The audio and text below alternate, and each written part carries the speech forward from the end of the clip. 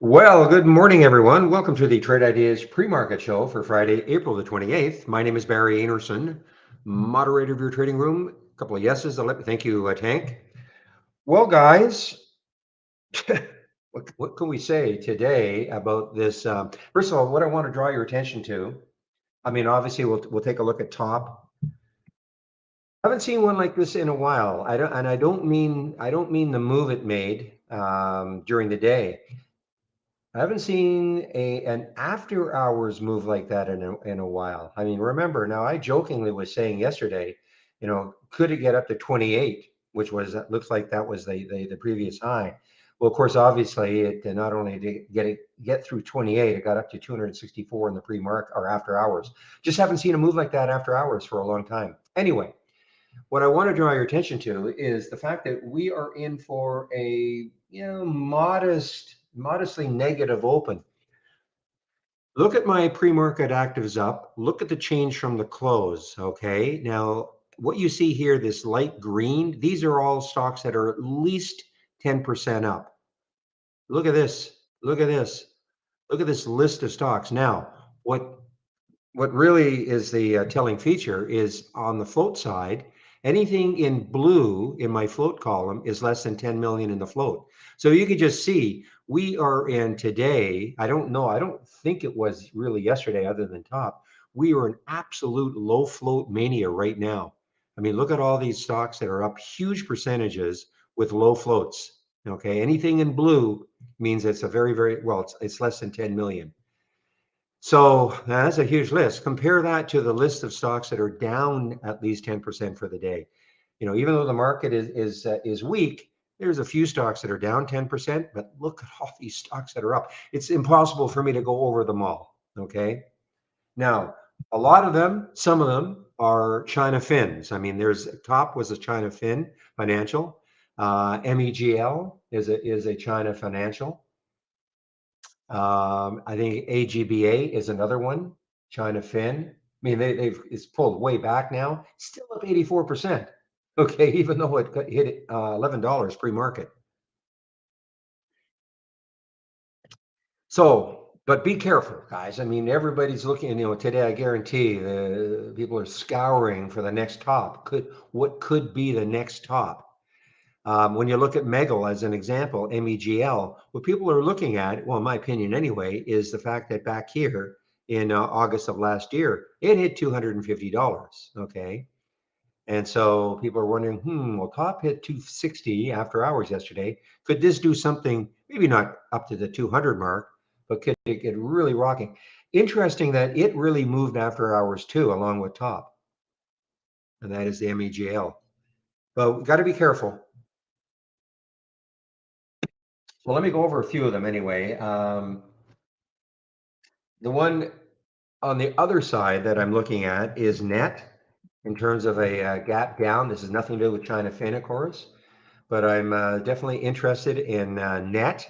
This looks like it has some room on the downside still. It's an earnings play, NET, and it's through the 200-day moving average. Big gap down through the 200.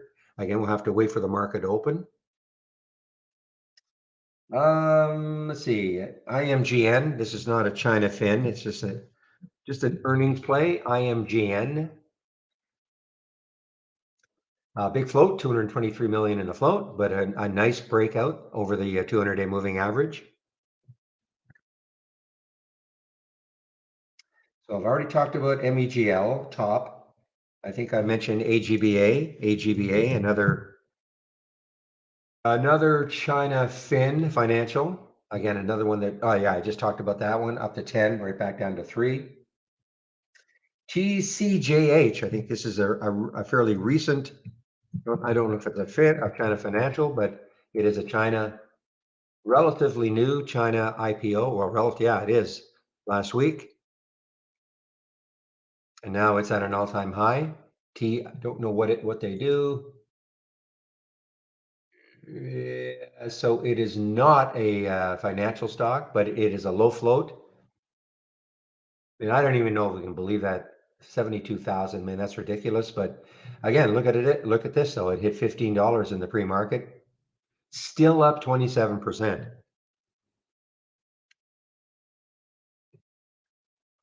ILAG, ILAG, another one. For the China, low float, 8.7 million in the float. Another one that back here, let's see, this is last, I guess last July, it got up to $26. You know, I guess a lot of these China low floaters are, I'm going to say just the China low floaters. I don't know if all low floaters did this, but a lot of these China low floaters, look what they did after hours. Again, after hours is the move area. I know no news. Okay, there's no news. If people are wondering, well, why? No news. Just trying to piggyback on top, and there's no news on top. All right, more traditional Pinterest, Pins had earnings. Big gap down on earnings after hours yesterday. Big gap down. Trying to recover a little bit here. Right at the 200-day moving average, is that right? 23.98. So it's a little bit above the 200-day moving average. I'm sorry, it's a little bit above the VWAP. 24.39 is the 200-day moving average, that green line you see there. So it's just basically at the 200-day. AYX, this is another one I'm contemplating about shorting. This is another one, the gap down on earnings. AYX.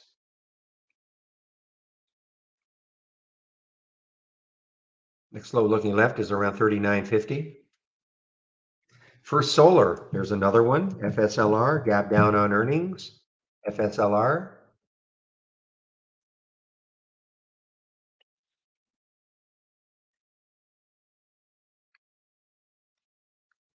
China educational stock was going crazy. Another low float, not financial, but an educational stock. Still up 43%, low float, 8.7 million in the float. Intel had earnings. Biggest quarterly loss in its history, but I guess it wasn't as bad as analysts were expecting. So stock popped after hours and holding. So that is Intel, INTC. To me, it looks like 3250 could be a resistance area. And we'll talk a little bit about Amazon. Amazon had certainly a mixed reaction releasing earnings. The initial reaction was, wow, look at this, 150. I'm not sure that actually happened. Okay, I think this is more likely. I don't think this happened. This a big topping tail on the bottoming tail. So let's disregard that. But it did pop originally up to 122, and then now we're negative. Amazon has actually gone a little bit negative. And I think the reason why is that their guidance is they're expecting a slowdown in cloud computing, in their cloud computing software revenues. So they had a great quarter, but they were forecasting maybe not as good an upcoming quarter.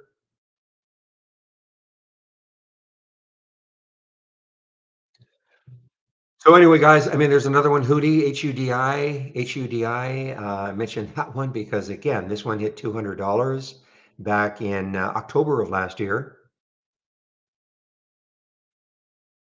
Yeah, so a lot of these, I didn't realize this. I didn't really look. I just saw top, of course.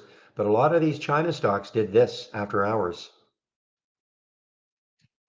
And I don't think it's got anything to do with KWeb. But let me just do a quick look. Nothing to do with KWeb, so it's not like the overall China market. It's just a very specific low float China.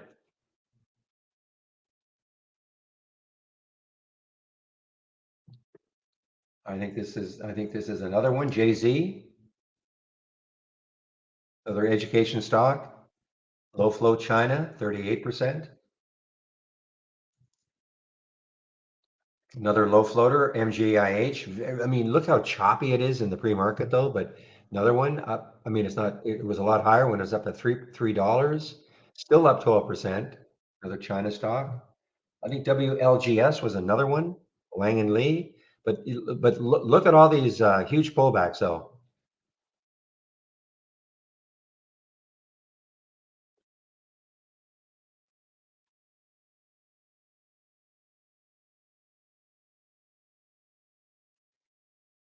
And let's see, anything else?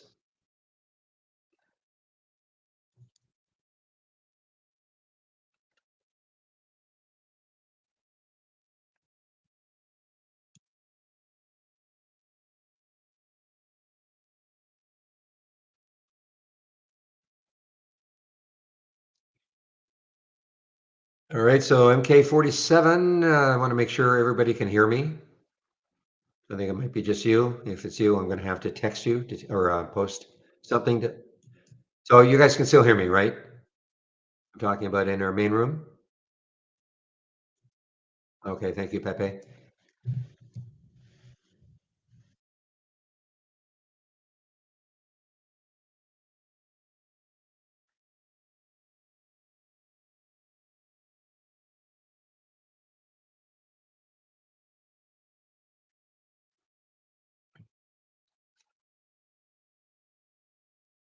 Anyway, let's take a look at what's this one doing? TPST, TPST.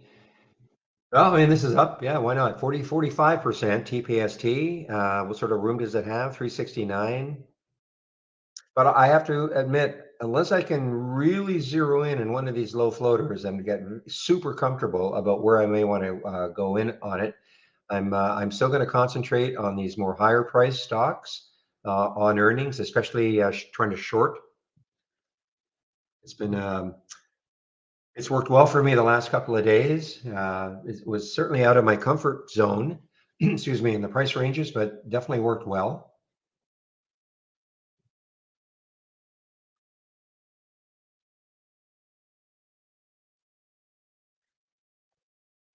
Excellent, MK.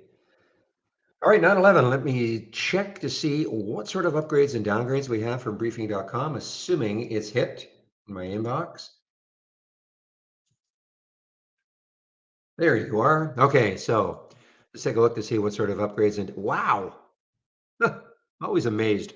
So we have not always amazed, but today is interesting. Um, a, f- a few upgrades and hardly any downgrades. So let me get the upgrades in.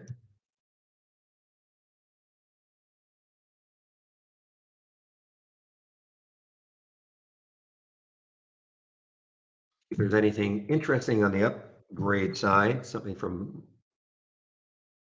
maybe Morgan or not Morgan, but Goldman.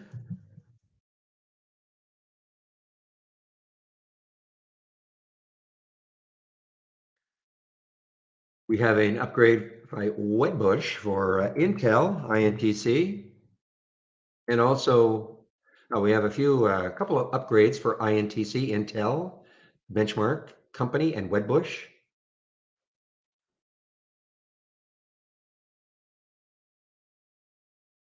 Interesting, you read a headline like that. The first thing I saw, worst quarterly earnings in their history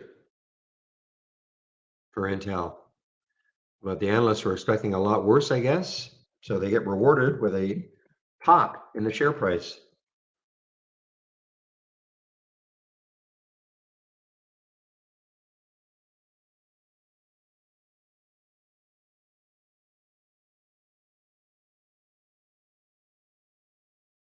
Which leads me to this. If I told you that Intel was going to have their worst quarter in their history, what would you have done? If I told you ahead of time, I had inside information, and they released after hours yesterday.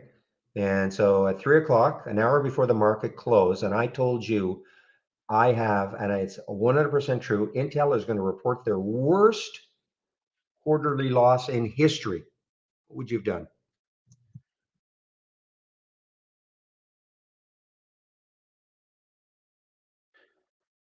And here are only have three downgrades.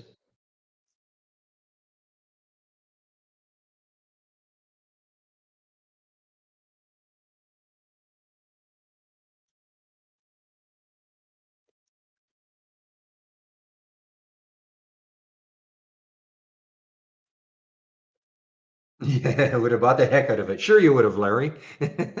But seriously, I mean, and it just goes to show you can never, somebody said to me once, you could show me exactly what they were going to say an hour before, and I still wouldn't know necessarily which way to go. I'm not talking Intel, just in general.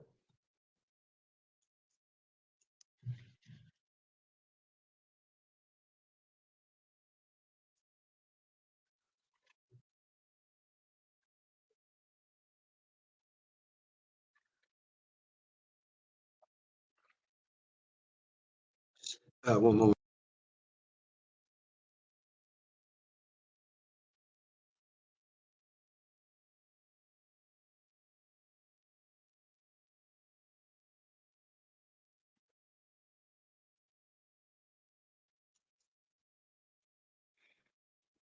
All right, let's see, 9:15. Well, let's take a look at the sectors now. Click on new, dock channel bar, show more. As I say, we're in for a modestly weak open, nothing horrible.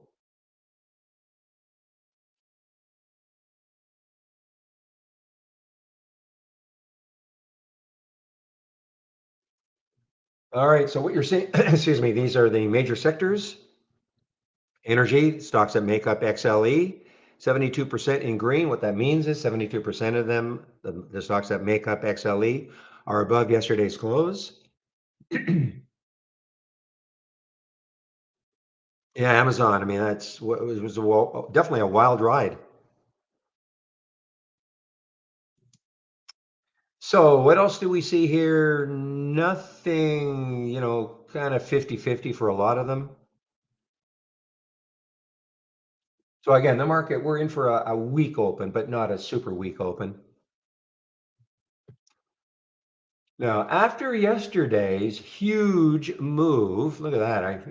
I didn't even realize the market was up 500 and the Nas was up 200, didn't 280. Didn't realize it. Now let's take a look at financials. Always interested to see where are the financials with respect to the 200-day moving average. So of course, I'm sure with most of the sectors, you're going to see a nice green bar for the daily chart, but there's the 200-day. So obviously still far away, but at least that was a green bar yesterday, sort of stopped the downward trend. The other one is a retail XRT. XRT was right around the 200-day moving average. And I'm sorry, it was not. I was thinking of back here a couple of weeks ago. So, again, most of these sectors are going to have a green bar. In fact, I can't imagine not one of them having a green bar. So those two are still below. And the other one was consumer discretionary, XLY. XLY. Those are the three sectors that were below the 200-day moving average. But look at this.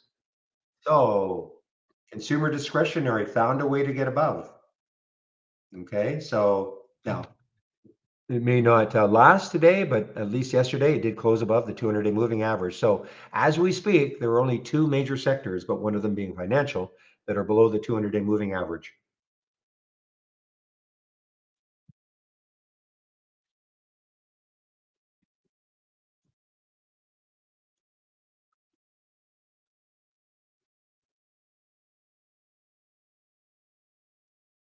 So James, I don't have a link to my layout exactly, but what I do is I allow you to pick and choose what you want. Okay.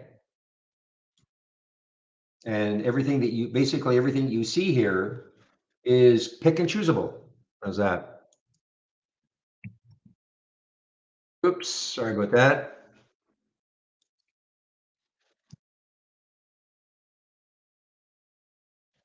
There we go. Here's my homepage link, James. Okay. I was trying to post my homepage link in. So there's my homepage link. And so what you do is you click on it, my homepage link. Okay, you'll be brought to the top here. Scroll down until you see my scans. Okay. And so what you see, you see my pre-market actives up and down right here. Okay. You don't see the race hasn't started, but you'll see that this is a race that I'm sharing. Momentum is essentially this scan right there, momentum up. Okay. It's essentially that scan called Momo. Pulse resumes is right there. So that's and the single stock window, if you like, my single stock window. Single stock window is customizable. Okay. These are just filters. Okay. So, I mean, some of you might want more financial information, debt,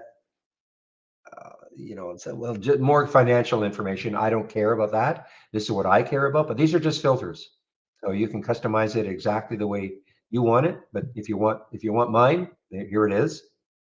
I do have some other scans that I'm sharing that you can't see on my other monitor, especially the don't repeat 10-day daily break down or breakout and down. Both of these are probably my favorite scans. Okay.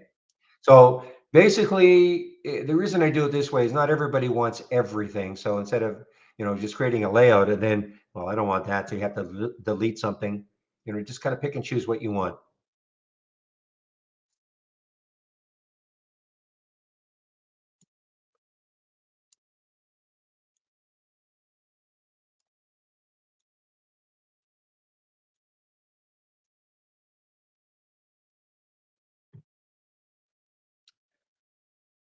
Okay. So anything changed here?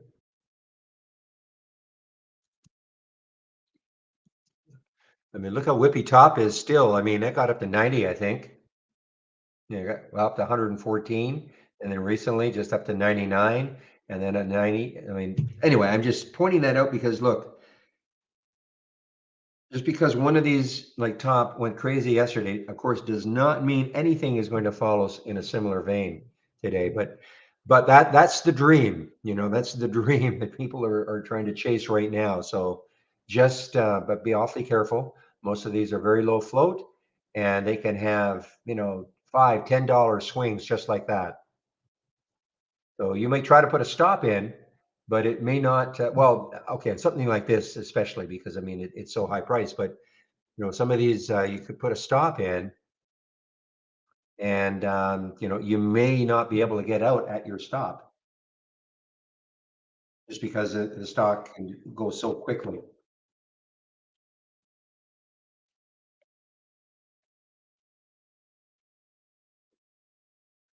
Oh, cool. Okay.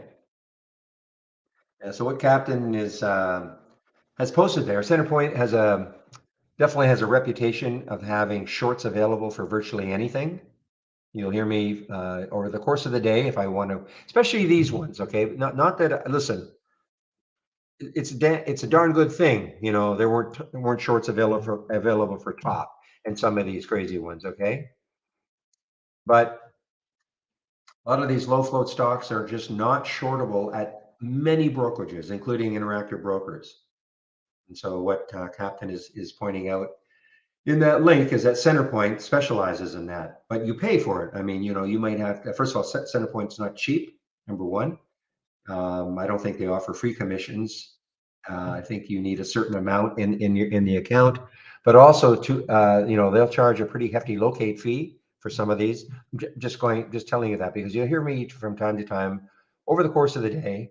I might say, oh, I wouldn't mind shorting this, except IB Interactive Brokers has no shorts available.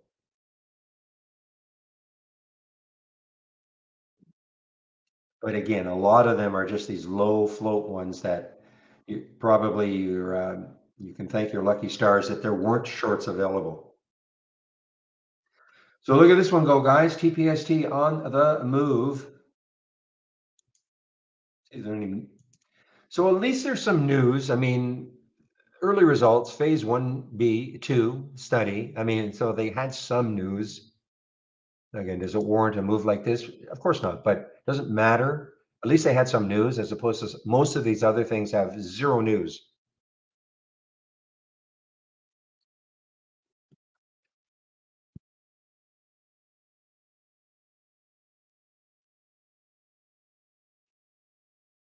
And again, low float.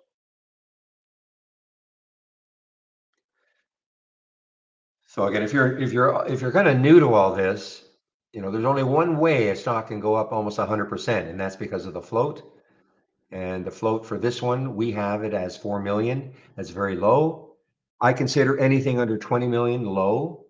So the lower the better if you're looking for big pops. Again, that's just the supply of stock. And when the demand for whatever reason is there, it's like any other commodity on earth, low supply, high demand, price goes up. But once that demand stops, the price can go down just as quickly, even more quickly.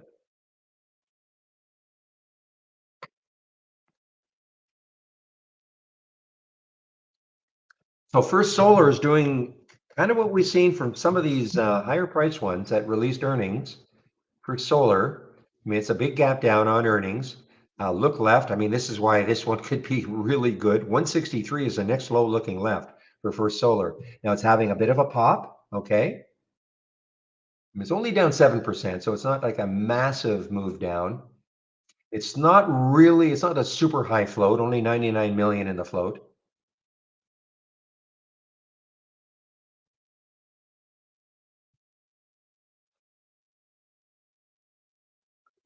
So there are the lows in the pre-market. I'm certainly going to put an alert there around 180 and see if it takes that out at some point.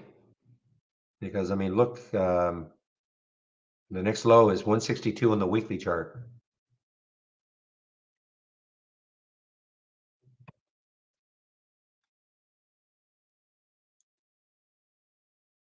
So here we go, trading lower after the company reported worse than expected Q1 results. I mean, we know it's an earnings play.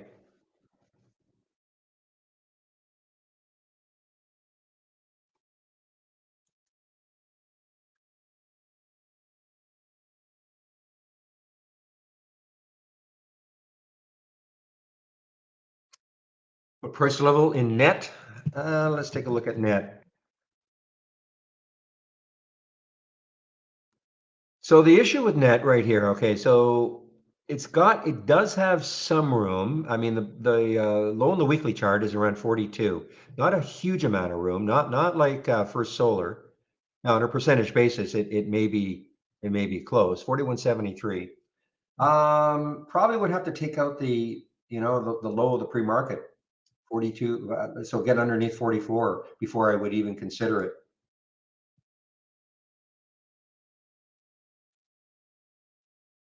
But it doesn't have a as much room as I'd like, because what's that, 44? So the next low is 42. So it doesn't have a ton of room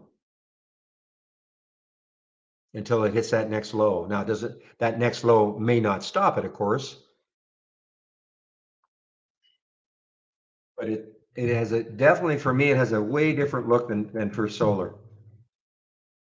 First Solar, if it can give up 180, it's had to pop up, but if it can give up 180, I mean, just look, then you've got a lot of room. 162, $18 before you hit that next low.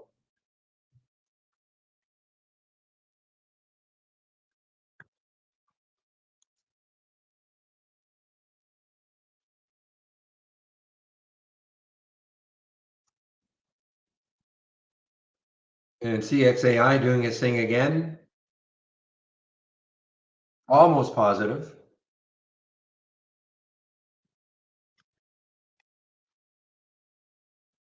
This was a wild one again yesterday. Got up to what, 12.23 or so, 12.11 or so, and pulled back, closed at 10. So a $2 drop.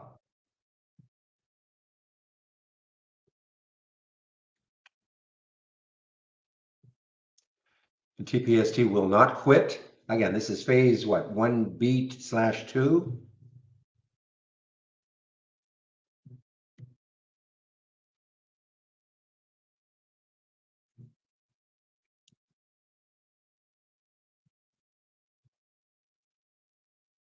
Come on, Ivy. All right, we've got less than a minute, guys. So let's have a great end to this insane trading week. Okay. I'm gonna get rid of these guys and prepare myself for the open. Now, I typically don't trade in the first 15, though I have on those earnings plays, I have kind of contradicted that, but it really depends on what they do. Look at this. I mean, ahead of this, no clue. With the TPST, look at this. I mean, here was the move in TPST, and now they release some news. Okay, and my race will start at 9:30 Eastern time, of course. And we're open. So again, let's have a great trading day, everybody. And you can see all these, most of these are going to be China stocks.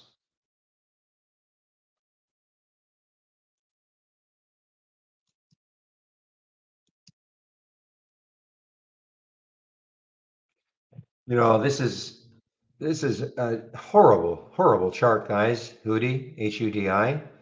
Chop, chop, chop, chop. Topping tails, bottoming tails.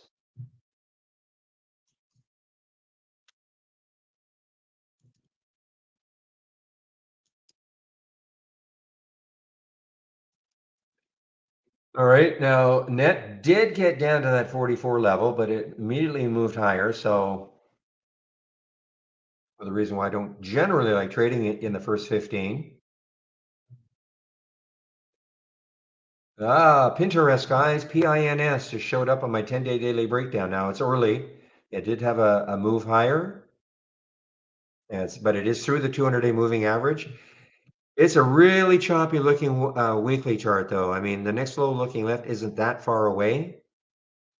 It's not as interesting to me.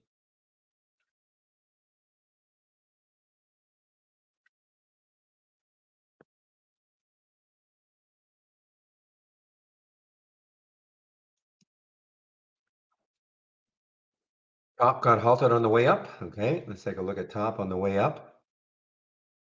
Okay, here's first solar. It's early, though. It's early. It is early.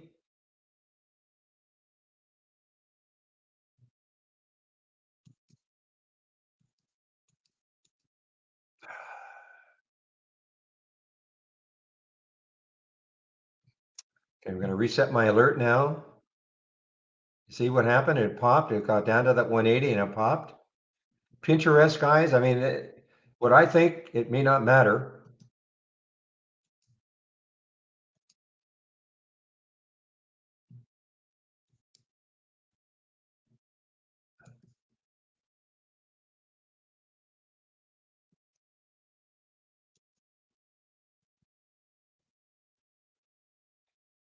When I say that, I mean, yeah, look at Pinterest, guys. I mean, PINS. So we had the alert. It was just a little too early for me. We had the alert at 23.99 to short 23.51. Got down to.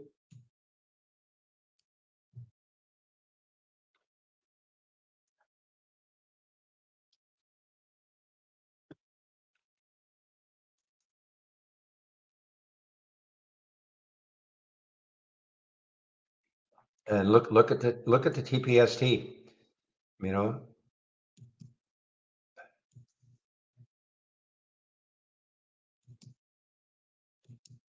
All right. Let me take a look at this first solar now.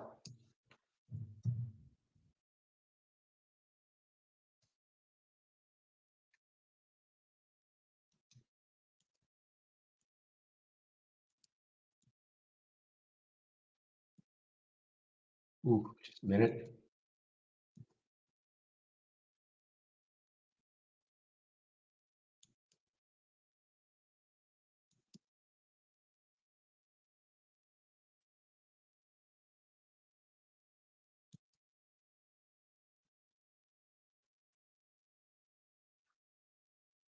Okay, I'm watching First Solar very, very closely here.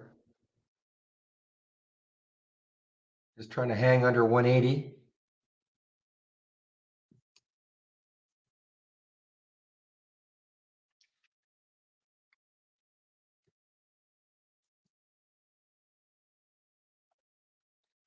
Another one going crazy, guys. The AGBA, or it's all like, but in relation to what it did in the pre-market, probably not crazy.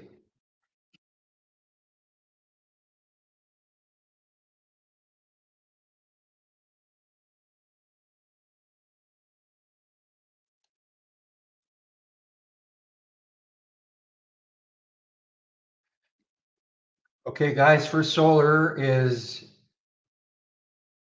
definitely trying to hold under 180.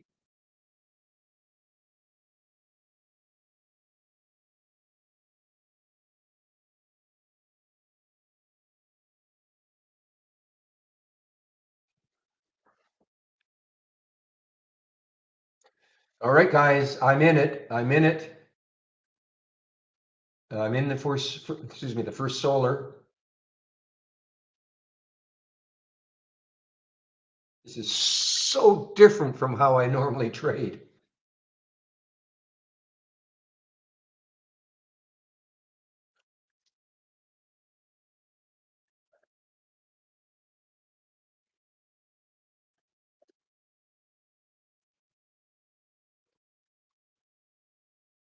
Now I got to watch it carefully. I just don't want to have a pop on me. I'm in it just underneath the 180.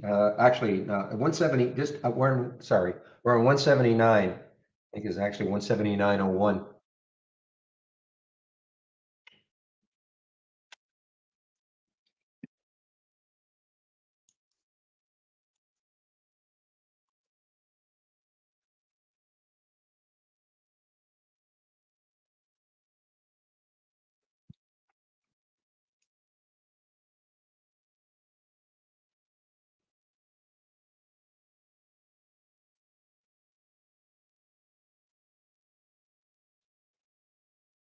All right, guys. Well, I've decided to cover some. Okay, that's a nice, almost $5 move for me on the first solar. Wow.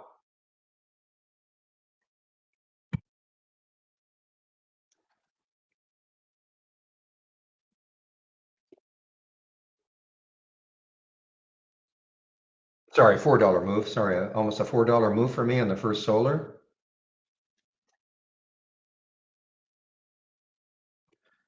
Meanwhile, Pinterest continues to move down. PINS continues to move down. Next low looking left is 22.95 or so. So it's getting closer.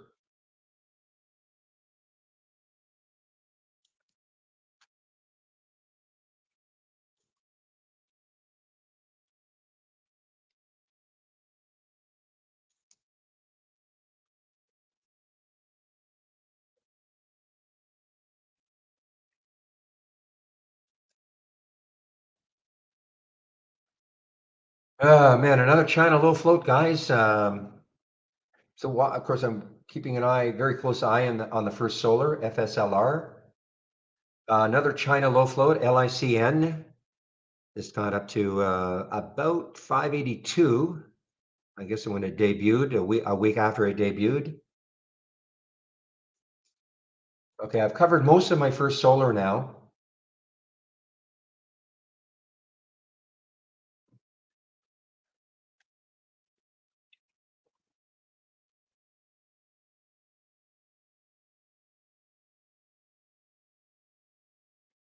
Yeah, look, yeah, the net, I could not concentrate on net at all. The 44 break, yeah, as I mentioned, the 44 break, the next low for net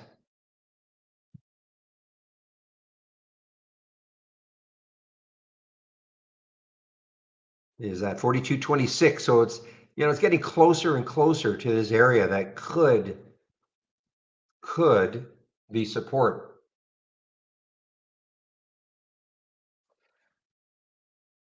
What have I missed?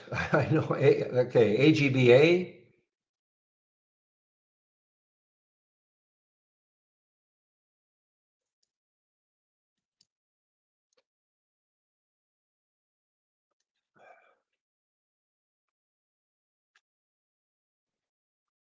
Got to admit though, these, shorting these higher priced stocks off earnings when they're already weak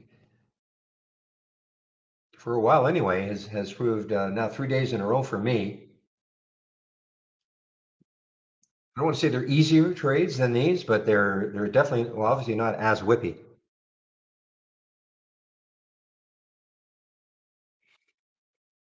And the interesting thing is that market put in a giant green bar, but for solar did not care.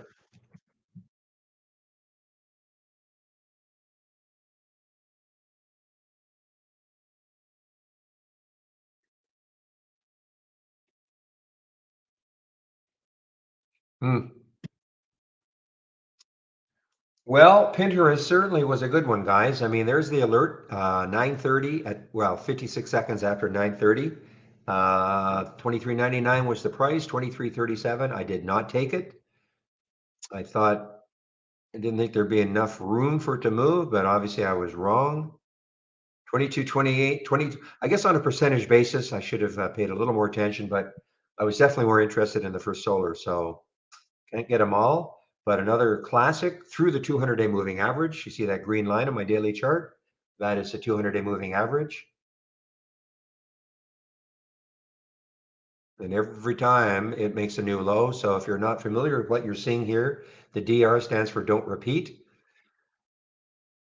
And that tells me when the first time the alert happened. It won't tell me in this window right there, scan right here. It will not repeat it, but here it does. Every time it made a new low, you'll see it here. So this allows you to go back, say, okay, what happened from that first alert? Obviously, pretty awesome.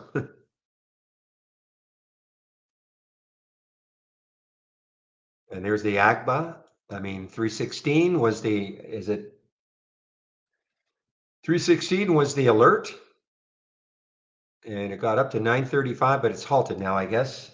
It's halted at 354.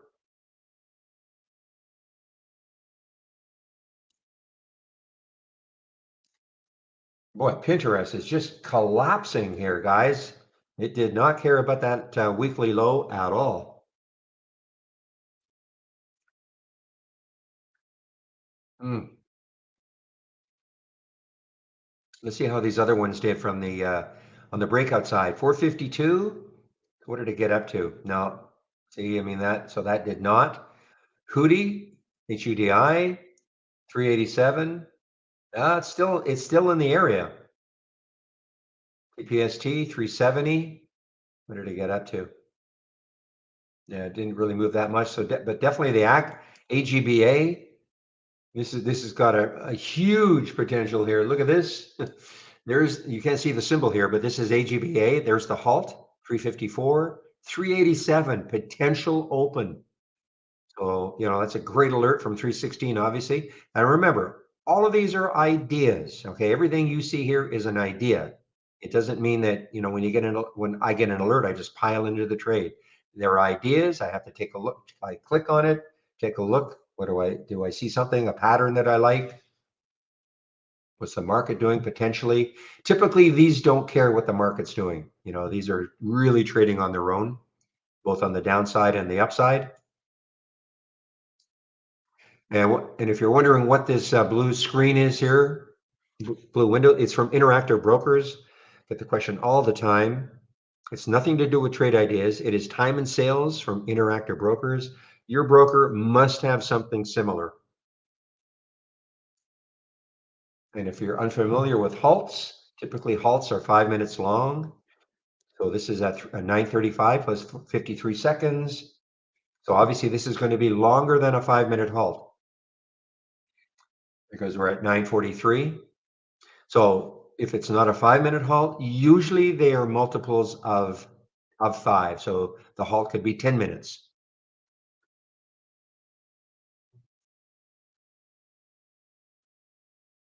Mm, yes, sir, FSLR. I thought you meant that, Jethro, because FSLY is a symbol also.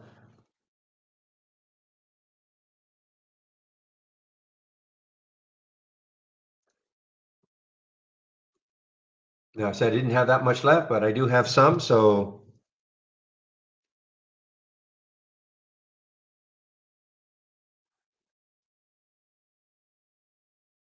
I'm loving it, guys. I mean, this is so not me.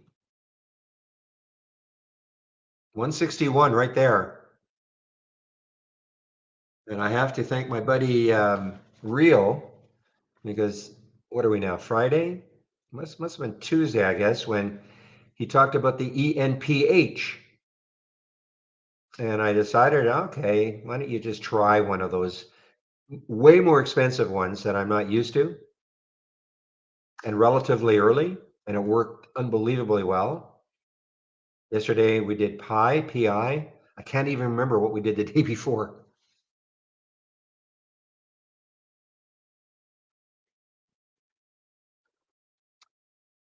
Where am I selecting my picks from? Well, James, I think you were here in the pre-market. You heard us.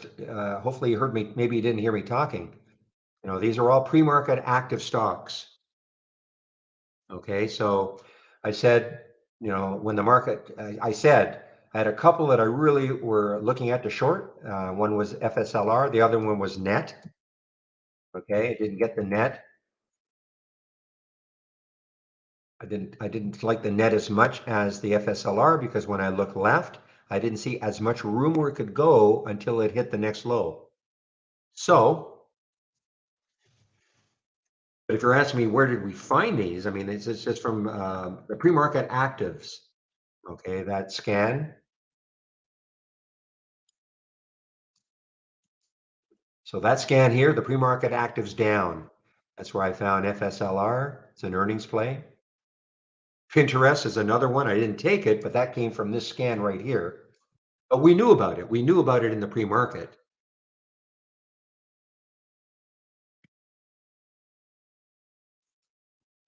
No, but if you heard me talking, I mean, I said with the FSLR, where I'd be interested in shorting it would be under 180. Okay, and that was just a matter of taking a look at what it did in the pre-market. And you can see right there, right around here is 180. There was kind of the lows in the pre-market. And so I said I'd be very interested in shorting this under 180. No, this would have appeared on an alert window that I would have, except most of my alert windows don't go this high in terms of price.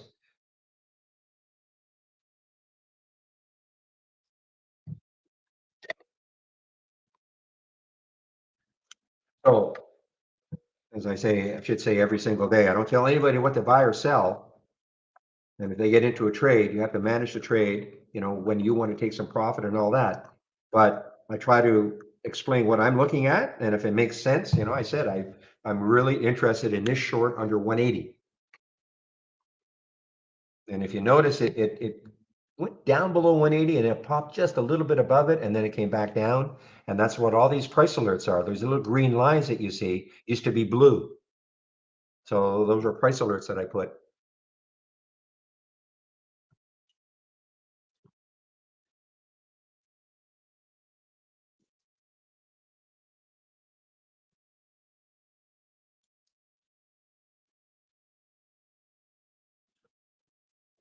Yeah, so this one is halted again. Okay, yep, halted again. So remember that halt, it was going to be about 390 or so. So it popped up and it's at 468 now. So James, I could have had an alert window, stocks moving down. Definitely FSLR would have shown up, okay? It's just that most of my alert windows, like here, for instance, here, if I right click, and that's just kind of a personal preference, all right? Between $2 and $35, okay? That is kind of my preference of trading, but I've deviated from it this week. And I've taken some of the higher priced shorts on earnings plays.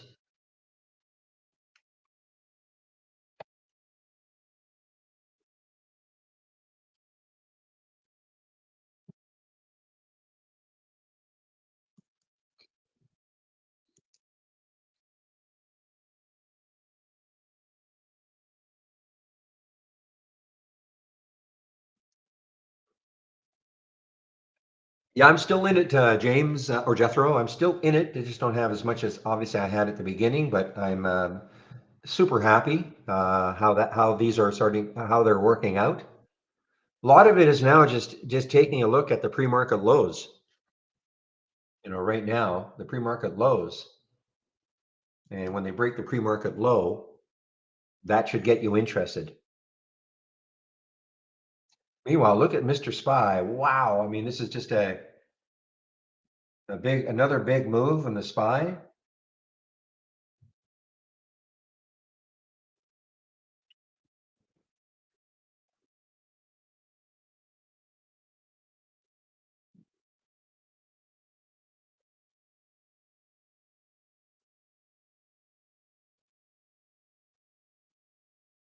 And again, it's not a matter of just shorting any excuse me, any earnings play. It's all about looking at the chart. Well, you have to have some trading experience, but I mean, the first thing I saw was this massive potential gap fill on that weekly chart. Look at this. I mean, there's the low, 162. So you short something, and I'm not saying it's getting to 162, but before I take any trade, I want to make sure it has room to move before it hits, if I'm shorting something, before it hits the next low. Well, that's a ton of room.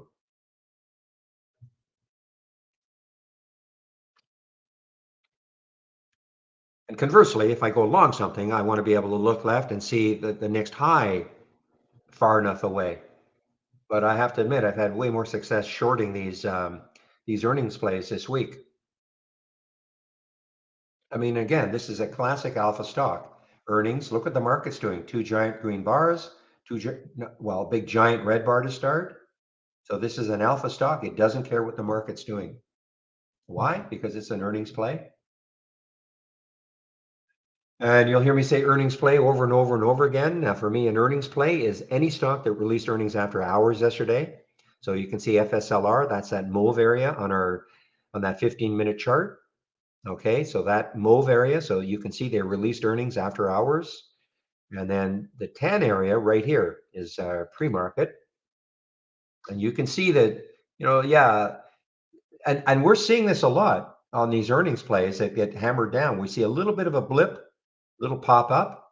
I think we've seen that on the three that I've done this week, four that I've done this week, a little pop up, then and a little glimmer of hope for the longs, and then the move down. Now, is that going to happen every time? Of course not. But until it stops happening, I will continue trying it.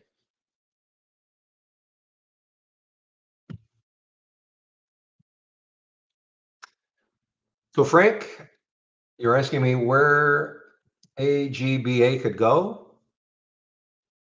Again, it's just a matter of looking left. Look left, look left, look left. So what do you see when you look left? You have a weekly chart up. The next high is 459, so it's above that. The next high in the weekly chart is 630. I'm not saying it's getting there. These are not targets, okay? I mean, these are just areas that I think a stock could stall. I'm not saying this is my price target. I'm going to wait until it hits that. But just you've heard me say this, and to anybody, much as you, Frank. All I do is I look left. Very simple way of looking at things. I just keep looking left. So on a daily chart, when I look left on a daily chart, I can't see anything. Okay, here's the price way up here. I look left, I can't see anything. Okay, so then I have to look left on a weekly chart. Now could I back this daily chart out, try to zoom in, but that's going to get very ugly. So that's why I have a weekly chart. Look left. All I do. Meanwhile, RNA from yesterday,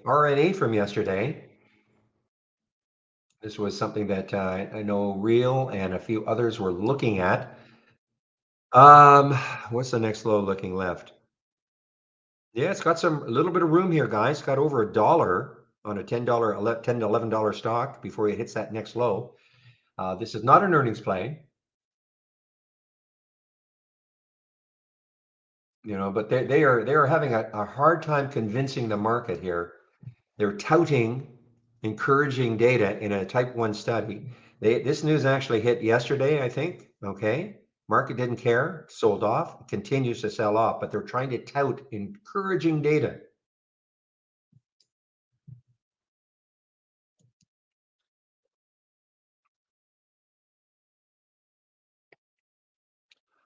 Yeah, I never go below a 5-minute chart. I do have a 5-minute chart on my other monitor, James, but I really my 15-minute chart is my go-to chart, even though I'm an intraday trader, but I do not go anything lower than a 5.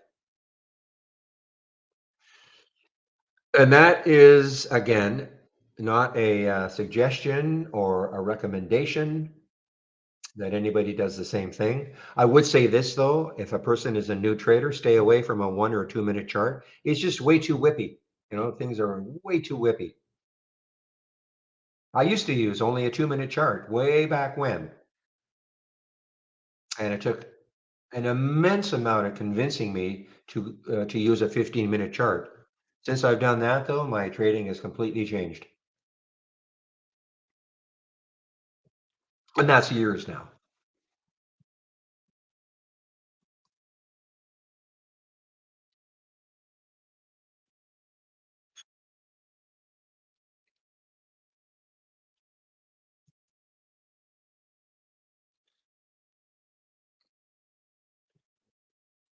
And the other thing, I mean, getting in on a fairly early trade and being successful, it certainly makes the rest of the day. You can really be highly selective. At least that's how I do it now. I'm in no rush to do anything.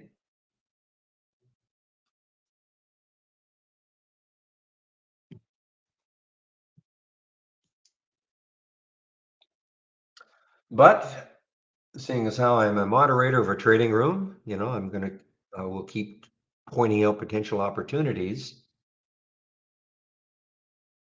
I don't like the IMGN right now. Why? Well, when I look left on a weekly chart, I see 549. That doesn't mean it's going to stall there. You know, I don't like to say I'm wrong. It's just that, my style of trading is I just can't take that trade. And but it could pop right through that and keep going up to the 640 level. And there's the AGBA. Wow. So this is really, this is what traders are looking at. Pre-market, it hit 11 something. And so they're wondering, wow, could it doesn't have to get, even if it gets halfway.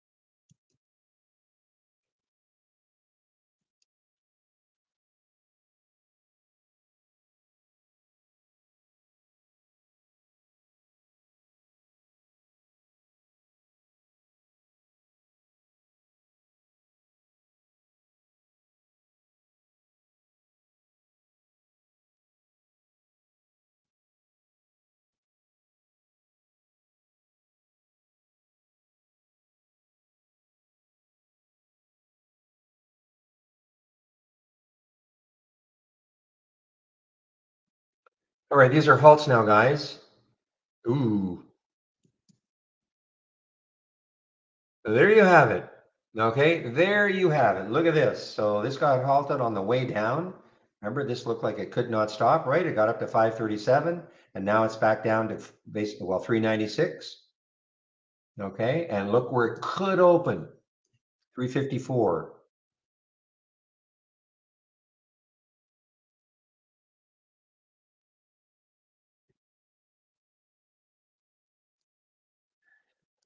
This one's been on fire. This EVLV. Now, again, what do I see looking left? What I see is a bunch of resistance potentially between here and 4.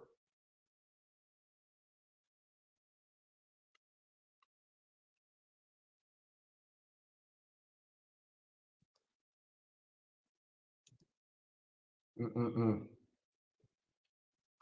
Wait, guys, I clicked on the wrong button. Don't do this to me.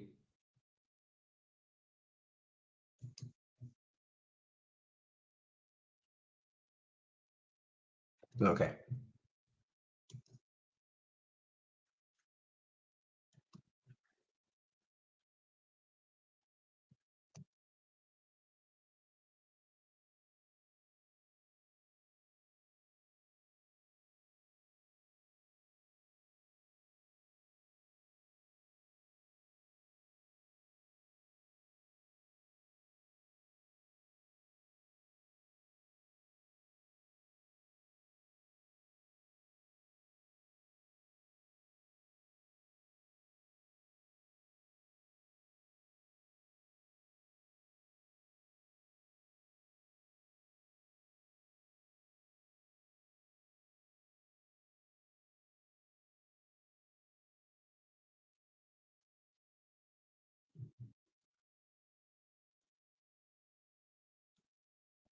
Okay, guys, LICN showing up in the, ooh, it's got some room, guys. LICN has some room. 584, next high looking left.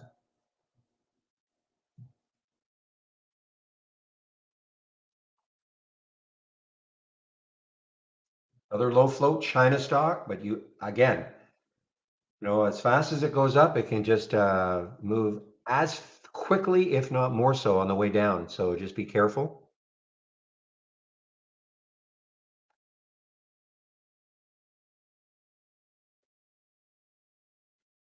Careful, really meaning a couple of things. Do not wander away from your computer if you get into any one of these.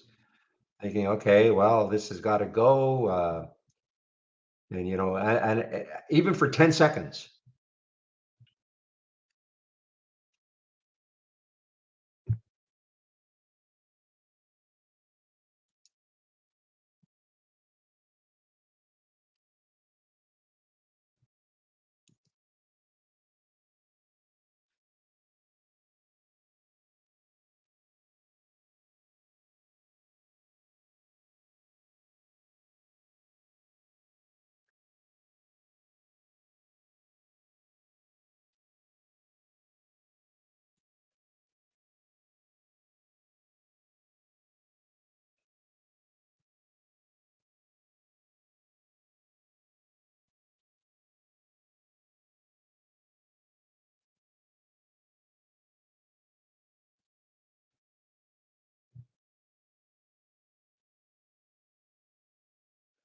All right, guys, let's see. I'm looking at, now I know the top showed up in our daily watch list, the AI daily watch list. The issue with it, though, if you look, the entry was 54.70, so that looks awesome right now because it's 66.68. But look where the stop was, $32. So if you obey, if you share size accordingly, you're gonna have a what, a 22 stop, okay, which in theory makes sense because this thing is so whippy. So that means you have to have an expectation of making at least $44 on that before you to take that trade.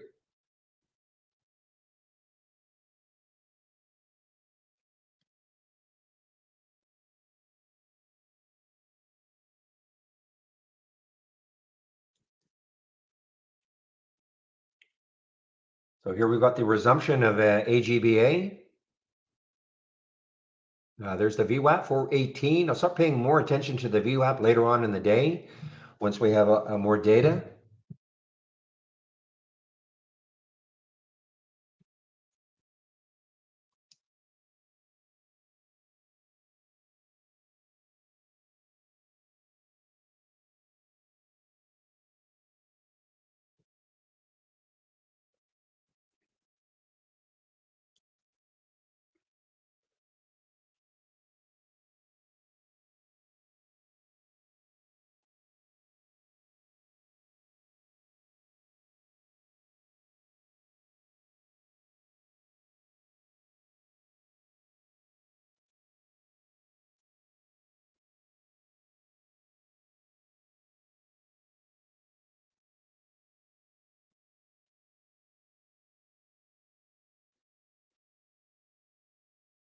Oh, well, I obviously good to hear that, Blair.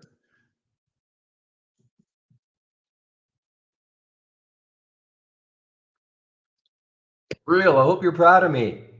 You have launched me in a different path here. Always. But seriously, seriously, seriously, seriously, your ENPH, I guess that was on Tuesday, right? And then today I did FSLR, and that's way outside of my comfort zone that I normally would look at. But yeah, these higher priced stocks that have room looking left on just on the weekly chart that are earnings plays have really been good this week.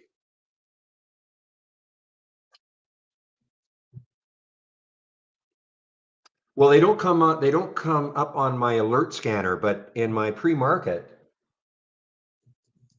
I don't have a price.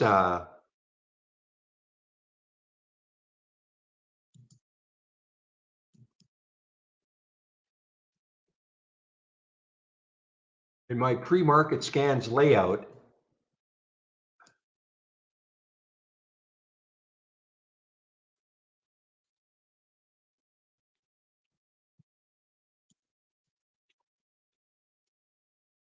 Well, FSLR was there. I don't know where it is now, but yeah, I don't have a price.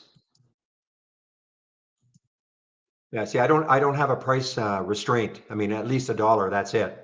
So anything will show up there as long as it meets, the 10,000 shares and 3%. So everything comes up.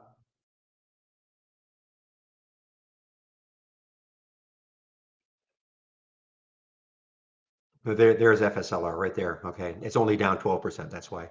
So yes, and what I do, of course, is I'm sorting on the earnings date column. So, I can see all the earnings plays, and if something, so that's where I saw the FSLR really.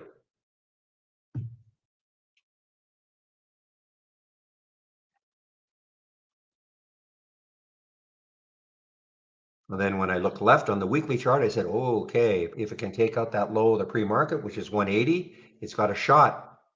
So anyway, yes, to answer your question, yes, they come up.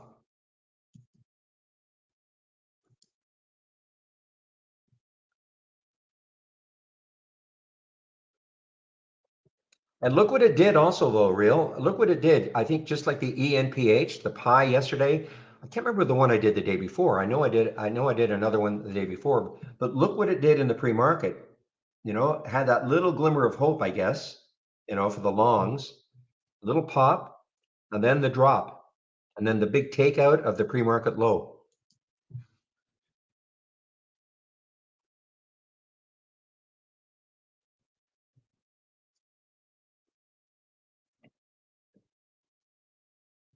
Mr. Steve Gomez in our YouTube room talking about taking the CXAI.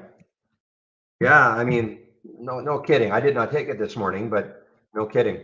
Now it's above the high of 2 days, 3 days ago, and so the next challenge could be the 21 level. And look at AI itself. So the AI plays now. Let's go into a little sector rotation within the day, guys. Out of the China low floats into the AI plays again.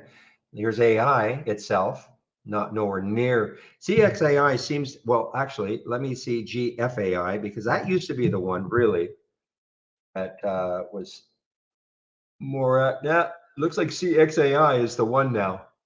Let's take a look at, I know SAI is in theory just a crypto play, but who cares? It has AI in its name. Let's see if it's doing anything. Yeah, look at AI, it's SAI. So on a percentage basis, when you compare it with the CXAI, I'm sure this is probably pretty good also.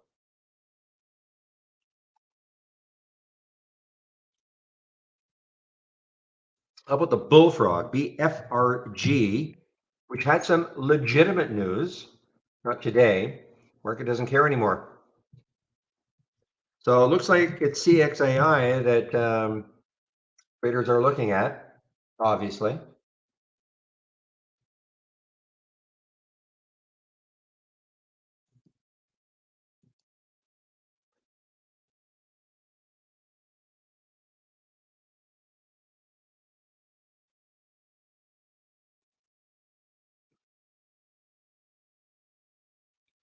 Are you talking about why it's not popping up in the momentum scanner, DIV, div? I'll let you try to figure it out. Good exercise for you. Okay, we get this question so many times, and usually it's just a matter. I mean, do you have the momentum scanner? Do you have it up and running?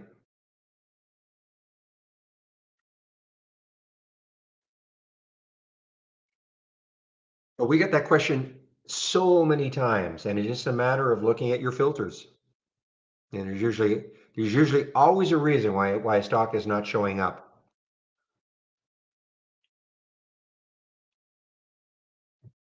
Okay.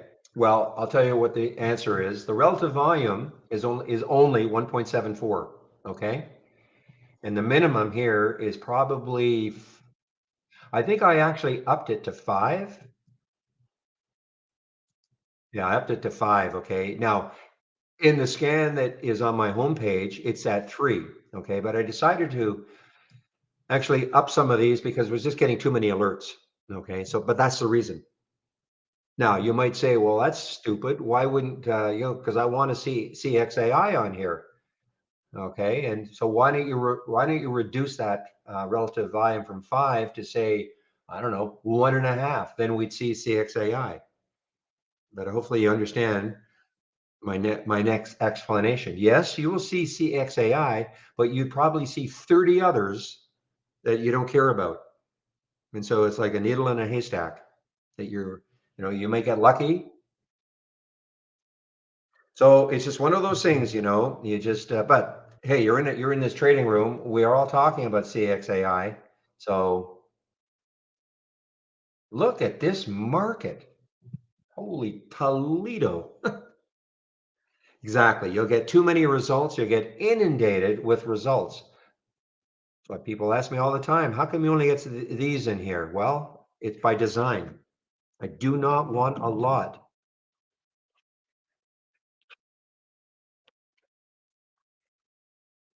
I mean, very corny and very cliche, but quality over quantity.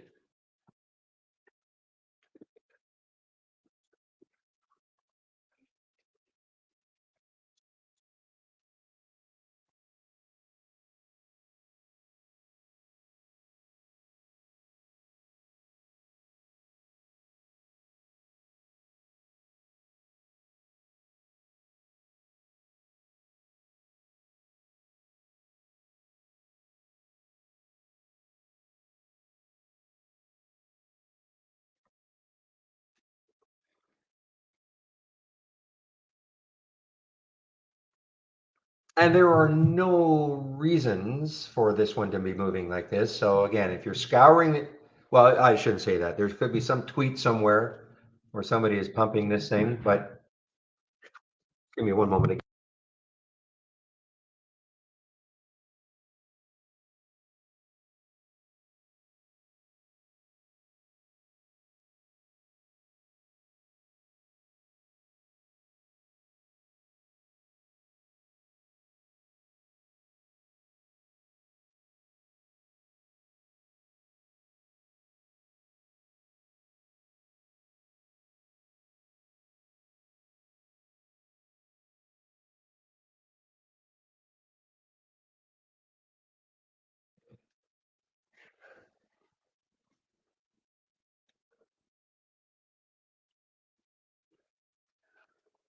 Well, Patrick, that must be Swedish, right?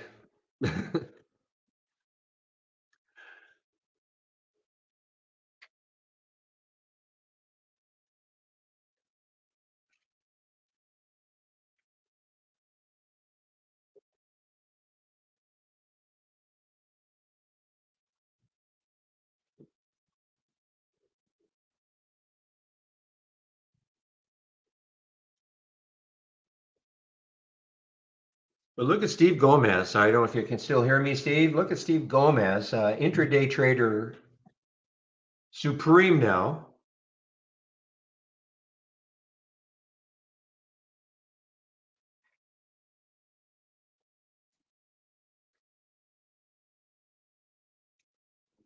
Do I know what caused top to go up like that? Well, the expression irrational exuberance that was used by what's his face many years ago. Yeah, you cannot. There's no news on top. It's just one of those things, low float situation. Traders around the world looking at it, and they start buying it again and again and again, and buying begats buying. They get biblical. Yeah, usually that is something that we haven't seen for a while. We used to see it all the time. Stocks that would close high, say at 4 o'clock Eastern time, and then have a nice run in the after hours. Haven't seen too much of that lately, unless it's an earnings play, okay, like with specific news. So I haven't seen a tops like play for quite a while, where something explodes after hours, really for no reason.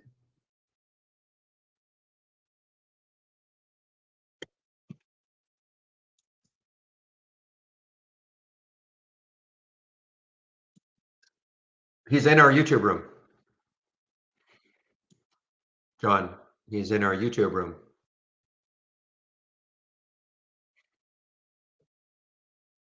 He's just in there because he wants to brag about his CXII. He talked about it yesterday. He's just bragging. Really bothers me. And Steve knows I'm just kidding.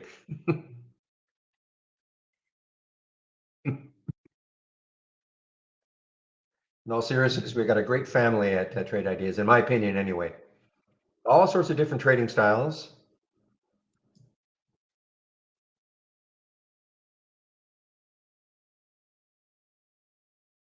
Look at this market. Look at this market rip. Remember when we opened well, yeah, at the beginning, the market was, weak. Not hugely weak, but it was just a little bit weak.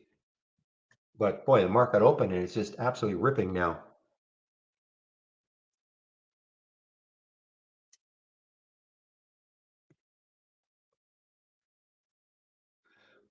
Come on, FSLR, give me one more breakdown through 170. This is the stuff you should be in, Steve. Not that garbage CXAI. This is more your style.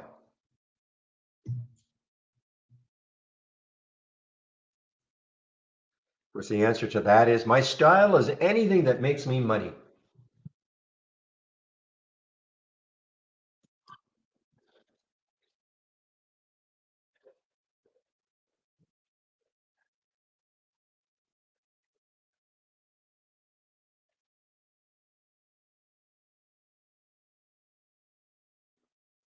Okay, so this RNA, which I did not take, now it's getting a little more interesting. RNA, the next low looking left is 1067. So we have about $1.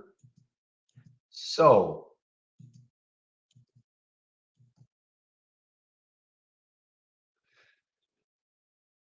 all right, I'm in a little RNA, guys. Let's see if this has any room down. This came from my 10-day daily breakdown earlier, 1187. I did not take it there, but it has some room looking left on the weekly chart. And but this is not. I'm not trying to suggest anybody do the same thing. Bit of a spread issue.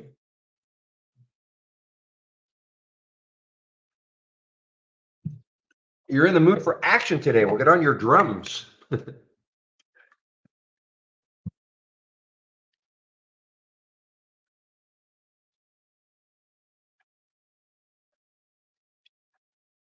Steve is a big drummer, and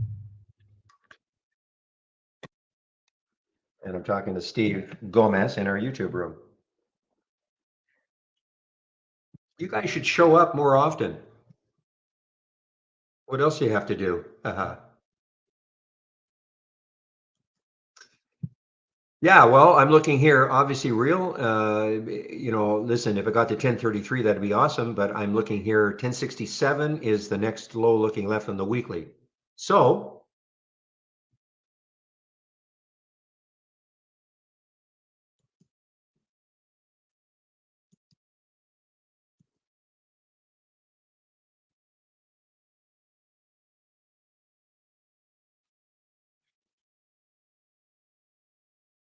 it's an amazing feeling. I've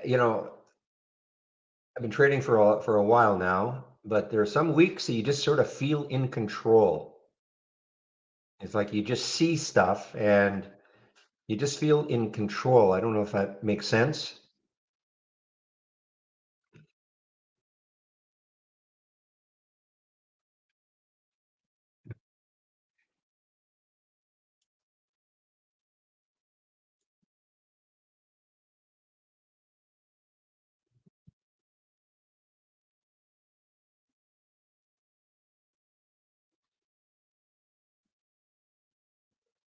control of your emotions. Um, a lot of it is like seeing the chart and what was that movie? Was it a Simple Man or a Simple Mind? The one with Russell Crowe. I think it was A Simple Mind, right?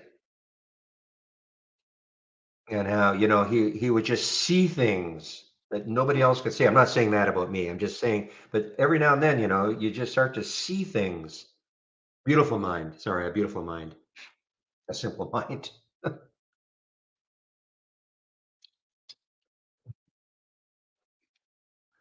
Exactly, Steve. Yeah, golfing is a great analogy. Some days you go out there and you feel your swing and nothing can go wrong. And even if you're a good golfer, some days you go out there and you just don't feel it.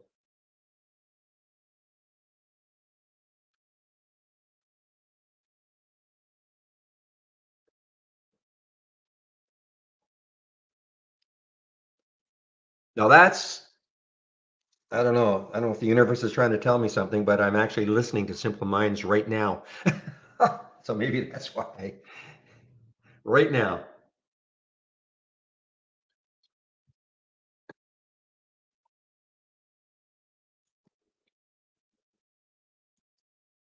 But yeah, a beautiful mind.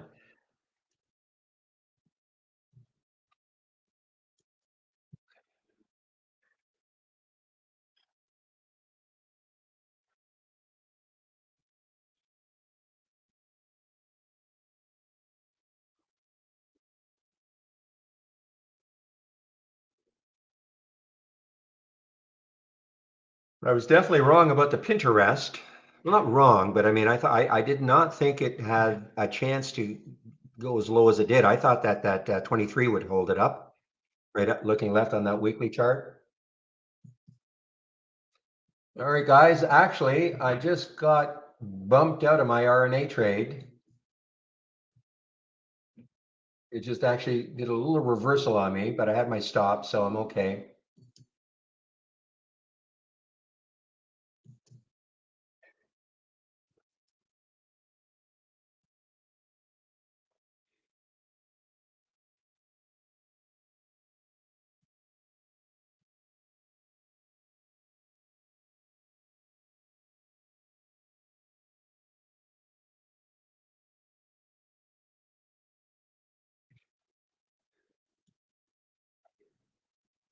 I'll, I'll take a look at it again, the RNA. A little greedy. I probably should have taken some off. I was in at 1170 and it got down to 1150, 1142. I probably, you know what? I got distracted. I got a little bit distracted. Normally, I would always take some off.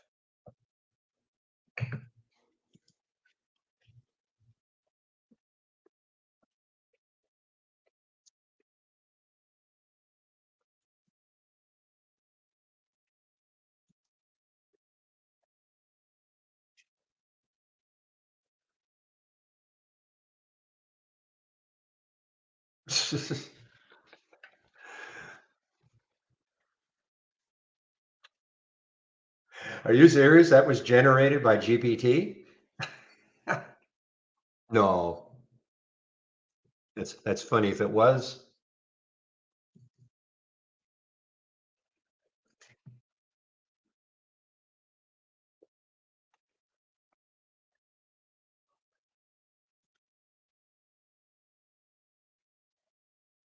All right, guys, let's take a look.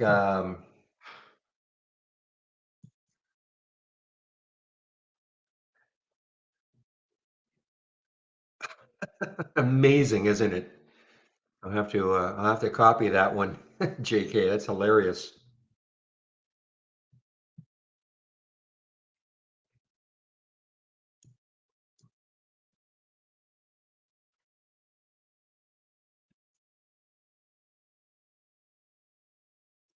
For you YouTubers, this is what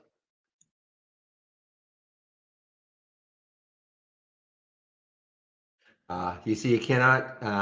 There we go. I was going to say you can't post that much on YouTube, but okay, guys. Let's take a look here. Running up, running up, running up is iLag. I like us coming right into the VWAP now. Now I'm going to start paying a little more attention to the VWAP. We've got about an hour of data. So I'm going to start paying a little more attention to what's happening around the VWAP for some of these stocks.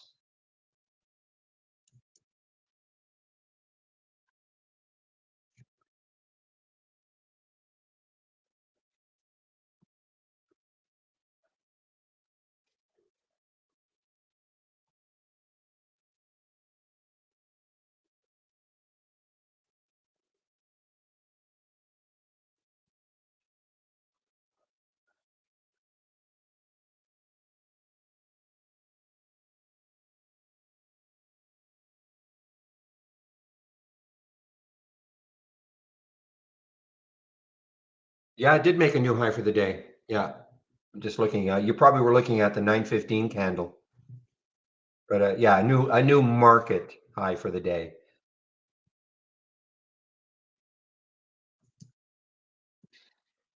Yeah,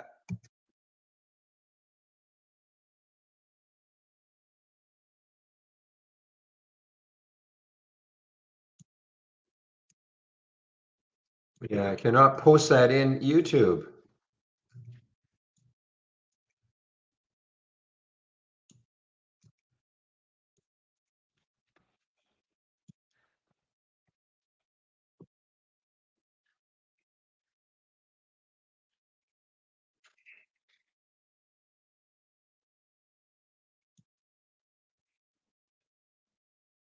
Okay, guys, let's take a look at some of these ones that are.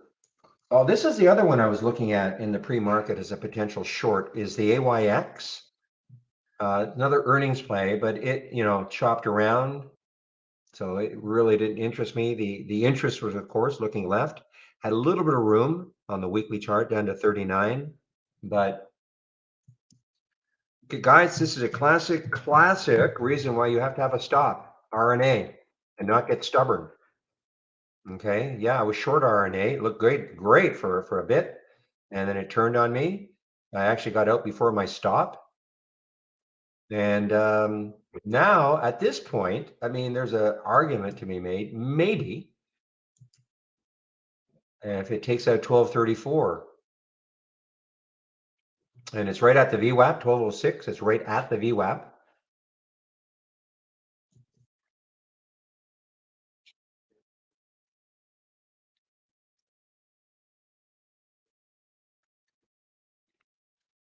Right, you want to add the AVWAP add-on. How do you tell what version you're currently running?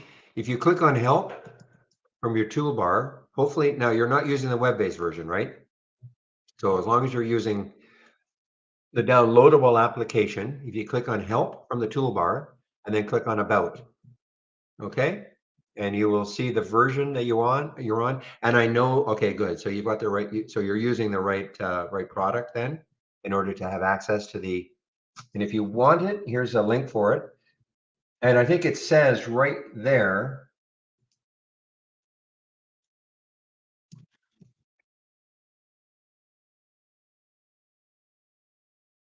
okay, so I just put the anchored VWAP link in there. So I think it says the version that you need.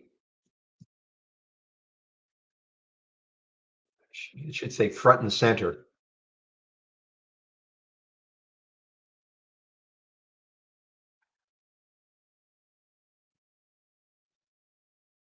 Has this been changed, Steve? Because I don't see it front and center on my link anyway.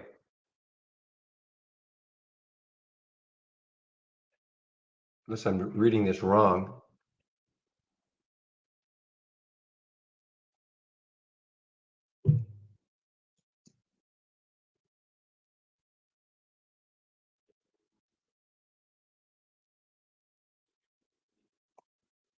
Hmm.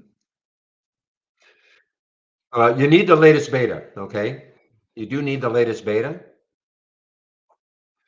Well, I'm clicking on the link for the anchored VWAP, and I don't see at least the link that's generated in Tune. You know what I'm talking about. I don't see, unless I just not reading this right. I don't see where it really tells you that you need to be on the latest beta or a version. I mean, it should be front and center, right?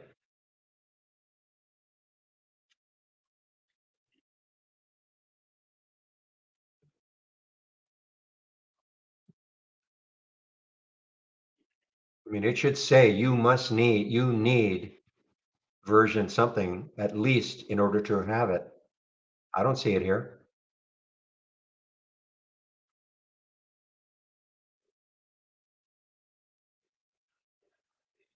It just says, requires an active trade idea standard, and it should say, oh yeah, has to be added. Because the problem, I'm talking to Steve in our YouTube room. The problem is that you want this. You have to be on, as Steve says, at least version 0.49. Okay, so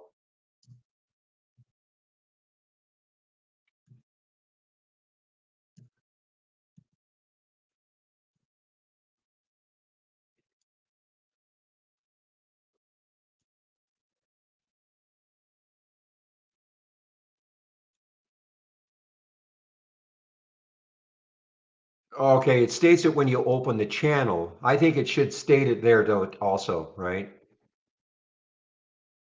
So dock channel bar. So you go anchored VWAP, and it's going to be stated here.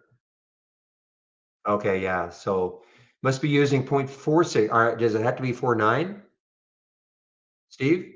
It says 0.46 here.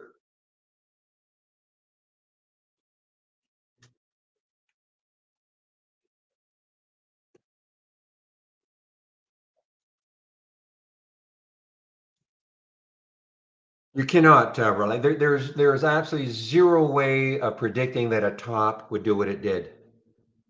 Okay. Question in our YouTube room: how can one tell if a stock like Top would do what it did in the pre-market, getting up to 260? There's no way.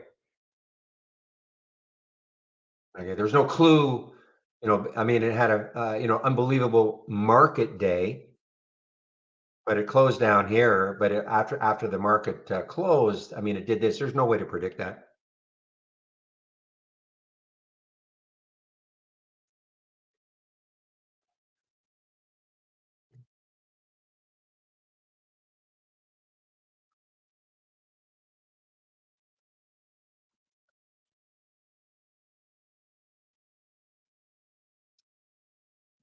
Well, Steve, you know what Dan is going to want you to do. Maybe I'll have to do it later, but look at Top.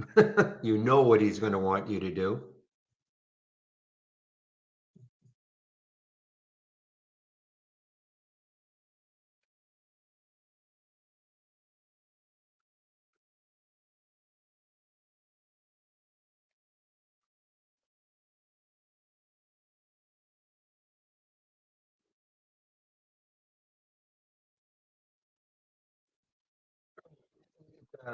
Getting more action out of these two right today. Not very much action this in the past week, the previous 4 days, and this week.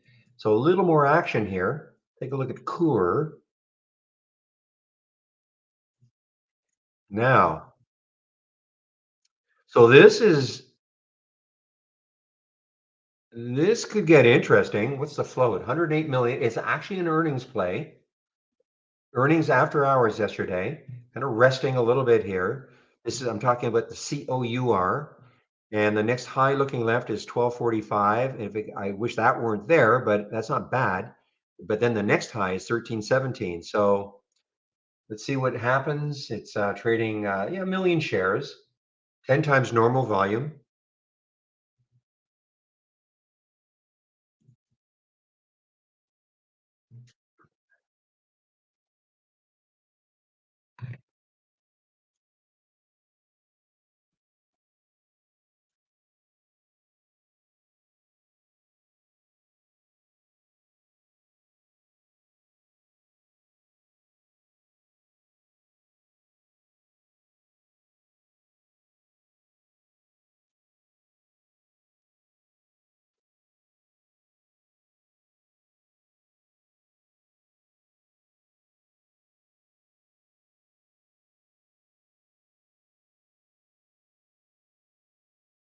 Or is also showing up on my option scanner.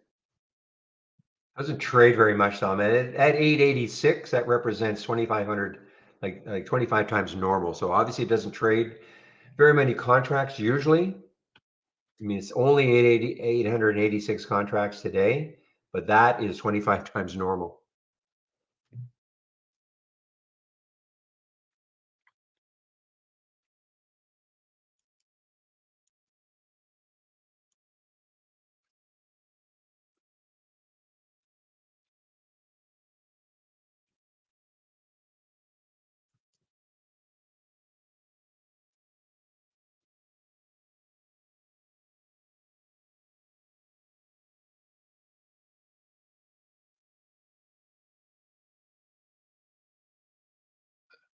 Hey guys, let's see. Looking here, how did that LICN do? 289. Wow, another. I just can't. I mean, this is like babbling here. Look how quickly this went up and down, though. LICN. So I know I mentioned this one right at 10 o'clock. 289 got up to 328. Nice percentage move, but then very quickly down. So the bloom appears to be off most of these China low floats, except maybe for top.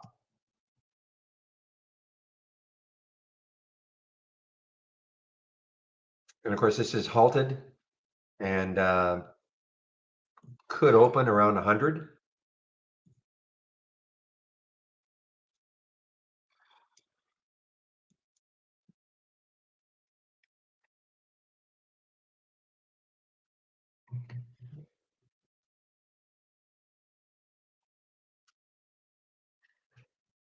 FRC down more today, 22% FRC. Wow, no kidding.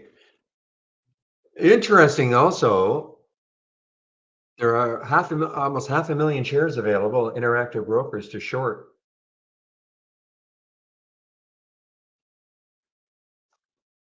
I mean, this looks like it's FDIC receivership seen as most likely scenario for First Republic.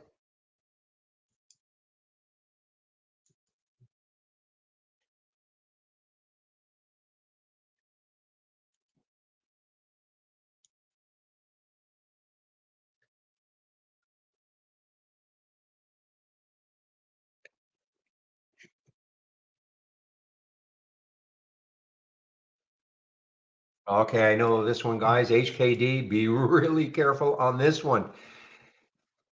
If you don't know this one, this actually hit $2,500. Okay, yes, I'm not making that up. $2,555 back in August of last year, and that's what traders are looking at. They're not. Nobody is saying it's getting back up to $2,500, but that's what traders are kind of looking at right now, thinking, man, if top can do what it's doing, I mean, the next high looking left is 911.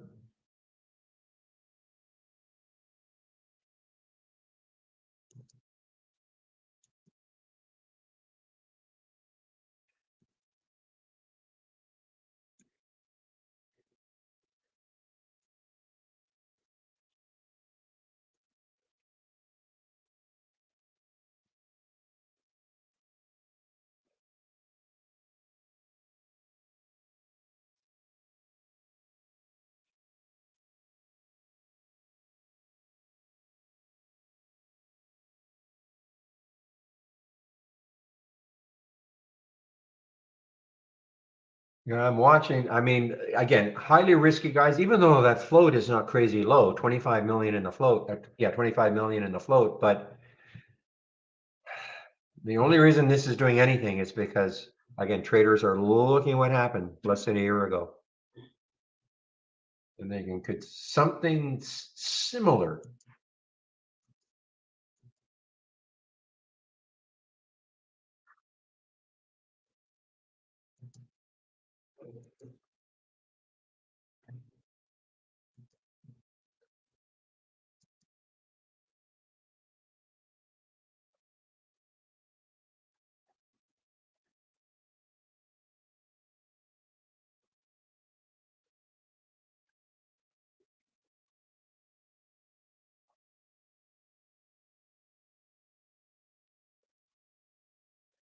All right, guys. Again, how you manage if you're in the HKD.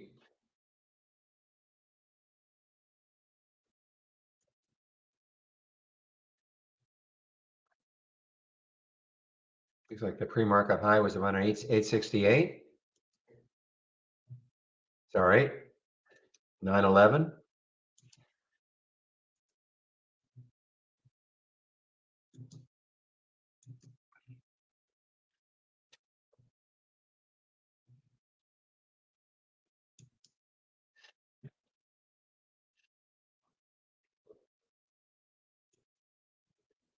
Okay, so top came out of the halt and dropped. Okay, it did not get over. Well, I guess briefly it got over 100, 107, but it is dropping a bit here.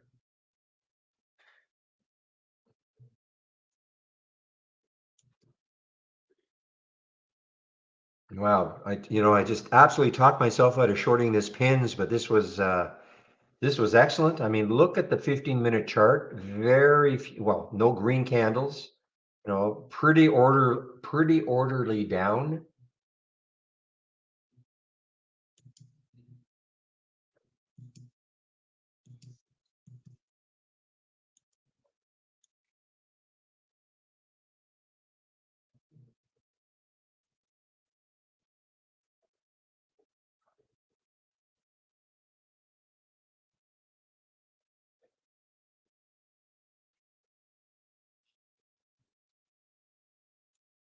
All right, Coeur is on the move a little bit here, guys. So if you took that trade, this is the next level to be aware of. COUR. Just be aware of that. What is it? 1245. 1245. Okay. And again, this is coming from my 10-day daily breakout. Right there, 1225. I mean, it's not a huge mover yet, but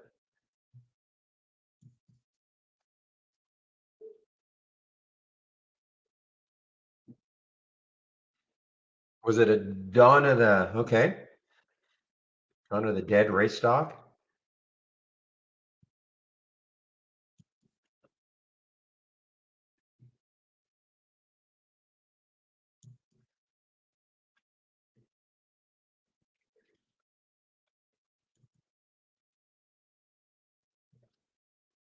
Okay, what is this halted on the way up or halted on the way down? Halted on the way down. So again, guys, China low float losing the luster right now. Okay.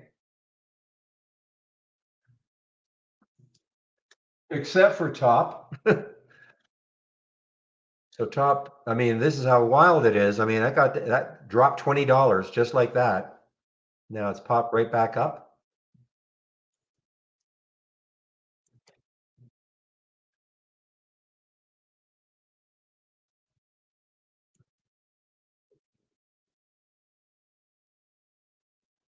The HKD guys, I mean, I'm just saying it, it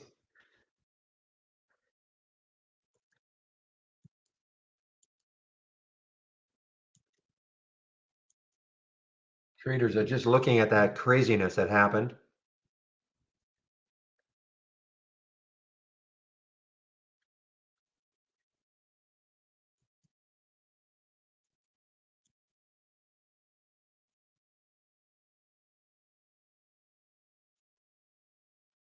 Yeah, looking left, $2,500. Not quite, not quite. There is a more recent high, but yeah, if you look way left, $2,500, $2,550. That is the most insane one we've ever seen.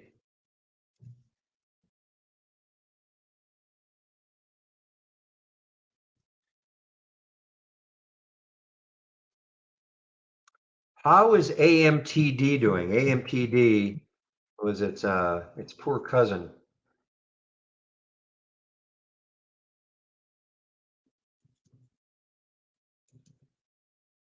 Right. Come on, Coeur.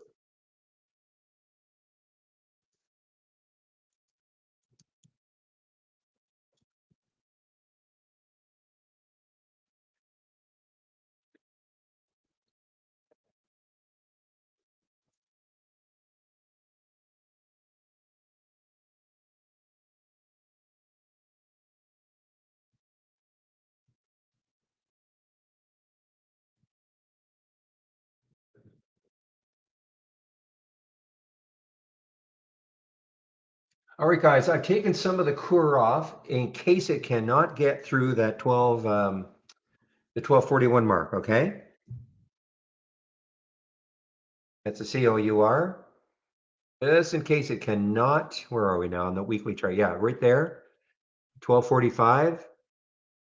So I've taken some off, and if it pops through that, then the next high is 1317.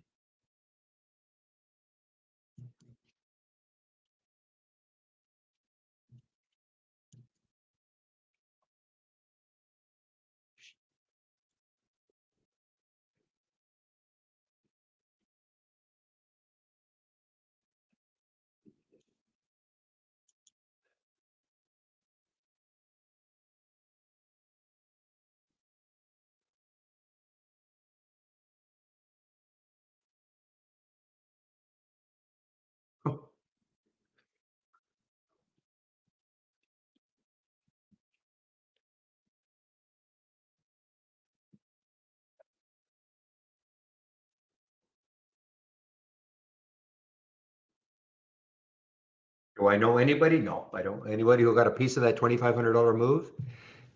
Like literally up to the 2,500? No. Okay, guys, Coeur, again, if you're in this one, this is getting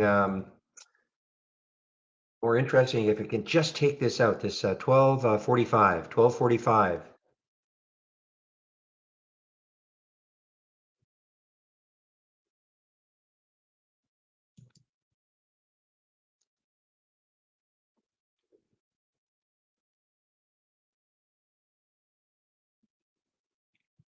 Gotta love earning season, guys. We're right smack dab in the middle. Well, not really. We're at the beginning of it, not in the middle of it. We have another, I'd say, 2 solid weeks. Companies releasing earnings. A lot of companies you've never heard of.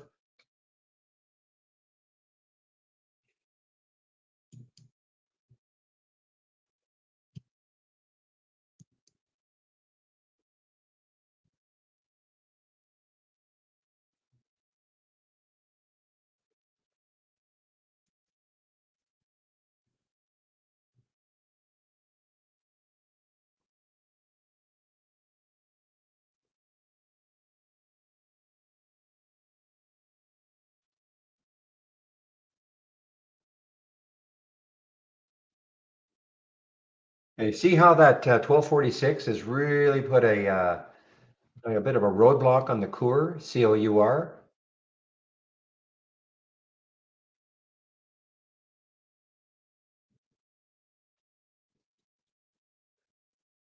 And a little resumption for top.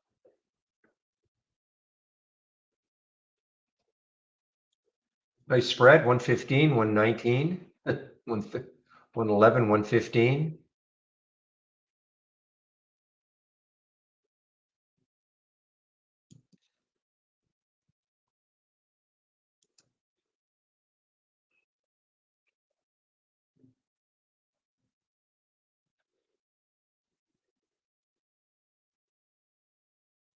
Wow.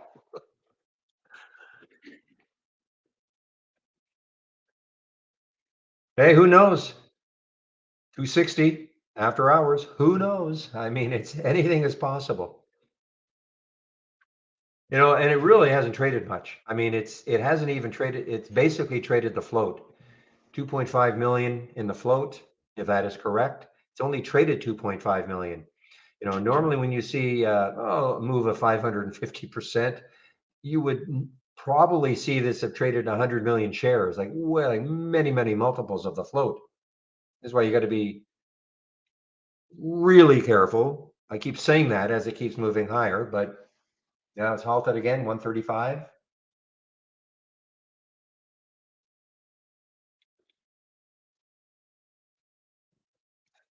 But just be aware, it was 235 pre-market, and it got all the way down to 45. So I just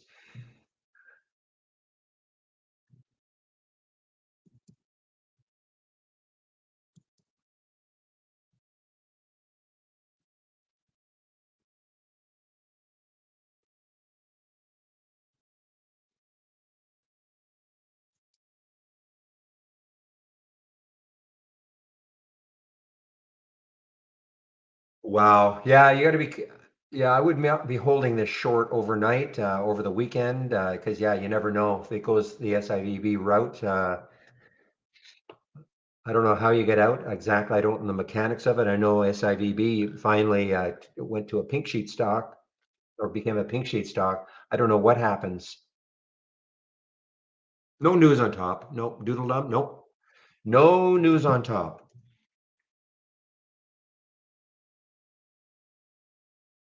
It just became the stock du jour yesterday, and it just this doesn't do it justice though, because you look at this daily chart, you think, okay, wow, what a pop. But remember, after hours, it got up to 250 right here.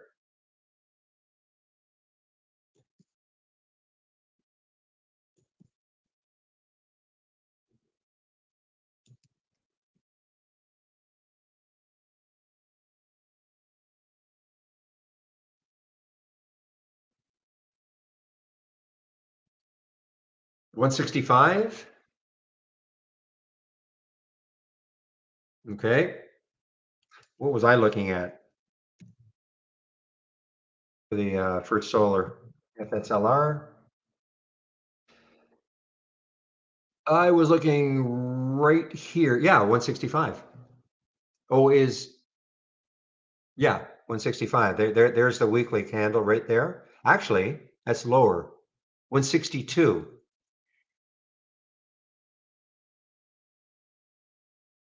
Who knows? Another $10. That'd be awesome. Now, when real says something like that, and I say something, the next low looking left, it doesn't mean it's getting there. Whoa, HKD. Again, if you're in this one, just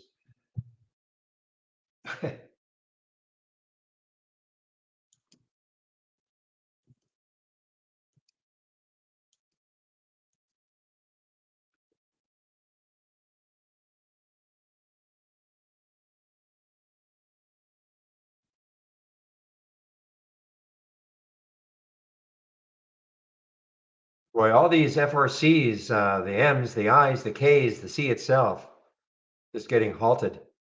Halt, resume, halt, resume.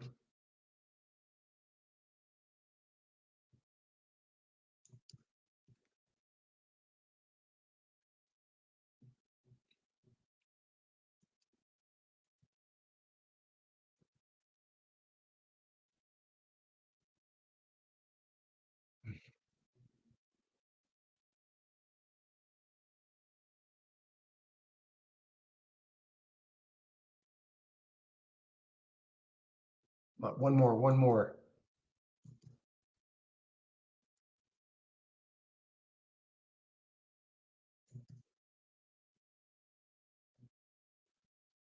Telling you guys, this HKD could do something really silly. Here's the high looking left is 9.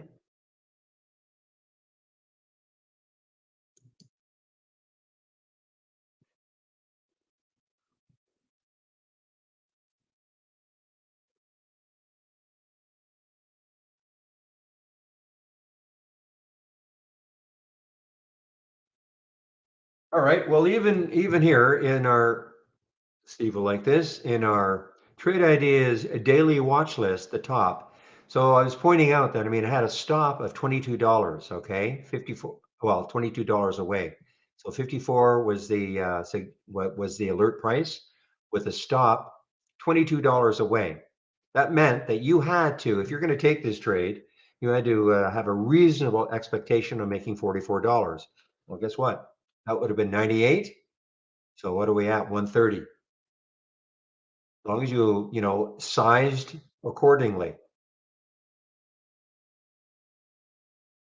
So unless you, like, for instance, if you took 100 shares, that meant you were, if you're going to obey this stop, that meant you were prepared to lose $2,200 on the trade.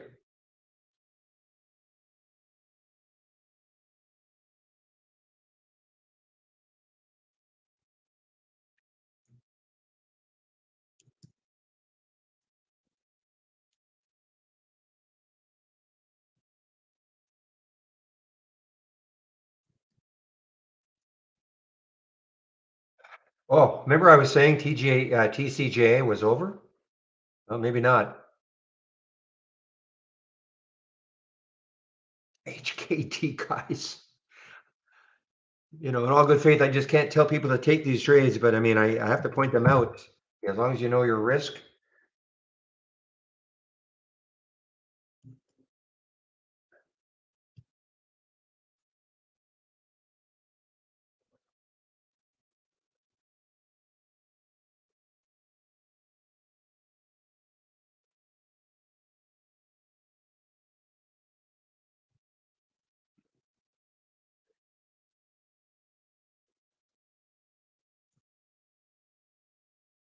Yeah, I did not take the RNA on the long.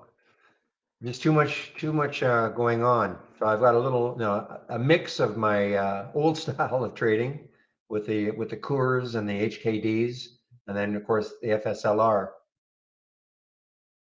The Coor is something though that I just think it's struggling to get through that 1245 area. I mean, it's amazing, isn't it? Right, almost right to the penny. 1245, and what's the high today? 1244. So if you're wondering why I always say look left, look left, look left, that's because I've seen it just so many times where right to the penny a stock can stall. Doesn't mean that's it, for the day, but that's why, I will take profit.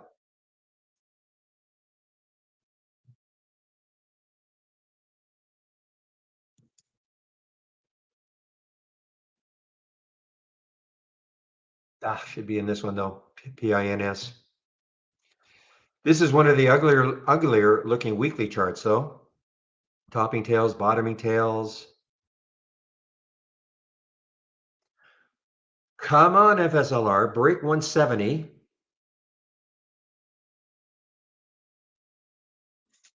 I know it's boring compared to the top and some of the other ones. But it definitely pays the bills. Okay, guys, it's wow, 10:57. I'm quite late in going over some of the stuff that you'll find on my homepage. Before I do that, though, what I'd like to do is put in our test drive link. Okay, let me explain what you're seeing here.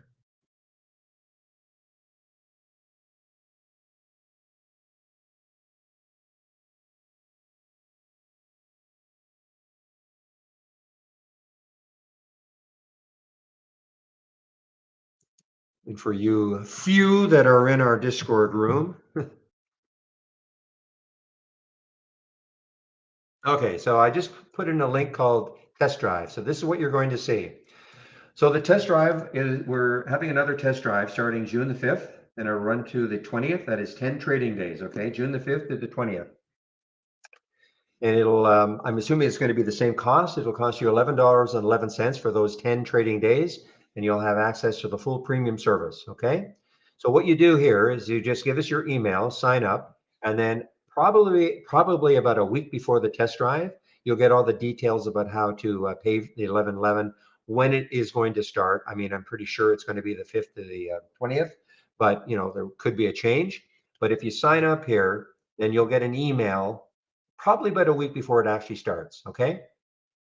And so it's a great opportunity to try us out. We don't have free trials. This is about as close as you're going to get. We haven't had one for quite a while. We used to have them every quarter, but I think what we're trying to do is, and Steve, maybe if he's still in the room, we're hoping to get these new HTML charts. So they're bulletproof by that time. So that's the test drive. Okay. Now my home page.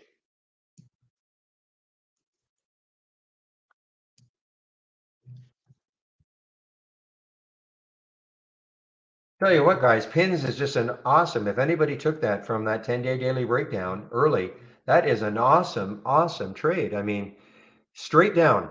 That's what you love to see. I mean, there's not one green candle on that 15-minute chart. 23.99, 22.24. That is a tremendous percentage move.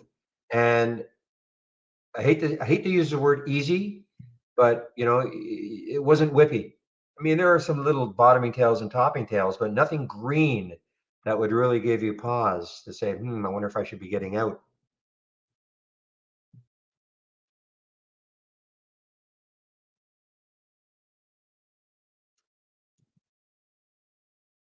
Okay, now my home page.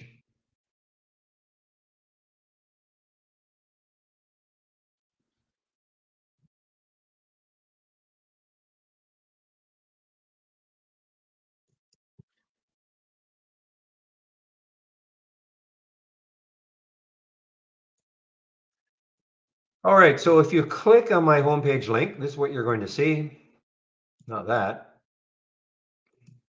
It'll be at the top here. So if you want to take out a subscription right now, look at the SPY now, guys. Wow, this is wrecking all this. Something happened. We were straight up for a solid hour, and now all of a sudden we're just getting wiped out here. So if you want to take out a subscription, here is a promo code you can use, Barry 15 for 15% off the first month only or the entire year. That is 15. Click on Get Trade Ideas. This is what you're going to see. We have 4 plans. We have an annual monthly premium standard. Annual premium is 2,000. Annual standard is 1,000, less the 15%. The big difference between premium and standard is one heck of an idea today. Look at that. Top 54, 160. Okay, 193% move. And even factoring in the stop of $22, that is, you could have taken that trade as long as you had that stop and obeyed it. Not that it hit the stop, but you would have had $22 of risk. As I said before, that means when you took the trade, you had to have an expectation of making at least 44 on the trade. Of course, way over that now. So that's what the AI looks like, or what I call our daily watch list. And you cannot auto trade that. We used to allow that, but no more. Now, you don't have to take out an annual subscription. In fact, don't go month, like try us out. Make sure you want the program, okay? Standard is 118. You want that premium that has our daily watch list, then you need our premium service. The 15% discount can be applied to the first month only. First month only. If you maintain a monthly subscription, this is what you pay going forward. As always, though, if you want to upgrade to, I don't want to say upgrade. If you do want to take out an annual subscription, you can do so, and we'll honor the 15% later. Okay. And the reason for taking out an annual, obviously, is your per month cost is less. Okay, on a prorated basis, but you have to come up with the money up front. Okay.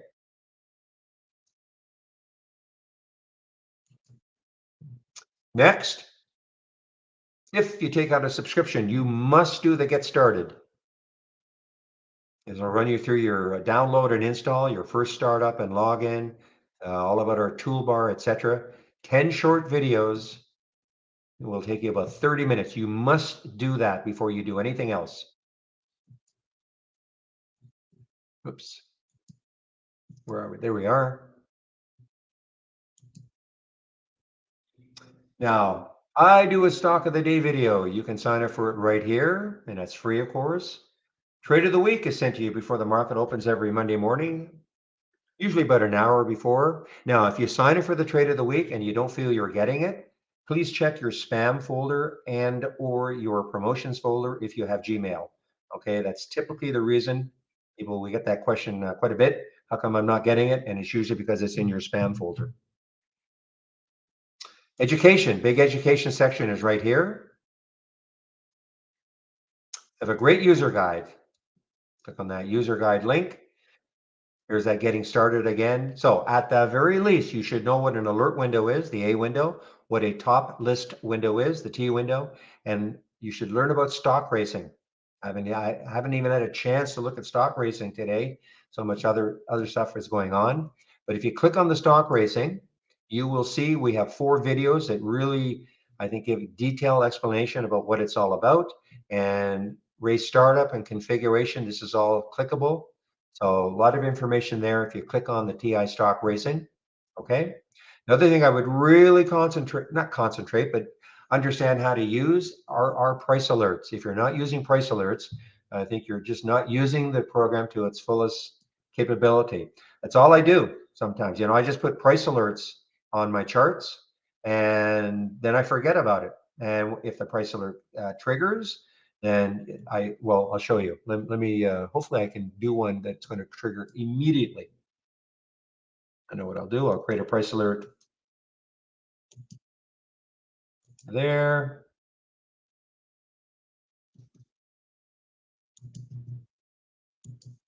There we go. So you see what I did? And all you have to do is you go to your chart. There's my pointer, and there's a dotted line that follows you down.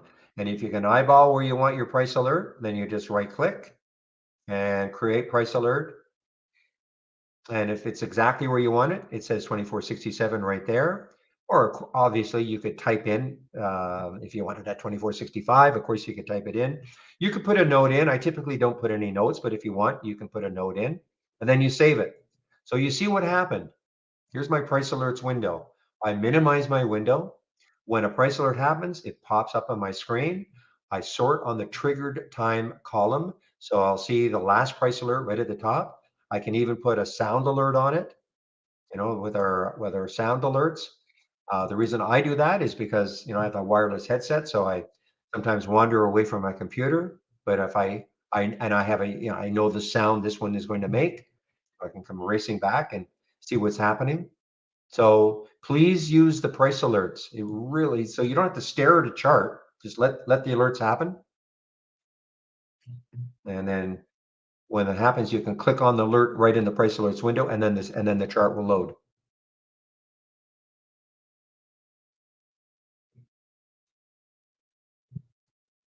Next. Where's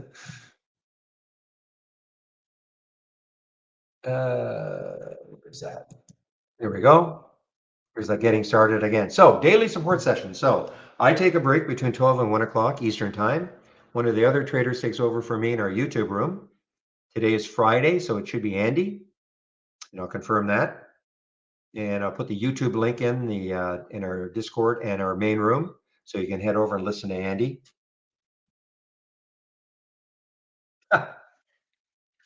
I'm telling you, this talk could get to that 256 mark. I'm not telling you to take the trade at 172, but incredible. Okay, so daily support. And last, my scans.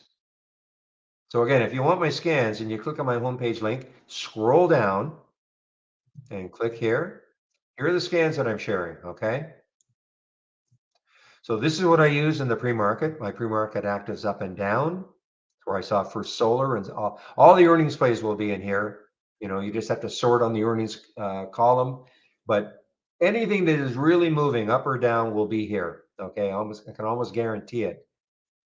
It's funny because we get emails from people in the pre-market saying, "How come I didn't see this?"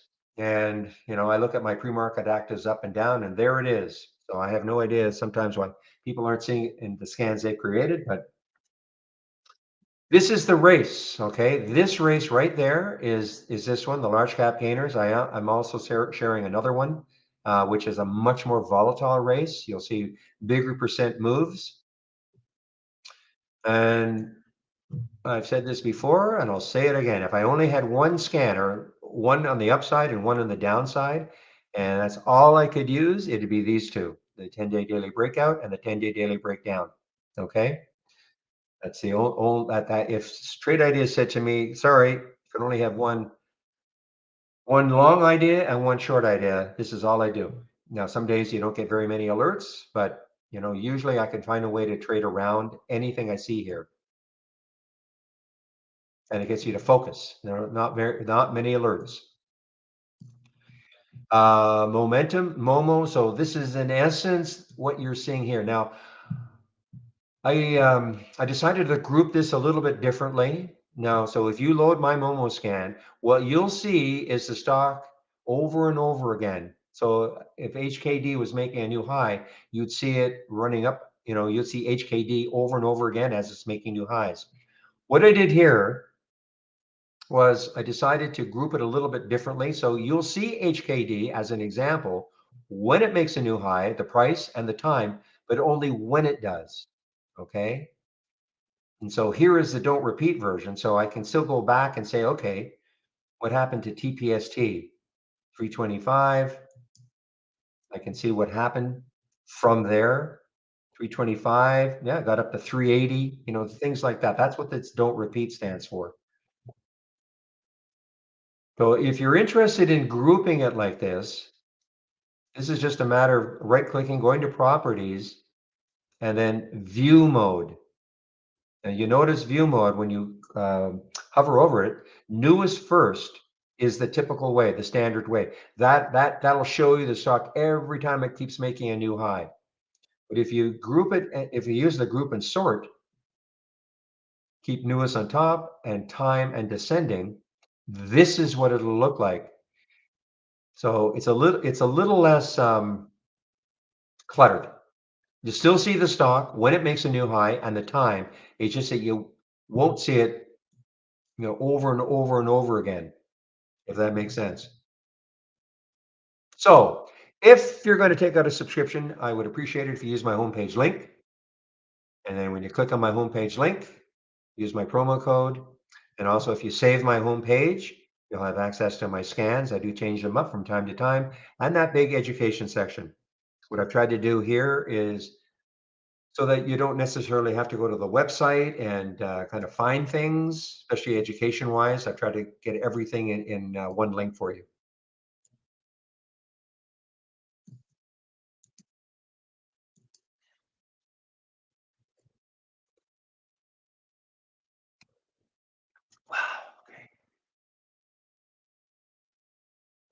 Wow, that RNA, I mean, I'm ticked now.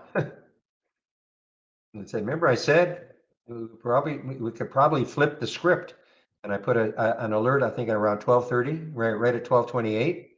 And look what it did from there. How do you make a watch list? Okay, well, it's in the guide. Okay, it is in the guide. So I want to direct you to the guide because I'll show you, but you may forget. So it's always good to know that you can go to the guide. So you click on my homepage link. So you click here on the education section, and then you click on the guide, user guide, watch lists. Okay. If I want you to do that, and if you have a problem, then I'll help you. I really think though, the guide is, I mean, obviously it's a great reference. So when you click on the watch list, it's going to tell you, we call them symbol lists. Okay.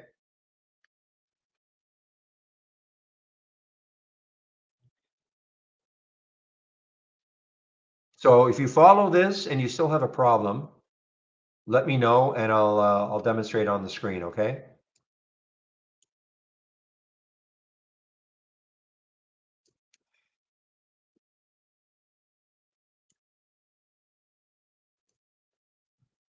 Oh, this has got to be another one. I'm sure this is another China stock, guys.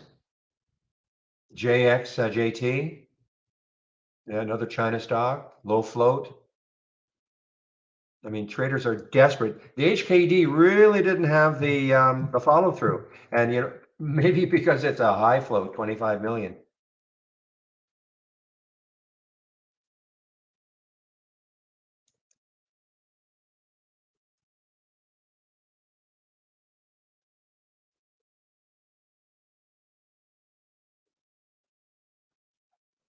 Yeah, I don't know. I mean, I see there's a 6.3%. I just don't know how many accounts, how many brokerage accounts have shorts available for top.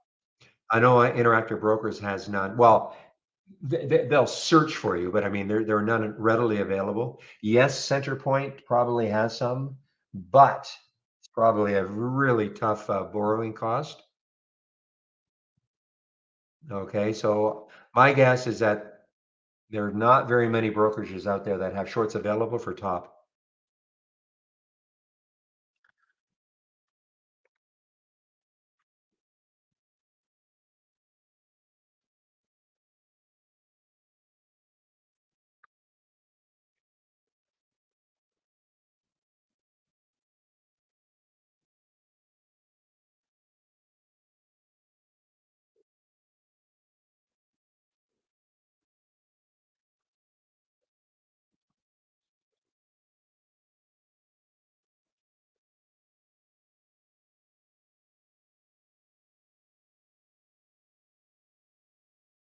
And Trade Zero has them, okay,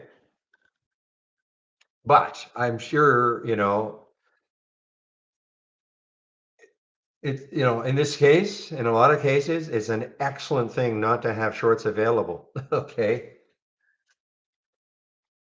Yeah, at some point, will this turn into, an incredible short? But, people may have said, okay, here, here, here, here, here, here, here. I mean, it's really, really dicey to try to short some of these.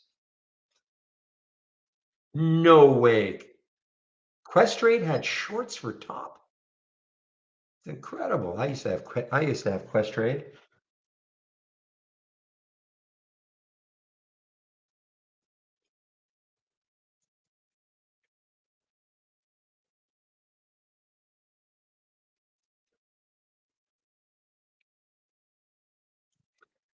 So all I've got right now, guys, I've only got the FSLR short, and I'm waiting on the core. I've traded completely out of it, but I'm waiting on the core, COUR, to see if I can take this out, this 1240, what was it, 1245? So let me just put a price alert. I'm going to put a price alert around 1248, okay, and see if it takes it out later. Because if it does, then we've got a shot to the 1317 mark. Do I think top can hold over 200 a share? I have no idea. I mean, that's just, there's no reason, Peter, obviously, for it to be at 200, right? So, it's just, it's totally irrational that it's up there, but there's a chance. I'm sure traders are probably looking at this, that it hit 261. Right now, we're looking at 224 when it comes out of the halt. But when you say hold over, you like for how long, Peter? Like a minute, a day, 10 seconds? Because this is totally, what's really irrational about it, to be honest, is the fact that it did this, and that should have been it. It sank. It got up to 238 pre-market, and it gets all the way down to 44. That should have been it. But nope.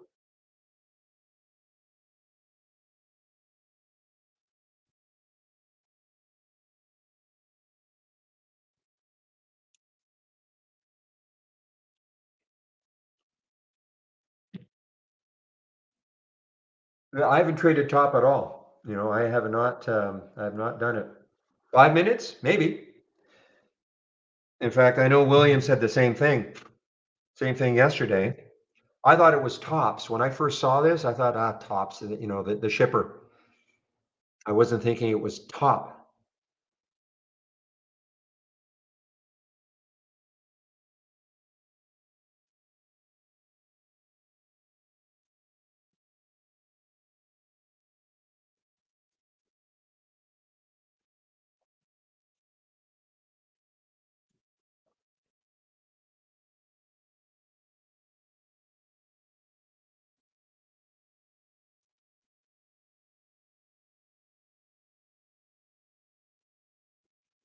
Alex.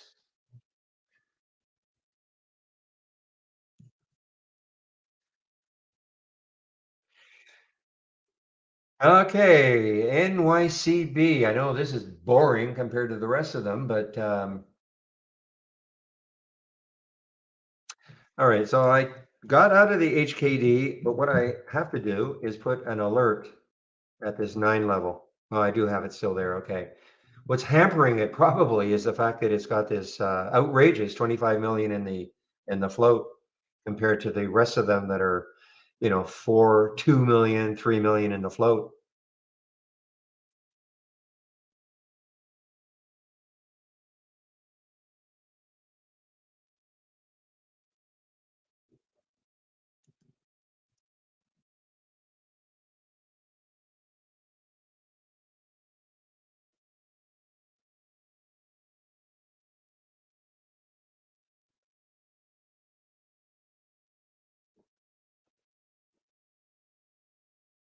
I mean, look at the volume, guys, for this top 3 million. Yesterday it did 30 million. Now, we're about halfway through the market, not quite halfway through the market, but the volume is nowhere near what it was yesterday. Okay, just as I'm talking about HKD, guys,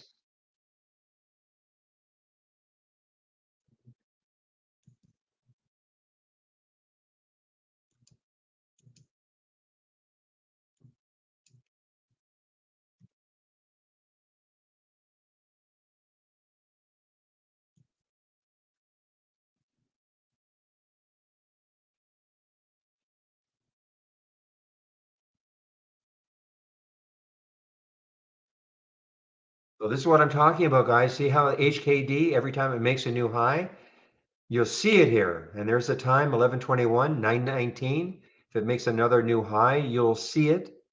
You just won't see it over and over and over again.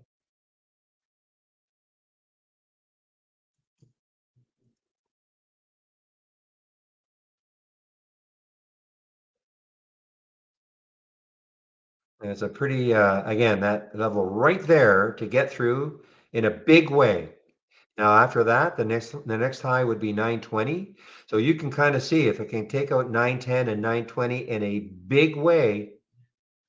Let's maybe back this weekly chart up.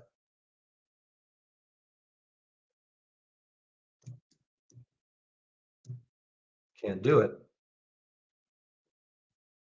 There we go. Sorry. So on the weekly chart,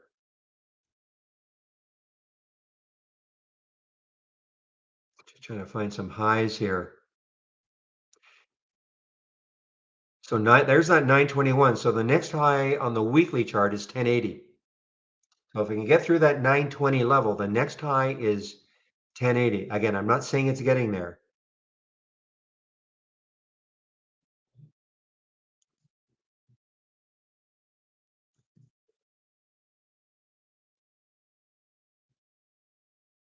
Oh, these are Andre, these are just intraday trades. Yeah, 100%. These Chinese companies are very volatile. You cannot trust the fundamentals. I would never hold any of these greater than one day. I will echo that. I'm not a swing trader anyway, but yeah, I mean, it's just the irrationality right now that's taking place. All we try to do is take advantage of it, for the day. And if it happens again tomorrow, yeah, we try to take advantage of it. But you're right, I would never be holding these overnight.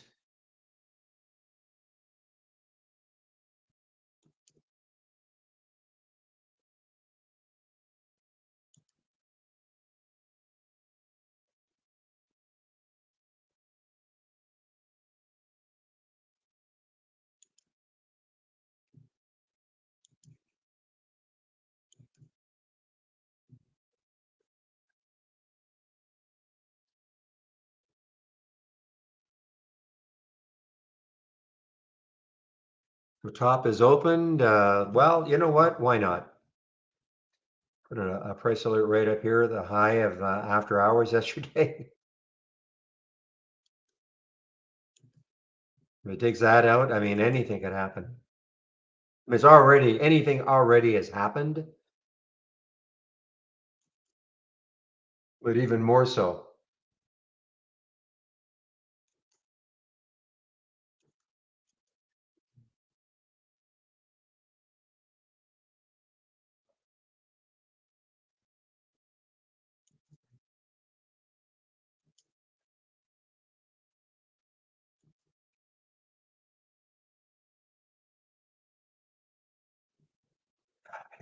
Okay, this resumed, this JXJT resumed, I guess.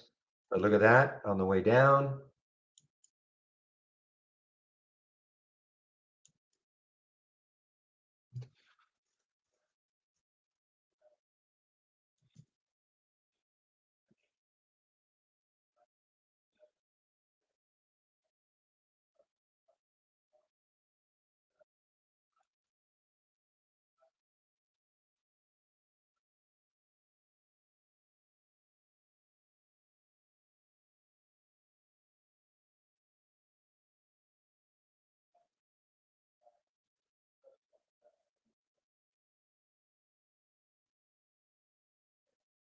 I'm sorry, this is an earnings play.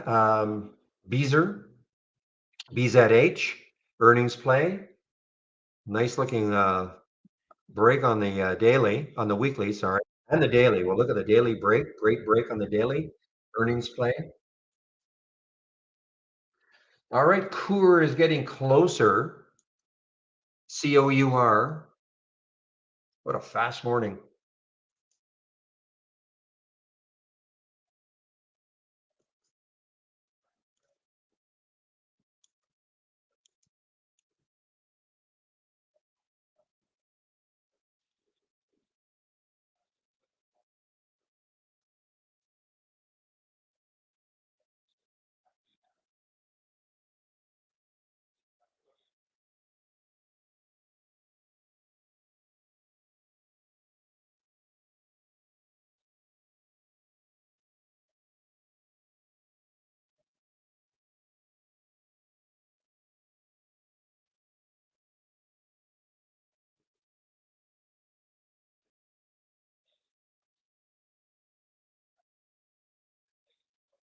All right, guys. If I can maybe for something a little more traditional.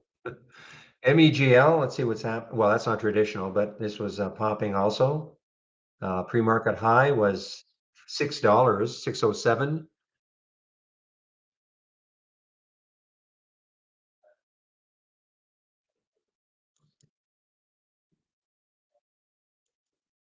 Oh, I see. It was halted. Oh, okay, so now it's halted, but it moved down from the halt. It was halted at 459.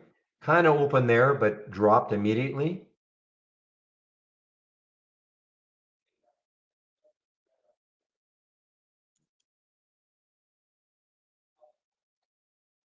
Now,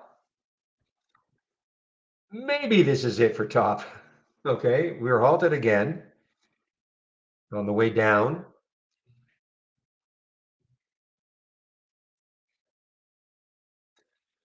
Okay, as I'm waiting for some of these to come out of the halt, just want to explain what you're seeing here in the large cap gainers from the open. So this is an example of a race, and again, all that is covered in our guide, but I'll just give you a brief explanation about what you're seeing here. All races start from a top list window, okay? So in this top list window, why are stocks here? Well, they meet these requirements. So if a stock is between 10 and $80 and the volume is at least 500,000 shares, up 2% from the close, 500,000,000 in the market cap as a market cap minimum, 50 million minimum float. Okay.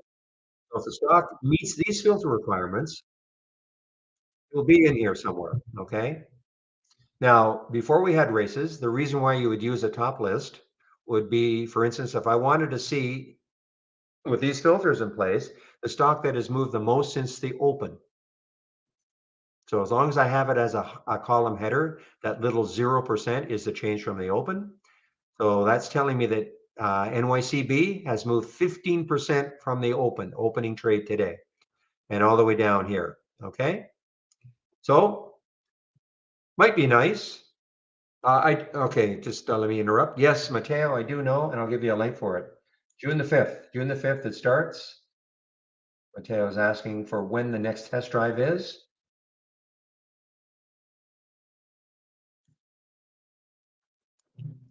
It's going to run June the 5th to the 20th.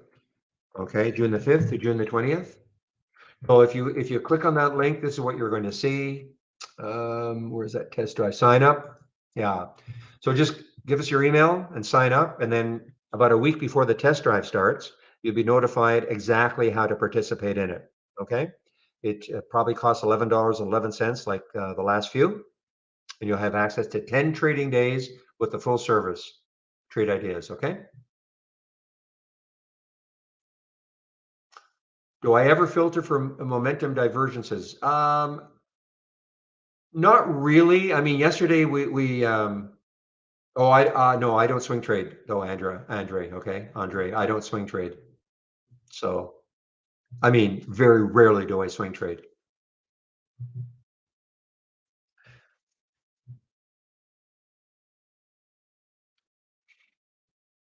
So, as I was saying, before we had races, this is what you would use a top list for to rank stocks. I want to find the stocks that are up the most from yesterday's close. Long as you have it as a header, then you can sort on it. But how are you going to use that to trade? Well, it might be nice to see this, but what are you going to do it? What are you going to use it for? For instance, what if a stock down here, OVV, which is at 4.4% above its opening trade? What if all of a sudden it started to move? Well, pretty difficult. I got a long list of stocks. Pretty difficult to see something doing that, right? Well, what if all of a sudden it's 4.4, now it's 4.8, 5%, 6%, 8%? That's where the races come in. Okay.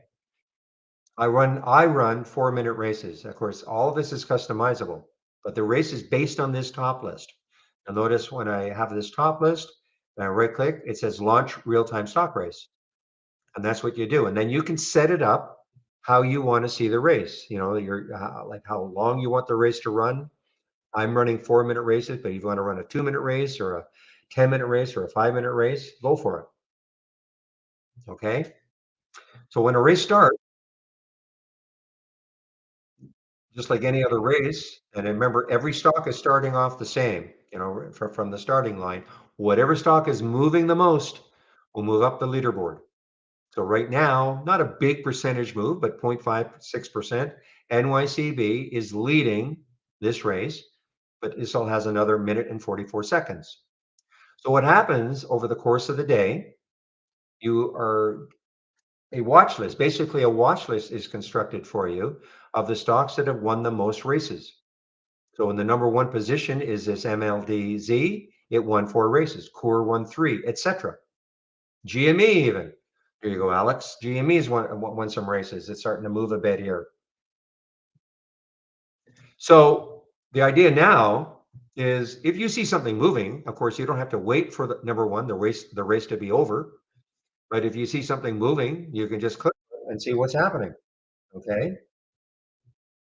I mean, just because these are not like huge percentage moves. Now, the other race that I am sharing on my homepage, that is a way more volatile race.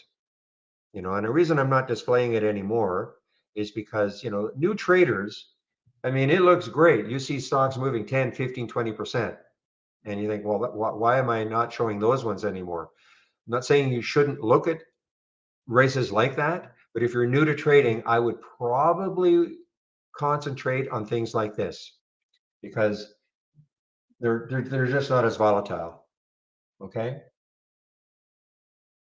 And so what happens is you can click on an alert, I'll click on Wolf and see what's happening with Wolf. And if I look at Wolf and I go, wow, okay, this is interesting. This was, of course, an earnings play yesterday, and it got down, but it's trying to have a bit of a comeback. If I want to keep running, I mean, the next high is certainly far enough away. But you might look at this and think, okay, maybe if it takes up the high of the day, I want to get interested, or maybe if it goes back to a moving average that you like, okay, you can put in a price alert in an area that might interest you, or maybe to the low of that previous 15-minute candle. This is why you have to practice trading, and this is why we have a simulator. Okay, there's all sorts of different trading styles, but this gives you, just a nice 10 stocks to follow all day long. There's Newell. Newell is probably, I don't know if it's another earnings play. So, you look at Newell and you think, well, I mean, I'm not saying this is a great one to trade or anything, but you may have looked at this and go, wow, I don't mind it if it does this, if it hits this price right up here or pulls back further. There are all sorts of different trading styles. I mean, these are you're not going to find the tops in here or anything like that, but now look at tops after hitting what 220 or 230 back down to 188.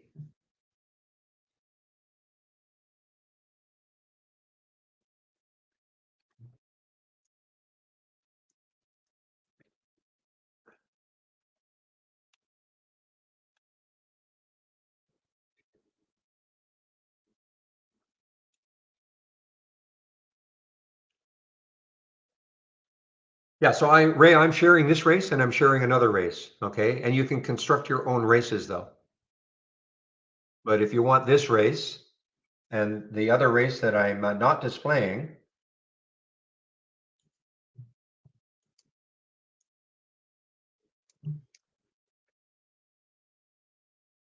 a moment. So again, if you click on my homepage link,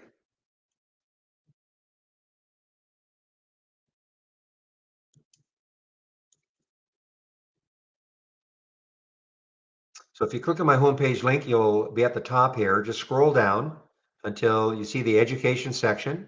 I'm sorry, you want my races. So if you look at my scan section, click here, and here are the two races. So this is the large cap gainers that you see, and this is the other one I was talking about, a more volatile race. But you can construct your own race based on your set of parameters. You know, I mean, I've got, remember now, every race starts from a top list window. And the fact that I've got a top list window of stocks between 10 and $80 and a minimum volume, this you may have a different idea. You may, in fact, and I'm not just talking to you, Ray, but you may a person may want to just have a race based on the stocks they like. Maybe you got a basket of 20 to 30 stocks that you want to follow all the time. You can construct a race just based on that. You know, you have to have it create a watch list, a symbol list, and then attach it to your top list, and then run the race based on just those stocks, as an example. But these are the two races that I'm sharing. And but again, if you want to learn more about racing just in general,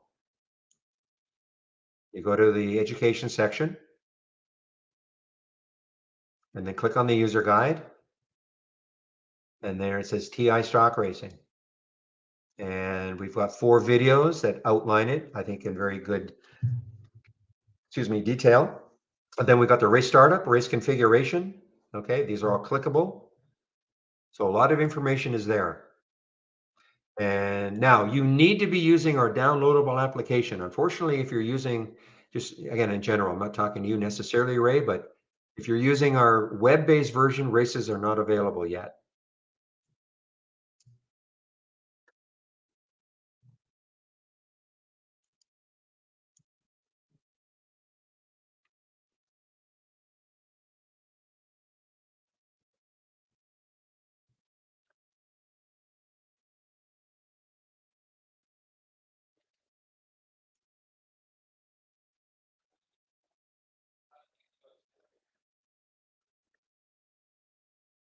Okay, so also general, 11:39 already. So I'm just going to generally talk about trade ideas. I'll get this out of the way. Oops. I'm so focused on what I'm doing, and when my cat just paws me a bit in the back, I jump. Okay. Um, so what is trade ideas? We are a scanner, okay? And there's a big difference between a scanner and a screener. Let me just show you what I'm talking about. So if I click on dock channel bar, these are all theme-based channels, okay? That's a great way to start off. Also, you know, I'm sharing a lot of my scans, but we have created a lot of scans in here. I'm going to click on the momentum channel.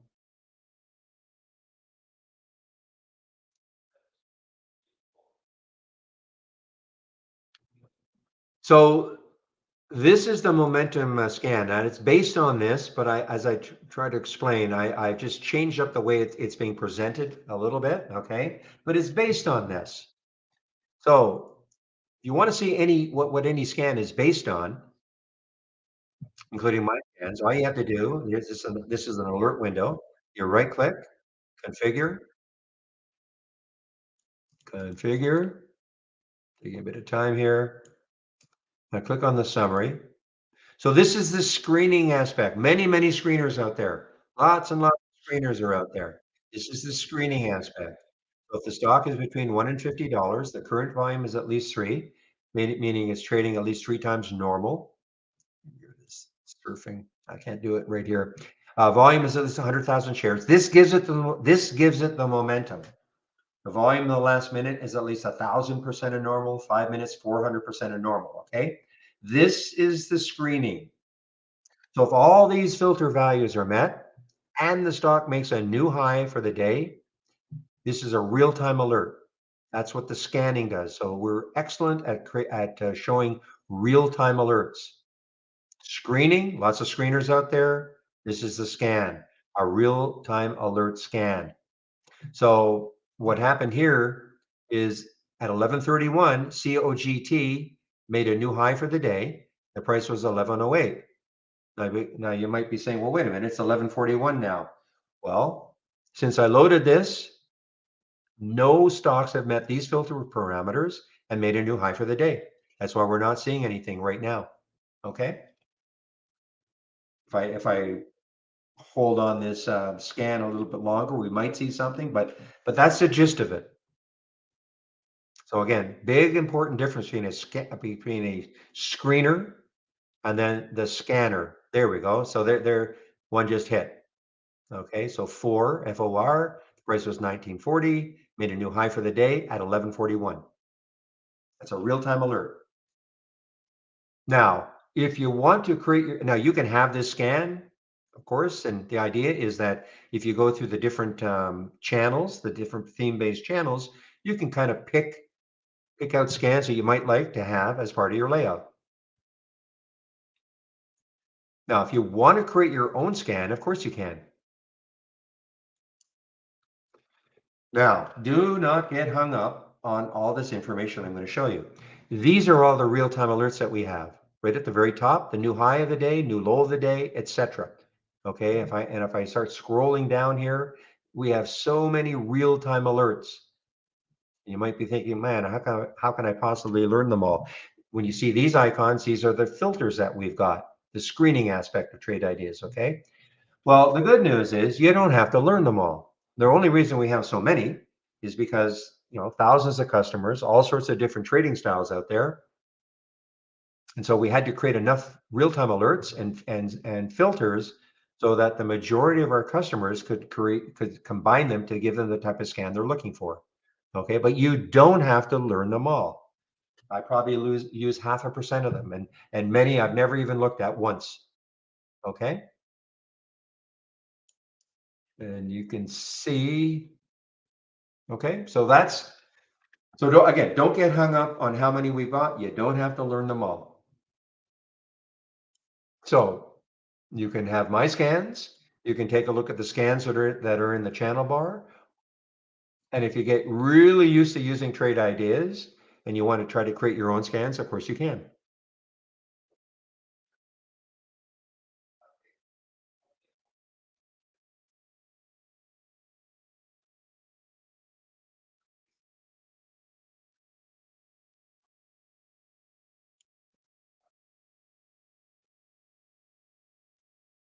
Yeah, so did everybody think the top was amazing.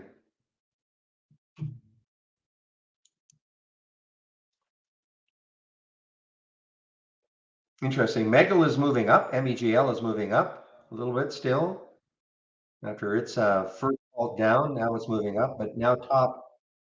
I mean, is it over? I don't know. I just don't know.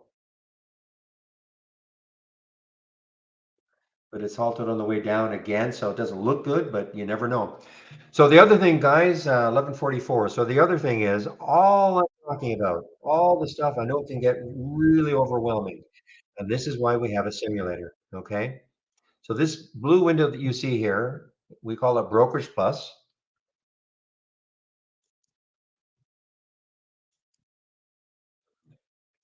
I'll put this link in.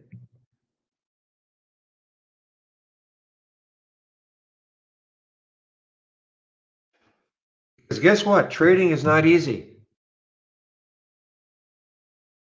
So you've got to practice. So I put this link called Brokerage Plus in the rooms, and there were two videos. There's a short video. If you have an Interactive Brokers account or an E-Trade account, it shows you how you can actually use this window to trade from within Trade Ideas, okay? And the longer video goes into more detail about how you can use it. But how I like to demonstrate its use is as a simulator. So now, again, this is only available if you're using our downloadable application. If you're using the web-based version, unfortunately, not available. So you would load it by clicking on New, and you'll see Brokerage Plus is right at the top, and here, so you'll get this window. You may have different columns than I have, but there's all sorts of columns you can pick and choose from. And Steve, if you're listening, we've got too many. When you load it, it should say not connected right beside the ask. Now, if you don't see this, it's probably because maybe it's too you have to grab the right hand corner and just stretch it out a bit, okay? If you can't see that. And it'll say not connected. All you have to do is click on Sim underneath Brokerage Plus. There's two options, Live and Sim. You click on Sim, and that'll change to Account. Click on Account, and that'll change to Simulated Trading Default, okay? Now, what you're seeing here, this is a short I took of GME probably several weeks ago, whenever the price was $22.94. And I was demonstrating how you can actually use the Brokerage Plus to, or use this to swing trade, practice swing trading. If you don't exit a trade at the end of the day, then it becomes a swing trade. Did the same thing with the IDYA. Okay. So how to use this? Really simple. Hopefully it's going to work. Yeah, I just got this little. Oh, there we go. Okay. So when you click on an alert, the symbol will show up. If you click on quantity, you've got some predetermined ones here, but of course you can pick up exactly how many shares you want to trade. Here's your bid ask. So let's just take this trade. Okay, I'll just take the trade just to show you how easy it is. I'll take 300 shares. The bid ask, it's only a penny, so I'm going to click the buy button and then send. And now we're in the trade. Okay. I'm not going to go over money management right now, maybe later on, but that's how easy it is. And now you can practice trading. So all the things I was saying, for instance, with the core or any one of these things here, maybe you want to take a trade on a pullback to a certain level, put a price alert there. So before you commit money to the market, you should absolutely be practicing trading. If you cannot make money in a simulator, forget about trying to make money with a live account. Now, unfortunately, even if you can make money in the simulator, does not 100% mean you can make money once you start trading, because there's a lot to one of the most difficult things to maintain is discipline. Easy enough to get in and out of trades in a simulator when it's not real money. Not as easy when it's real money on the line. I haven't talked about stops and all that, but I mean, you place stops and then you don't obey them. You sort of start second guess. It's human nature to do that. Get into a trade and you think, well, it's got to work. Everything lined up. And sometimes, they just don't work. Look at my RNA trade this morning. Didn't work, but got out with a very manageable loss because, and I didn't get stubborn and say, it's going to come back. And I was short this, was up, not a bad amount. And it turned on me. I got out instead of hanging on. And because I got out at, I don't know, 11, I can't remember exactly, 1178 or something. So if I was holding on, I'd be down $1 more.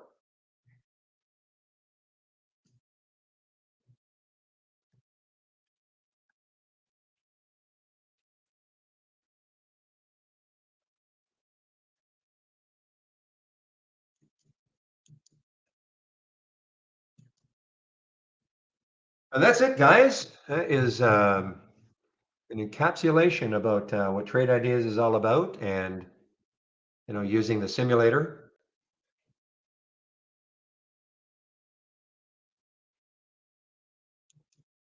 So it is now 11:50. So I'm pretty sure it's going to be Andy in our YouTube room, but I'll just confirm that it is. He's actually beat me to the punch. I usually ask, but he's already indicated it'll be Andy. It'll be himself. So in about 10 minutes, I'll be taking my break. And I'll put the YouTube link in about 5 minutes, so you can head over and listen to Andy if you'd like to for his hour. And it's cool because we've got 5 different traders, 5 days of the week. So again, I take a break between 12 and 1, and one of the other traders takes over for me in our YouTube room. And there are all sorts of different trading styles. I'm obviously, not obviously, but I'm the most active trader of the group.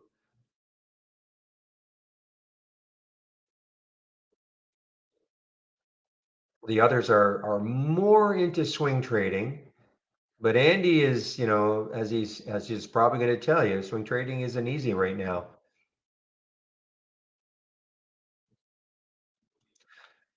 Look at this market. Man, oh man, we had an hour straight up, and then we had this. Well, it looked like 45 minutes straight down, but look at that bottoming tail. This is the 15-minute candle at 11 o'clock. Remember, this was a giant red candle. And then all of a sudden, the buyer said, nope. And they actually closed it positive, and now they're in control again for an hour. And this is why trading can be really hard, because if you're in a stock that kind of follows what the market's doing, you can get whipped, depending on how long you're going to hold these things, you can get kind of whipped in and out of your position. A lot of the things that we see in trade ideas, based on my scans, are stocks that typically aren't too concerned what the overall market's doing. They have news on their own, like it's an earnings play, so it has news on their own or some other news. And so within reason, they typically don't care what the rest of the market's doing or even its sector is doing. I mean, look at First Solar, FSLR. Still in this one, I'm holding out for a, never know, maybe you get a 170 break later. But, is it following the market? Nope. I mean, look at the market the first hour. Look at First Solar. So it's not following the market at all, which is what I want. I don't, it's harder for me anyway, harder to be in trades that, are going to be beholden to the market.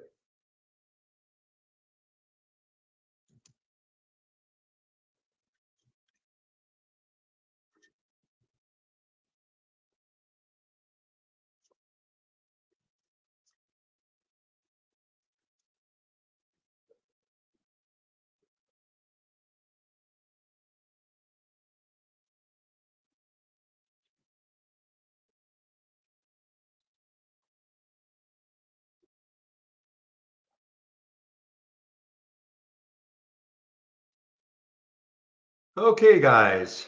KDP, key area. That must be my friend Real. I guess that's going to be. Oh, Larry. Larry. Okay, Larry. Let's take a look. Man, Megal. A little surprising, got halted on the way down, and it really dropped. I mean, right down to 324, but it's tacked on $2. So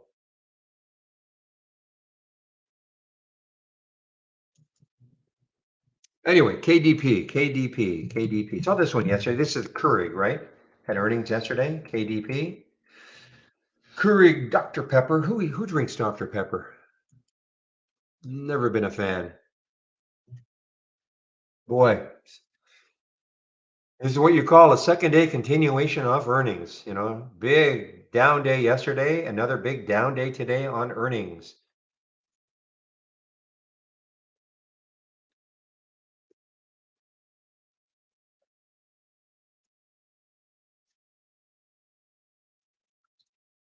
I'm a pepper, you're a pepper.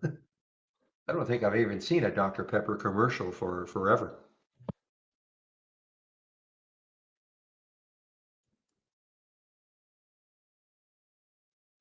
Okay, Jake.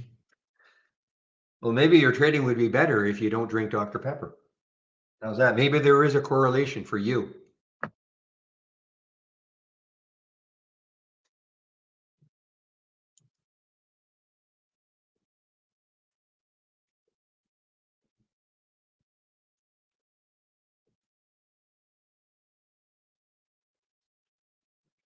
All right, guys, what I'm going to do is I'm going to put the YouTube link in now. It's about 5 minutes to the top of the hour, 12 o'clock Eastern.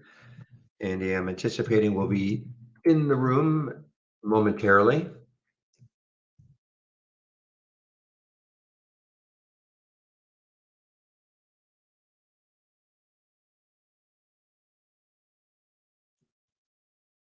You too, Andre. I'm not leaving. I'm back at 1. I'm back in an hour, but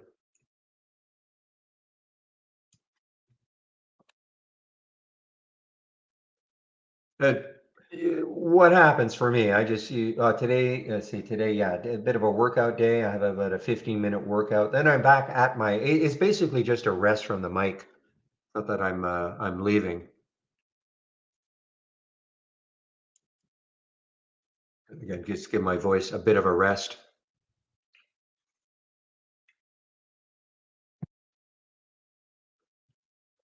And I'll put the announcement in now. On a break. Back around 1 p.m. ET.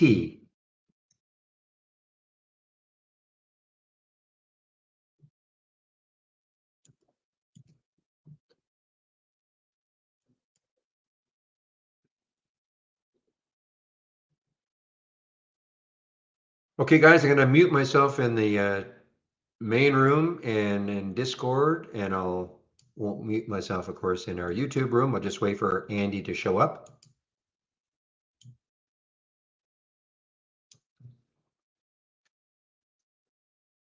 Boy, that court just, the COUR, just it's amazing, how that worked. Could not take, oops, not break above that little high, that little weekly high of 1246. It got up to 1244 and just right there, 1245, stalled it.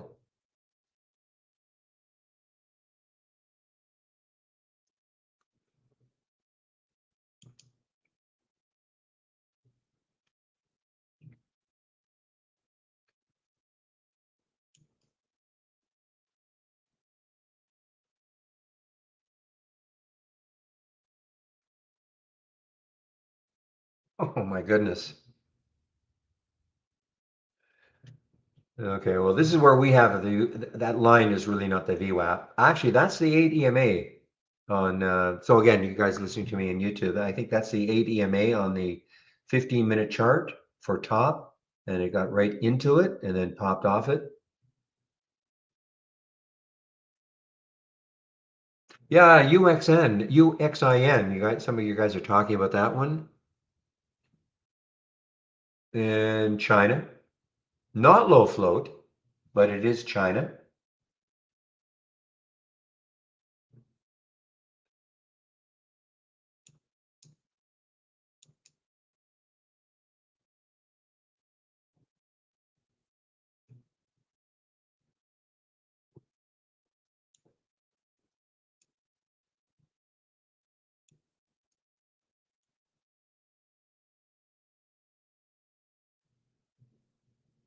Okay, so now the market is again 1 hour straight up after being almost 45 minutes straight down, getting to the highs again.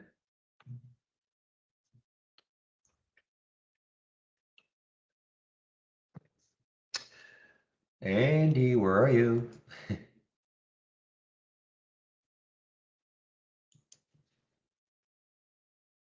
Look at SkyWest, guys. This is an earnings play. SkyWest, SKYW, SkyWest. Look at this earnings play for it. I really haven't taken a lot of these earnings plays on the long side. I just don't. Usually, if I saw something like this, I'd be more looking to fade it from some kind of a top.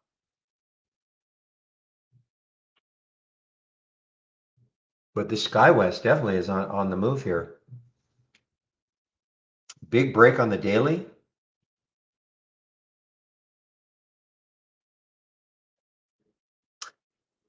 There he is, Andy. Man, I'm glad you're here. What a morning. Oh, crazy, huh? Crazy, crazy, crazy. I mean, it's well, obviously the tops is what caused it all yesterday. Oh, And yeah. in fact, I didn't even realize that it moved after hours like it did until I read your Slack post. And then when I That was looked, my crazy, eyes just wasn't went, oh, it? crazy. Absolutely crazy. I haven't seen one like that for a while after hours. I mean, we used to No, see that those. it would be going back to what, KHD or something like that, right? I don't even know if that one moved after hours like that. It may have, I but think I it was did. It used to got more pretty of the crazy. like during the day. But you used to see those sort of things though after hours, like a stock that finished near the high of the day, and then the mark after hours, and it would keep running. But that insane. And when you saw that relative volume of 35 million or something like Oh that, yeah. Oh yeah, oh that man, was yeah, that was really crazy, man. It was yeah, what did I looked at it earlier today. It kind of ran up to like 100. Last I looked, 100. Yeah, yeah, went further than I thought. That's crazy. yeah, yeah, oh yeah. Oh, Well, no, I can't. it's a holly call today. It I missed is, that. Yeah, I missed yeah. that. Oh yeah, $54 on the entry, and the stop was 32. So I was saying, okay, that's a $22 stop, which kind of yeah. makes sense for a stock like that. Hmm. So if you're going to take that trade, well, you have to be able to say, well, could I make 44 with a $22 stop? And of Exactly. course, yes, you could have. You know, you could have, but You could have, yeah. I'm surprised it made it in there. But it is what it is. Oh man, yeah, big move there. And you're Mr. China, so how come you weren't all over that? I am. You are. I know you Look at are you Mr. can see China. all look at all these China stocks on my blotter. No, Yeah, I know. no, but no, I know that, but I I was busy this morning doing something, probably nursing trades and stuff. Yeah. I don't. The problem is, Barry, I get in these high flyers, and then all of a sudden I get distracted from a chat, customer service or something, and yeah, I just can't. I got to play things a little bit slower than you do, I've got unfortunately. I've got an easy solution. To heck with the customer. There you go. The heck with There the you customer go. when you're in a Yeah, trade like that. No, I understand. I yeah. completely understand. All right, my friend. Now, first of all, the last time we did this on the Friday, you had to leave earlier. You wanted me to Nope, come I'm fine earlier. today, Are man. you good Yep, today? yep, Okay. yep, Okay. All right. yep. Take the So, full shot there, buddy. okay. Yeah, I just got to rest the voice. I think I've been talking nonstop for about 3 hours now. So, yeah, a little bit of rest is good. There you Okay, go. my friend. All We'll right, see you in have a about good an one, bud. hour. Bye bye. Okay, thanks. What's up, guys? Yeah, Andre. So many trades, so little time. Yeah, when you're juggling uh, work at the same time, it makes it difficult to focus. So like I said, I got to play things a little bit slower. So I'm a swing trader, but I am excited about some of these China stocks. I like to catch a bottom of a sector in China. Been quite a few of those: KWeb, JD, Baidu, and Baba. So you hope it's a bottom, but just in case it's not, you always scalp something out. Now that's crazy. I haven't had any trouble with my what's this UCAR. It may want to get going again. I'd love to see one of these move. I'd love right now to see them move up to 60 something.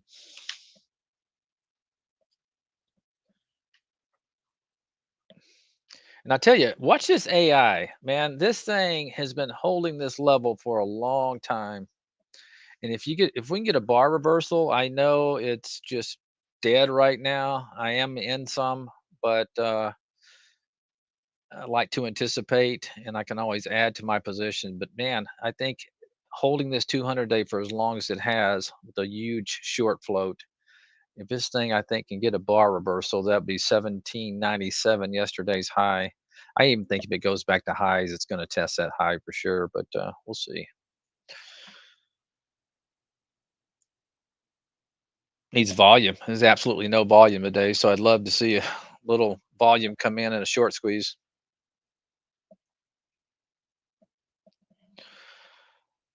But okay, UCAR is getting a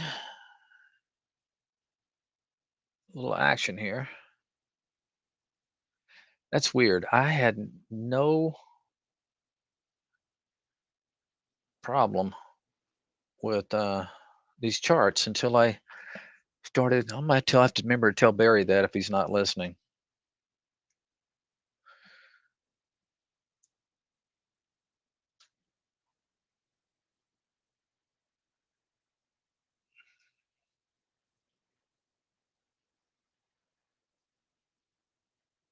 JYD.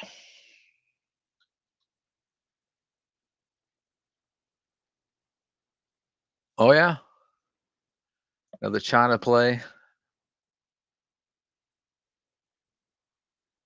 Yeah, car. Come on, that was lame.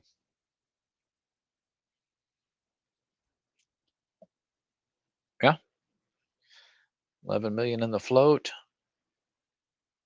What's that AIXI doing today? You're not gonna believe I was actually in that. I bought it anyway. I got stopped. Look at that move yesterday was just awful.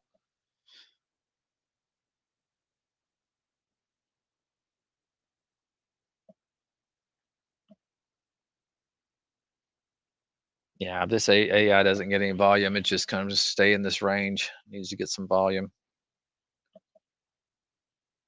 Okay, this is crazy.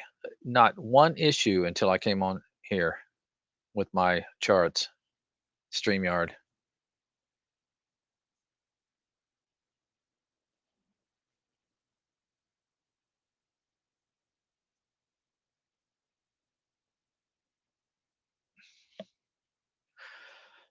Andy, do you think it's a good idea? Hold on, let me move some stuff around here so I can read these things. Short blue at a level of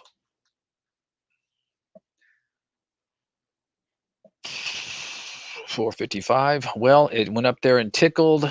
You're kind of, I can see what you're looking at. Yeah, the little bit of a congestion over there. The volume's not, it's definitely in a downtrend. Yeah, that would be a contrarian move that I could probably, get behind. Now, obviously, you're going against the momentum of the day, but it's not huge volume. Uh, Yeah, just relative volume. Yeah, I could see that. Even on the bar reversal right there at 43. But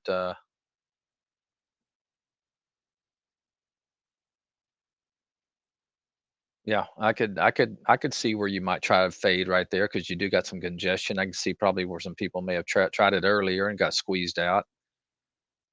Doesn't look that bad actually.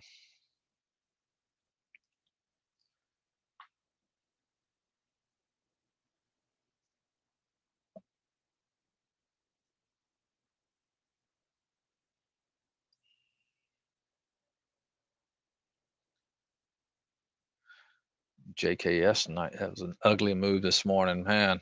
Need something about these China stocks.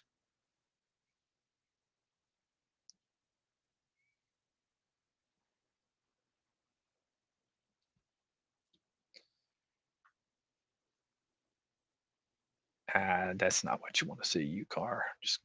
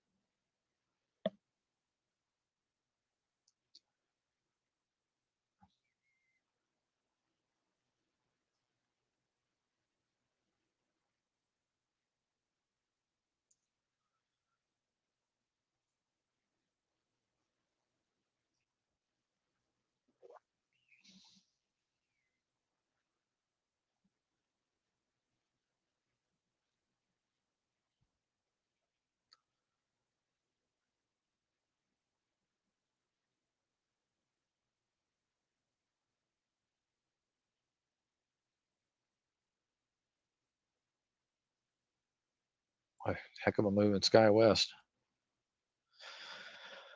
All right, guys. Tesla's going to highs.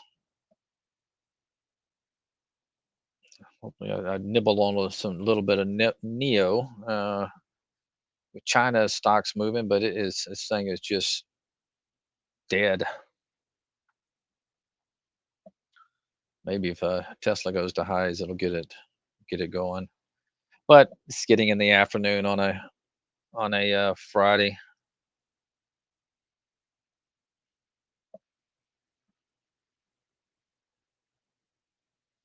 Really don't want to see this UCAR come back down below its 10 period moving average. It should go now. Otherwise, my stop was 720, but I'll tighten it up here. Maybe the low breaks that 50 again. Have to get out. But market's going to highs.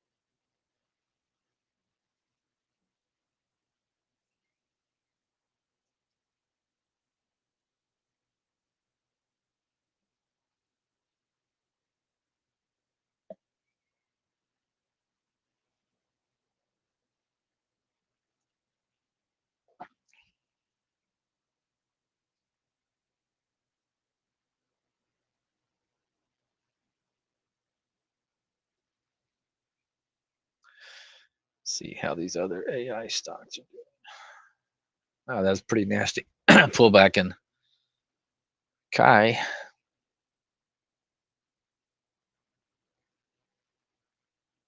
Still setting up.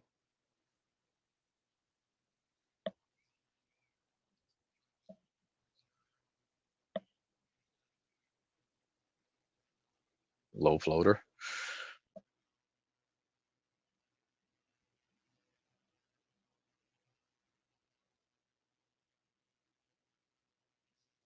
Surprising this IONQ. I'm in this one playing. Took some off the bar reversal yesterday, but yeah, just can't get anything going off this 50.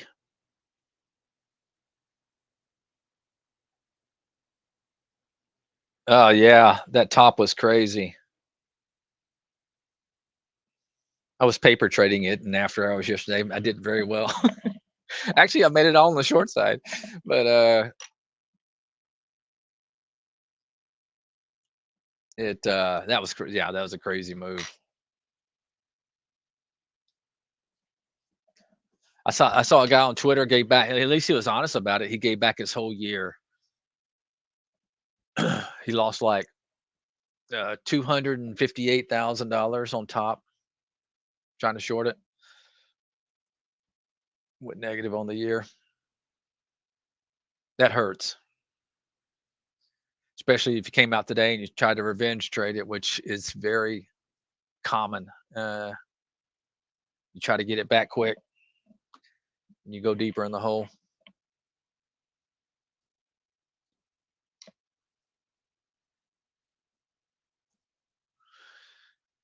Okay, you card that not what I wanted to see there.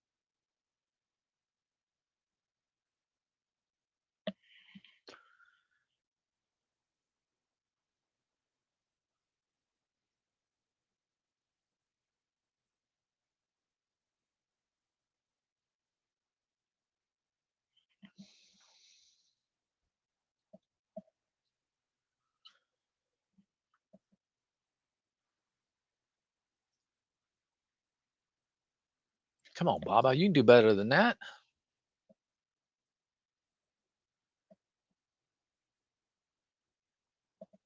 Yeah, yeah. I don't know if he's married or not, but he needs to be punished. Well, no, I'm sure he's punished enough, man, having to crawl in bed tonight, giving away all that.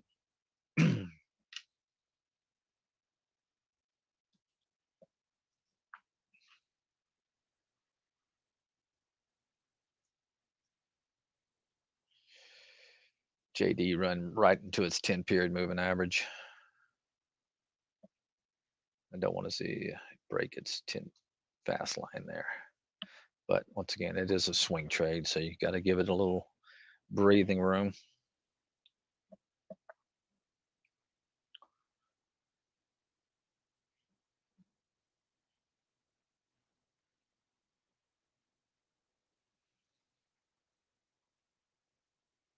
Wow, pins. That is just awful. Slopped around, then gave away about 6 months of sloppy gains. Snapped the same way.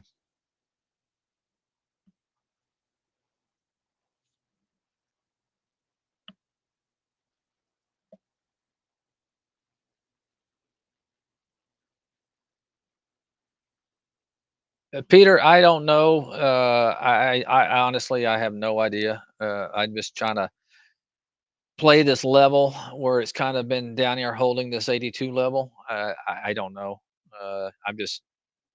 I like China. If you can catch the bottom, a lot of times you can have some incredible moves. I don't do it with very big size. Um, Although I did add to JD today once it took out this high over here. So uh, small size and then let it breathe. Yeah, Baba, I'm not familiar with what's going on as far as. Uh, so they're separating. Peter, is that what they're doing? They're like branching out of business or something.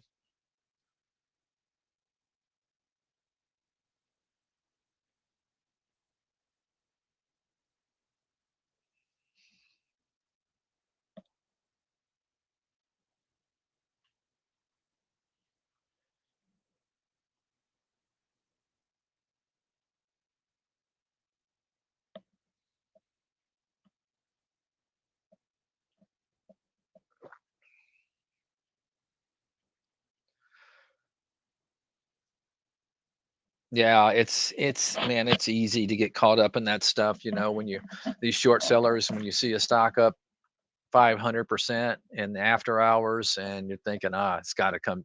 This is ridiculous. It was trading at $5 3 days ago, and then you get caught up in it, man. And next thing you know, you've blown up.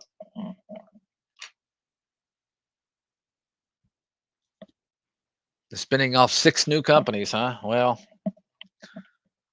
yeah, I may. Thanks for telling me that. I'll probably get out of that. It's the least performing since I've gotten in these things. JD's probably been doing the best, and then uh, Baidu with the little small size in Baidu.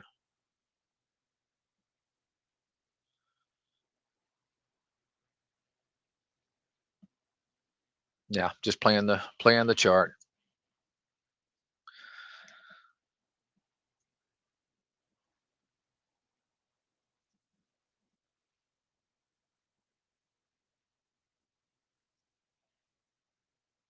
Yeah, yeah. I'm just gonna kick you to the curb.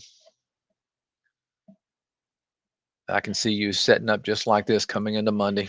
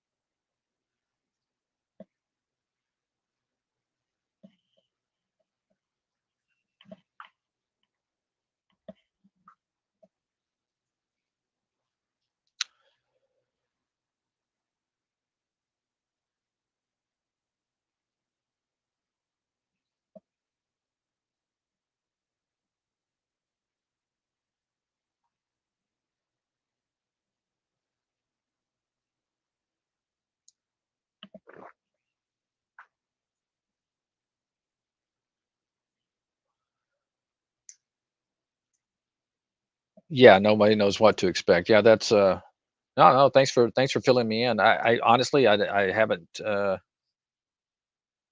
you can see let's see, I added some today and but once again small size, so I'll probably get out for a flat. Obviously, if it comes back all the way down to 820, I'll probably just kick it, flat it because yeah, it sure hasn't been acting right.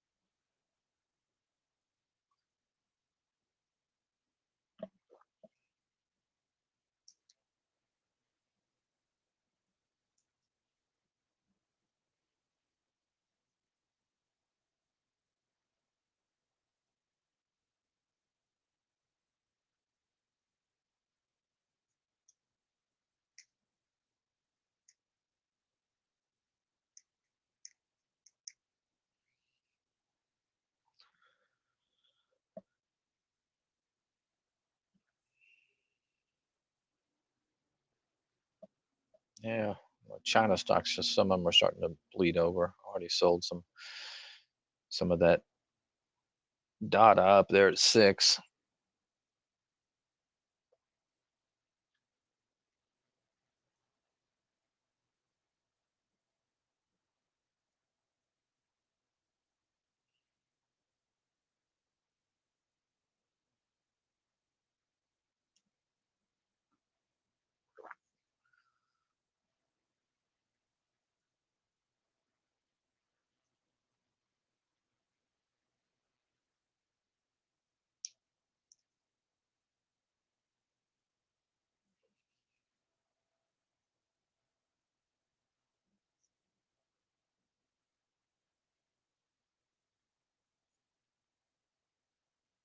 Yeah, I'm very familiar with Mao, Jack Mao. Yeah, he said some things he wasn't supposed to say. He disappeared for a while.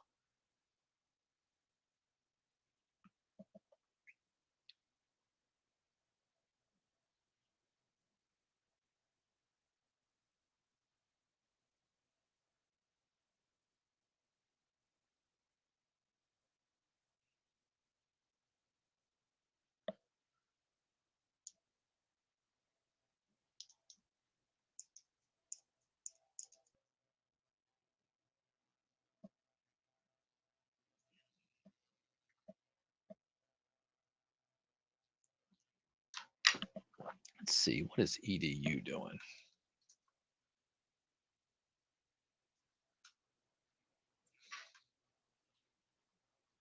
That looks ready to explode there at some point. Give me a little, pull this down a little bit, get a little head start.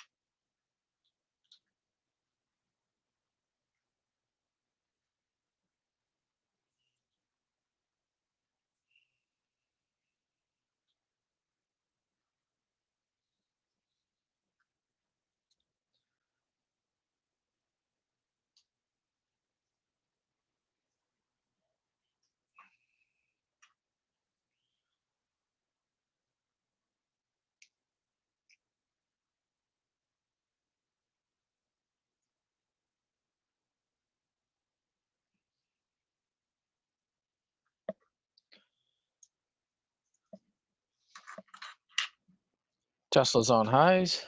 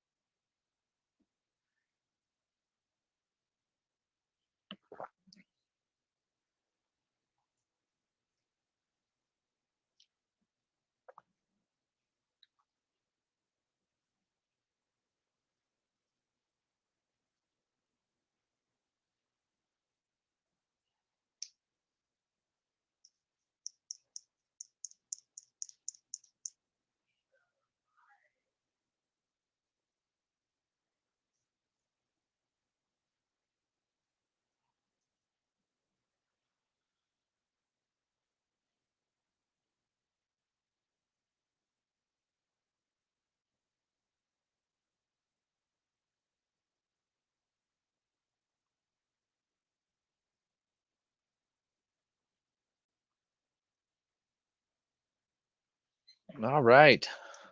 Take a look around the market.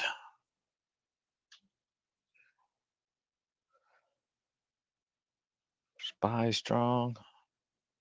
Q's not as strong.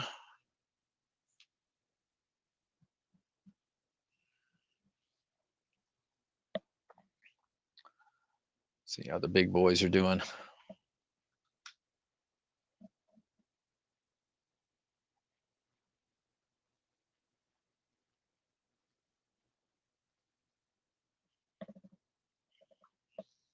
Tesla's the strongest.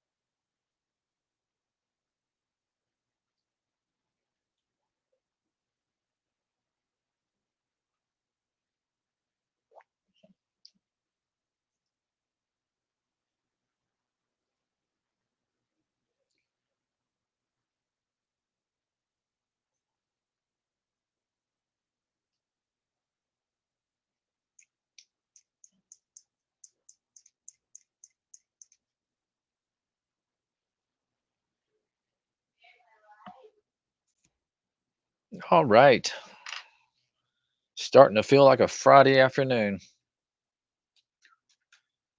But I have to say this Friday has been better than most.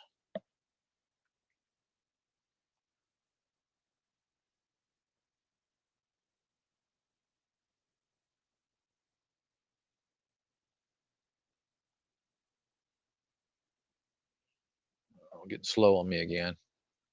Yeah, there's something to do with StreamYard because I haven't had, like I said, a problem all day.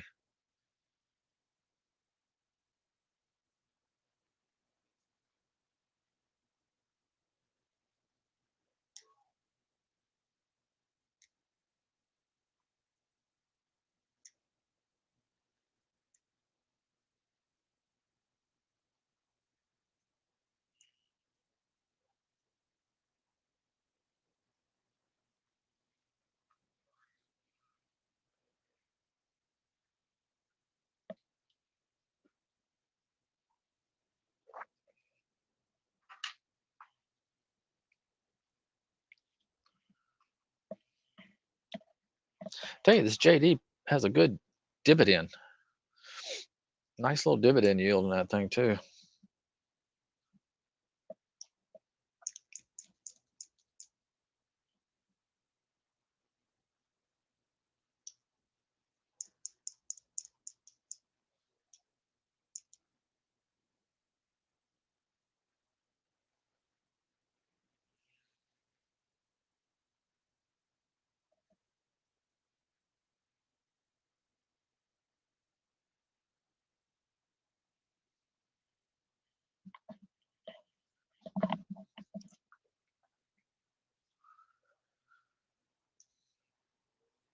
When China gets going, a lot of times, like I bought this towel at 72. I don't pay a whole lot of attention to the charts because I know if the whole sector gets going, if you keep an eye on FXI and uh, well, I got it in here somewhere, don't I? Thought I did.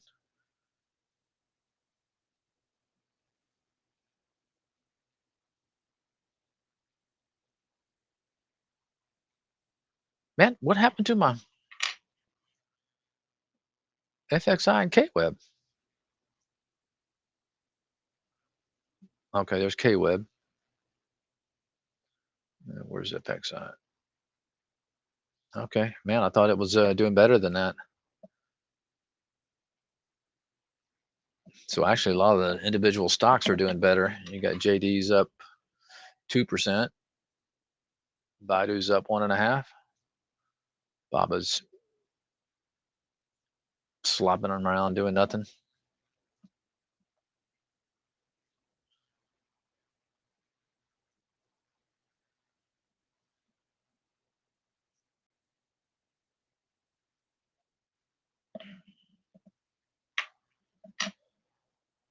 All right, you car, you ain't gonna do it, are you? Lame.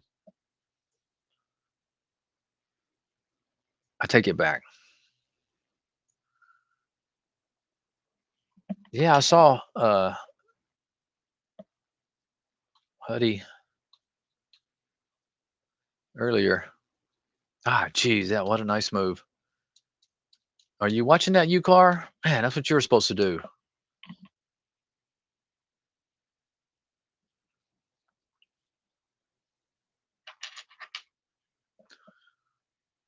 Dang, that was coming across the relative strength race right around. Saw it around like 420 something.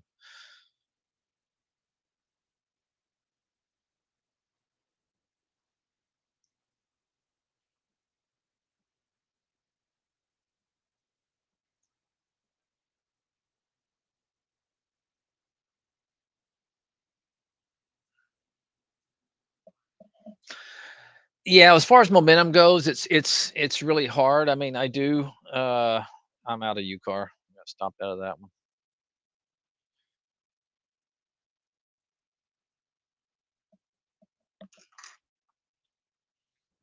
That was pretty lame.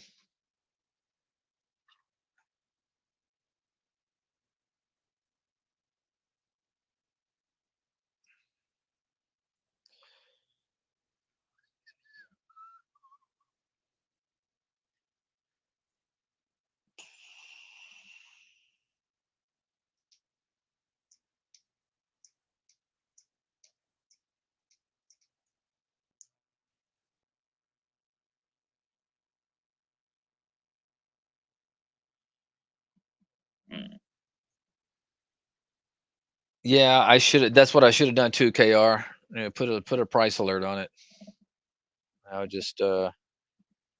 I got to thinking, oh, it's Friday. It's not gonna do anything. It's gonna do like this U car.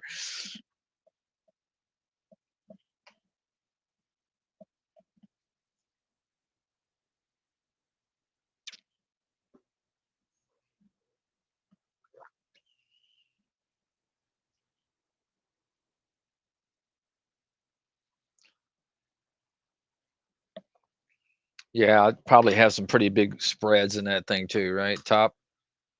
Oh yeah, that's ugly. Yeah, look. Yeah, I don't know if it's right, but look the bid. You got a $6 spread on that thing.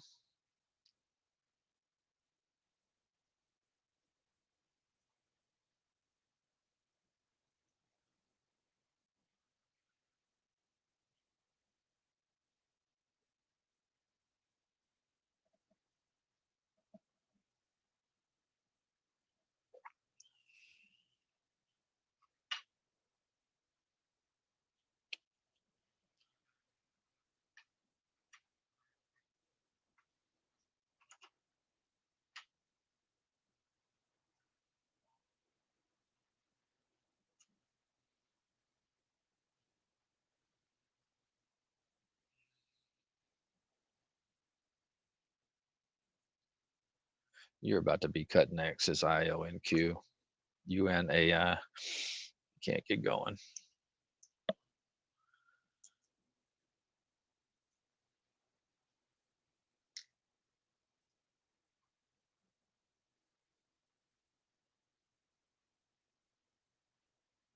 There, there goes my hoodie alert. I'm gonna set that a while back when it was trading over here.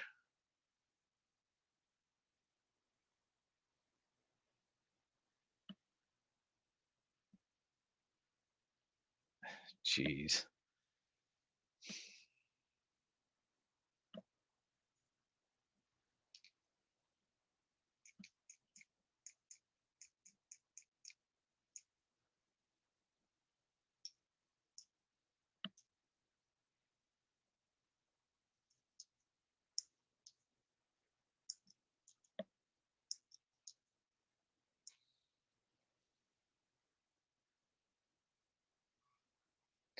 See, when I pulled it up, it was on that bar right there, and I looked, and I was like, ah, that's not really big volume. But you're right, KR. I should have stuck an alert in there.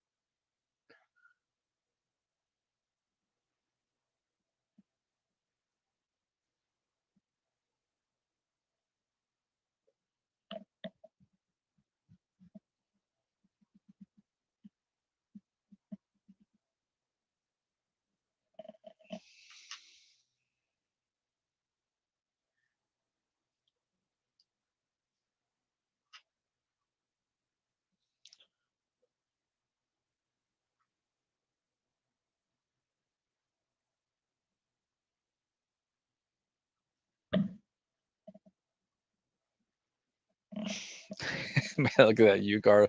Good out. Good Lord. This is why I don't play a lot of these things when I'm working, man. I just can't.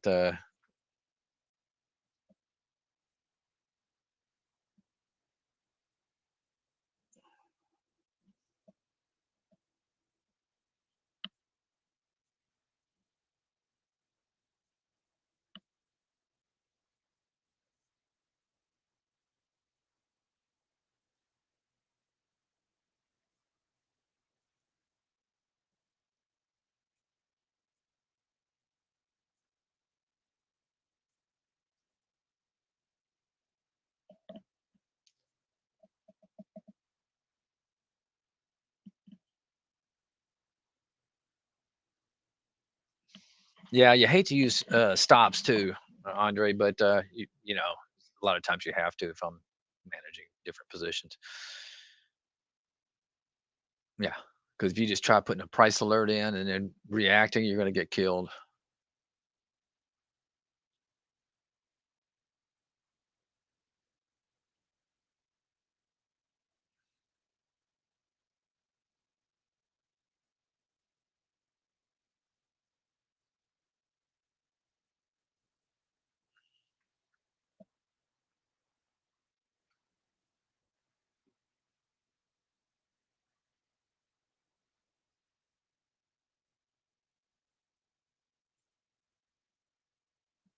Yeah, yeah, especially on a Friday afternoon.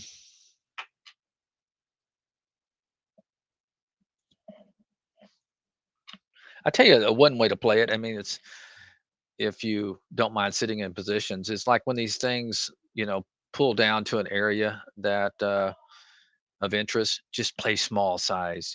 So Let's take for example this BBAI. When you see it pull back to a level and get overbought, a lot of times I'll just put in like a starter. I want a bar reversal, just a starter size. Even if it's 100.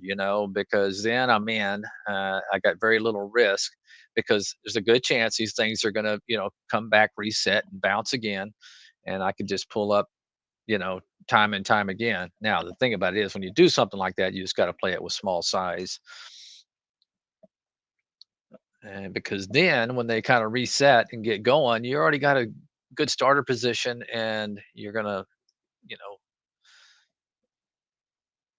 let me know you got to be obviously you got to be doing that in the right, right market where there's momentum. But I've seen these, a lot of these AI stocks come back and reset. Kind of what I'm doing with AI, but this thing won't do anything.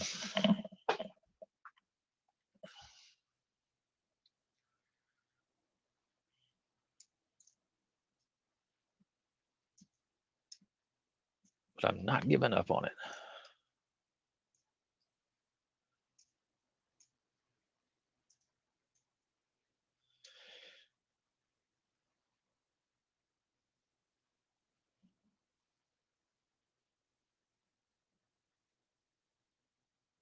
It's a nice move by Deo.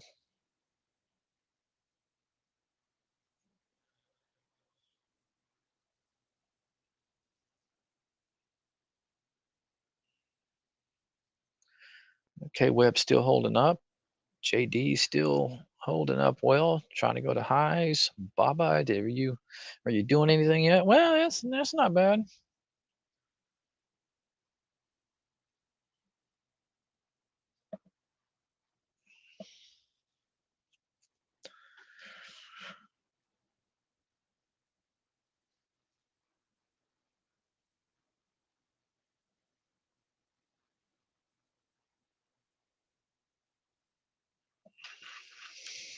Speaking of Deo, I just had alert go off. Must be an old one.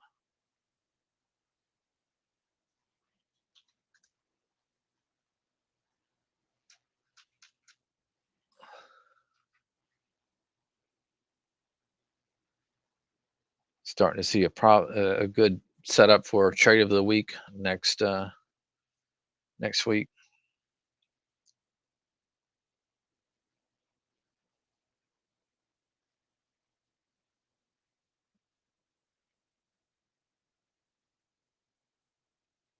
My boy JD.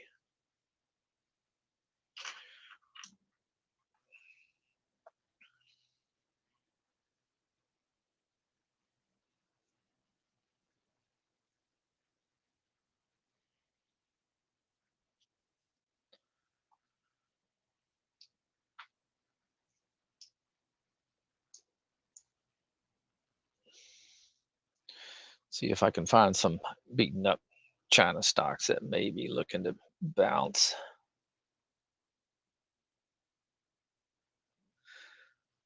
Hmm. DQ and JKS fought back nicely. Now, I know this is a Canadian, but they do a lot of the CSIQ. They do a lot of China business in the solar. It's a nice bottoming tail there. Wipe out everybody that had stops all through here. Just put alert right above that 200.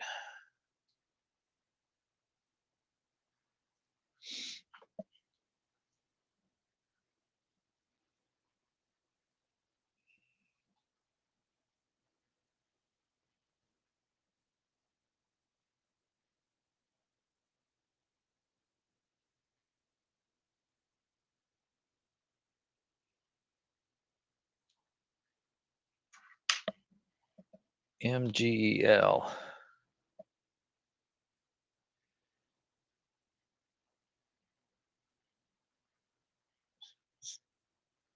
Is it MEGL or yeah? Is that the one you're talking about? Yeah. Uh, you know what? I'd like it. I would like it better if like the leader was holding up well, if top, but it concerns me that top is kind of broken through its fast line there and bleeding off. It does look good, but when I see the other ones kind of rolling over, I have a lot more less conviction. That doesn't mean it can't go, but it does look like it's setting up, but I wouldn't trust it, me personally.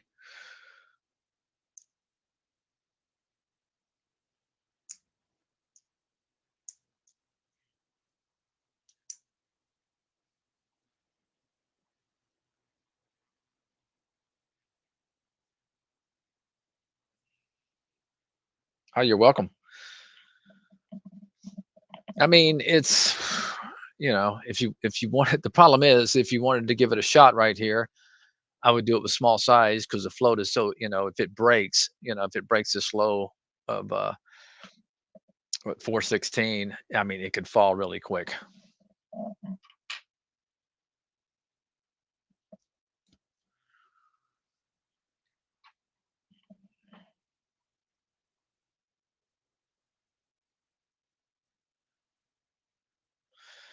Neil, you trading like you're going out of business, man. You can't even get a bounce with China and Tesla.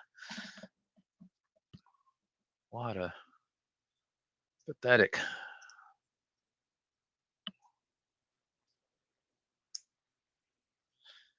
All right, hey, we're getting late in the afternoon, and you are gonna do something here. I'm gonna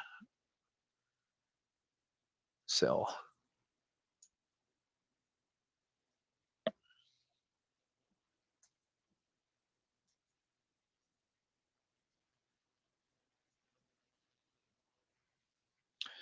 Baba looks like he wants to go to highs.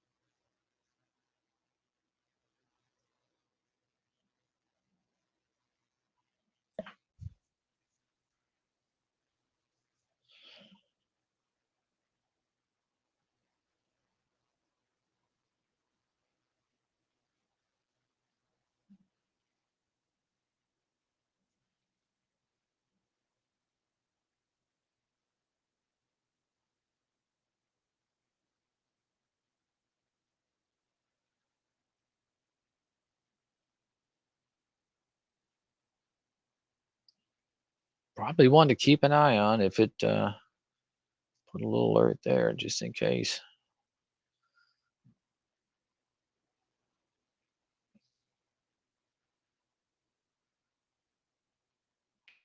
You can see back over here, it can get going as HOLI.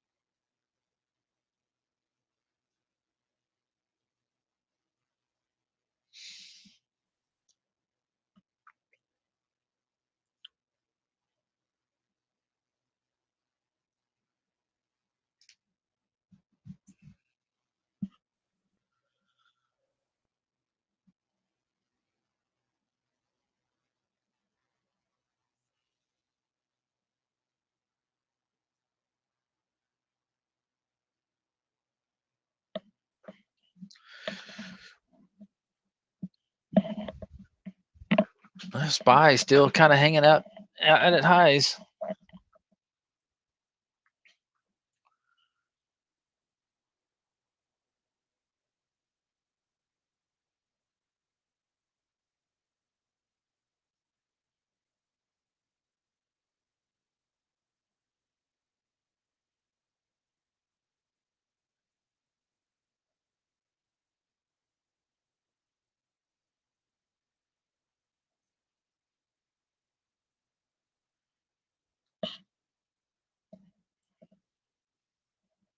Andy.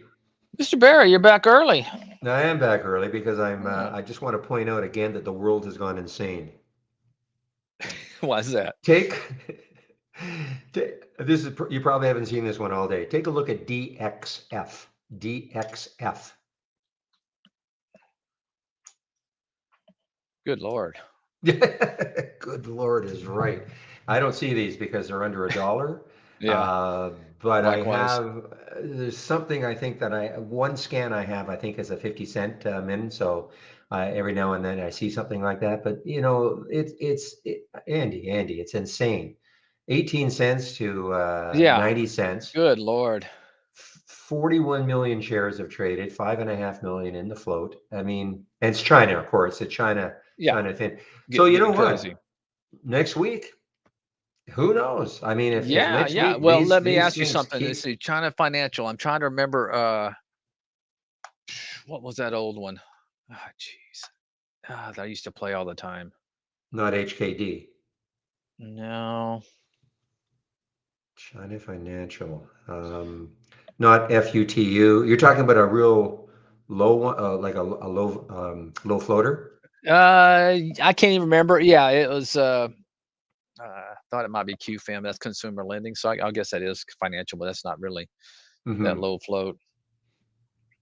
Uh, yeah, have to do our homework. Have Well, to do our homework. you have to do Well, our homework, don't we? Yeah, for sure. how come it's our homework? You're the China master. You should just be That's true. telling us. You're right. You're right. I have to do my homework. Yeah, in Slack, before the market opens, hey guys, take a look at these ones. But Yeah, I don't- I saw this DXF. I saw the symbol, and I wasn't sure, but I didn't click on it until just before I popped into the room to talk to you because yeah. I wasn't really too familiar with it. I thought, oh well, whatever. But 18 cents to 95 cents. That's Uh, crazy. it is crazy. It is absolutely crazy. Oh, well, Trying and to then there's get their Lycin, symbol. LICN. I don't know if you've seen that one. That was showing up on my 10-day daily breakout early on in the day. But again, Andy, look at these hopping tails. I know. LICN. I Which mean, one? you just can't trust. LICN. Yeah, I know. Yeah. You Well, it's just like I was, trying, what's the one I was just in? UCAR. You were trying UCAR. Yeah, yeah. I mean, I got out, thank God, but, yeah, you gotta be now you see why I don't really when I'm working, I don't try Yeah. to play these things too much. No, no kidding, no kidding. Actually, I was looking to see if you could short that at Interactive Brokers. There were 24,000 shares because I Mhm. was watching when you were talking about it, and then you're saying, "Oh, I think I'm going to get out," and then it broke down through the View app at Yep, 754, yep, and that's where I got yeah, out when it broke to 750. I got, okay. yep. Anyway, yeah, what a Friday! What a Yeah, Friday! yeah, yeah. I got some, And at least I got I'm my actually back in my COUR.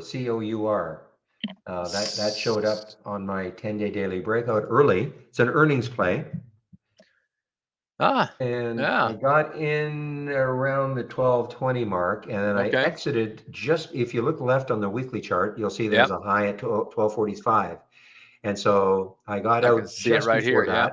And Yep. then I got back in though, because now if you look at the weekly chart, Mhm. I think 1317 is the next high. So, and it's an earnings play, you know. Ooh, but you know what I didn't see? Yeah, the 200-day moving average says 1266. Okay. Ah, okay. That could stall it, but I'm in it again, so we'll see. We'll see. Yep, I see it looming right up there, a little piece of it, Yeah, yeah. yeah, yeah. A piece of it, Yeah, exactly. there I'm we go. looking at my daily chart. I'm like, what the heck is that? Is that? Can I get that off my screen? A little speck of dirt or something. little speck of. Oh, Oh man. man.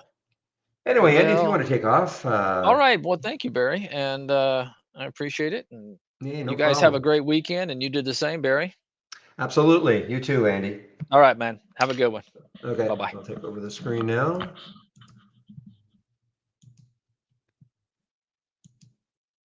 Get the music going.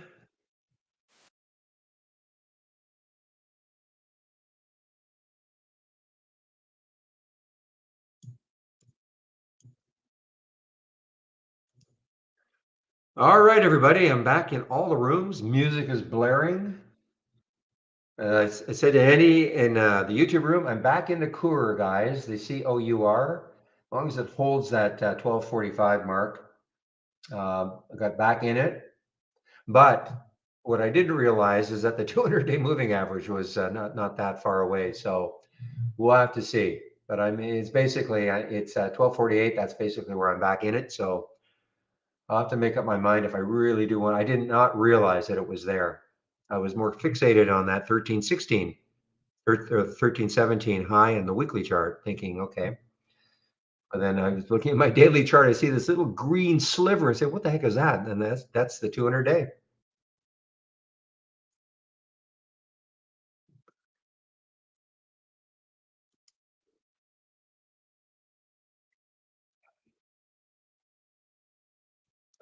Now, not that I'm really thinking that technical analysis on something like a top, but it got down to almost back down to the VWAP 111.69. You can kind of see right there. Got down to 117 or so. So it almost got back to the VWAP and then it bounced off it. So there's that. How do you edit the race duration? Let me duplicate this race. So I'm going to duplicate the race because I want to keep this thing, I want to keep it running. So, but for you, if you don't mind about not keeping it running, just click on the square, okay? And then this will turn red, and then right click and show the race setup. And here's where, I'm sorry, here's your minutes to run right there, and you can adjust it right there. Okay? And don't forget to save.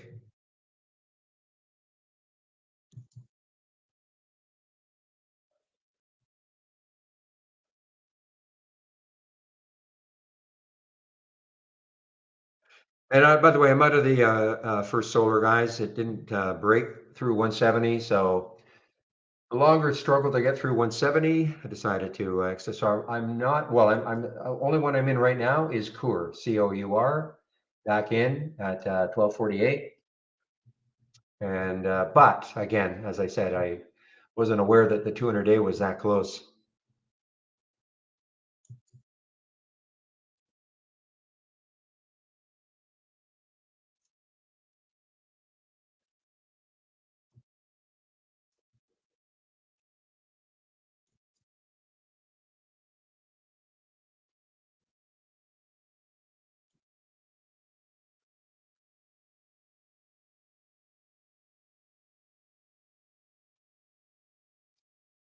I see that Skechers, which is an earnings play today, Skechers is not a bad day. It is holding the VWAP, 52.57. So it's kind of just a little bit above the VWAP is Skechers, but it's really not done too much ever since the initial pop. That is SKX.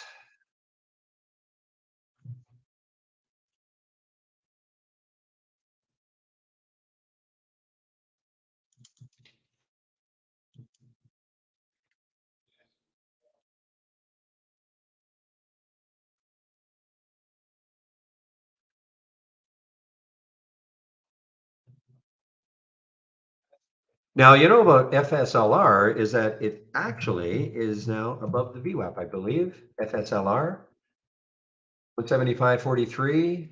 Come on.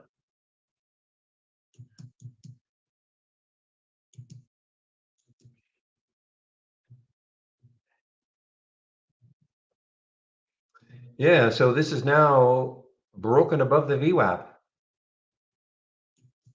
Okay, I'm out of the Cour, guys. I should never have taken it. I didn't realize. So I'm out of the Cour, basically flat. Couple penny loss on that one. So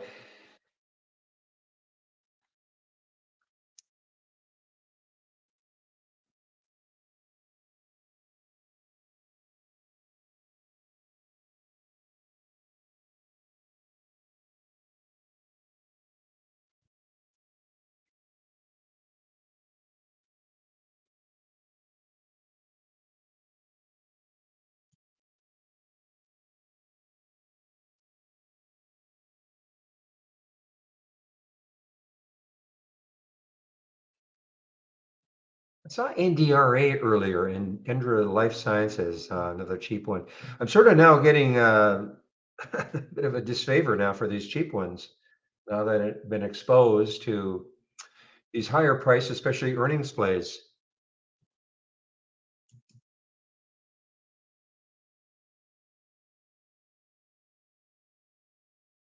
Oh, we were talking about the DXY.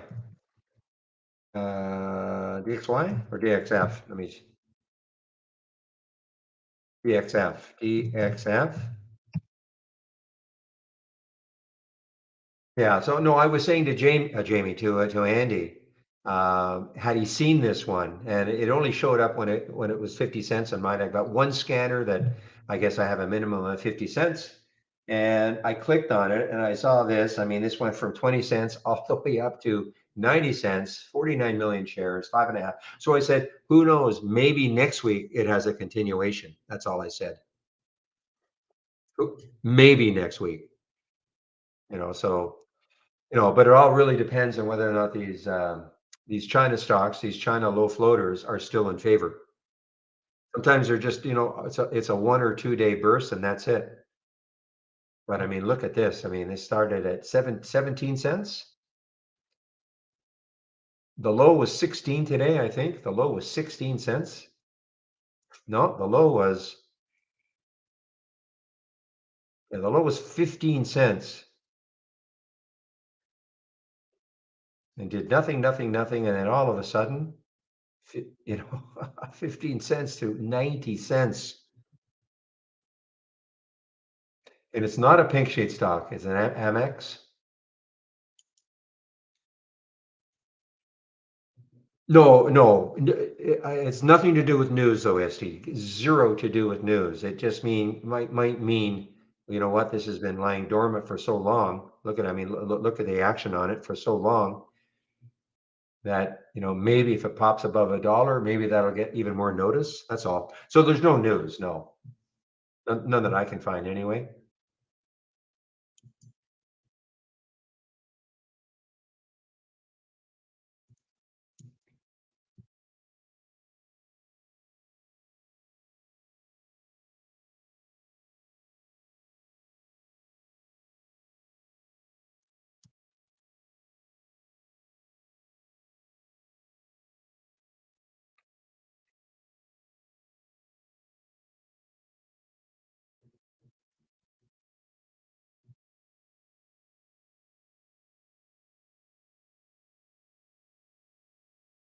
All right, guys. Well, that top, well, you know what? I mean, it held the VWAP, basically held the VWAP and bounced off it in a big way.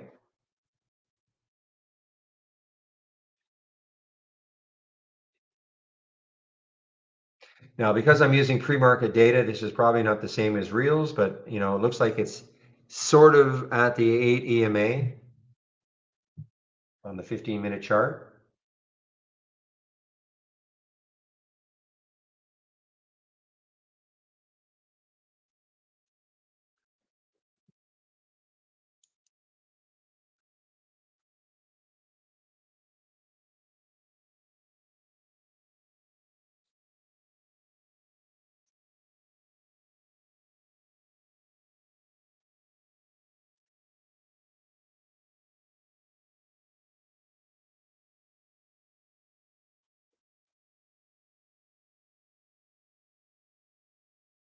All right, guys. Well, finally, things have really settled down. Thank goodness. I mean, things were just going crazy for hard to keep track of all these movers.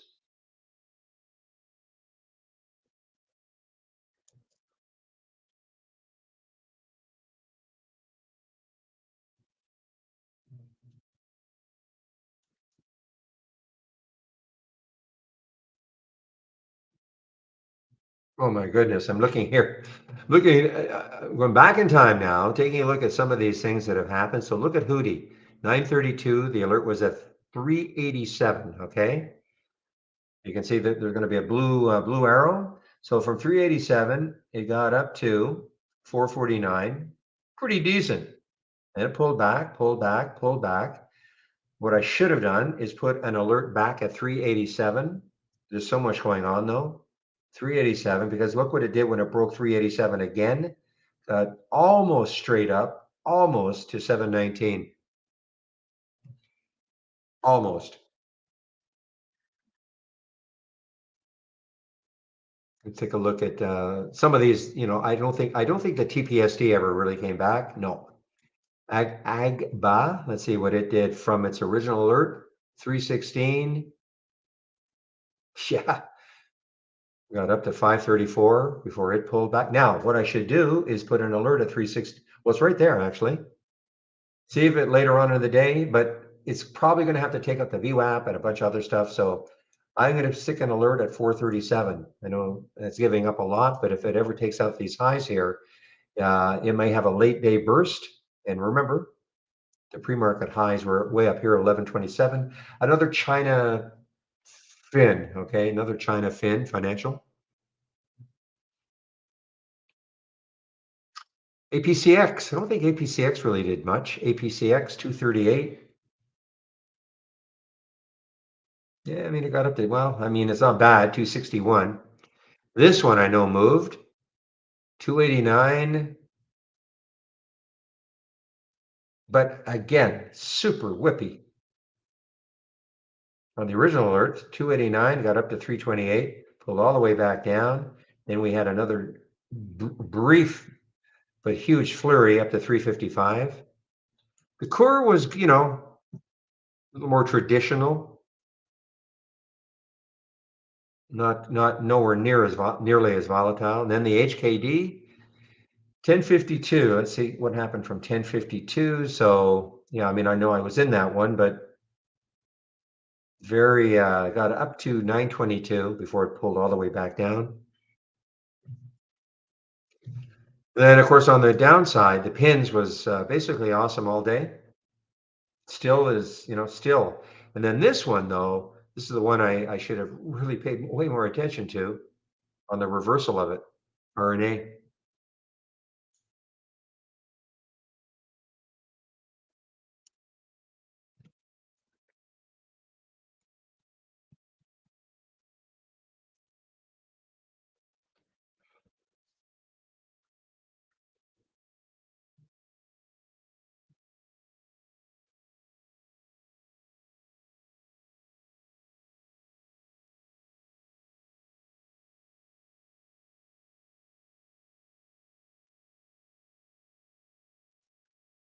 Yeah, Nuva looked interesting until I saw this 200-day moving average right above it. So that's not interesting anymore to me and UVA.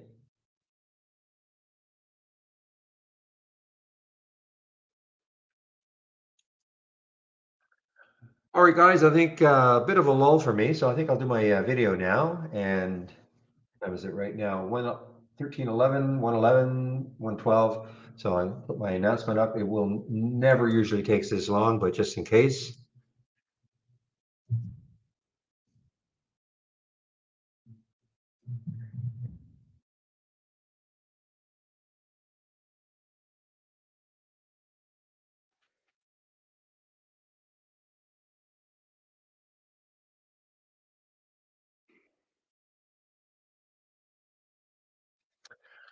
All right, put myself on mute.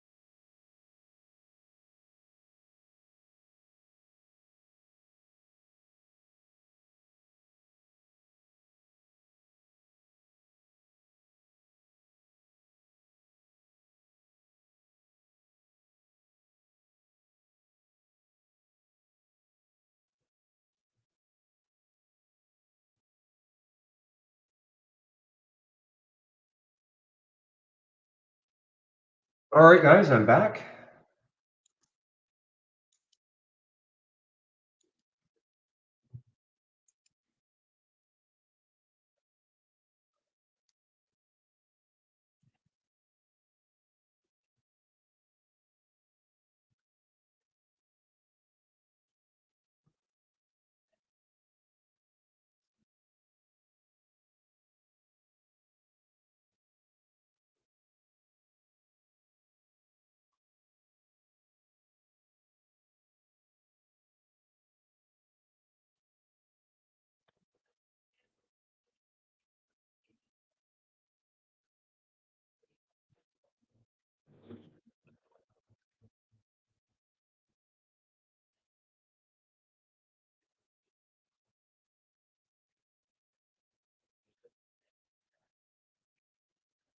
Okay, give me wow, look at that atom. Yeah, you're right, Poe. I have not Adam. Adam actually showed up on the 10-day daily breakout at 7:42. The time was at right when I was on my break, 12:03. And that, right there, you can see that blue arrow. That's the on the 15-minute chart. That is where the alert happened. If you had a 5-minute chart out, you see the blue arrow on the 5-minute candle.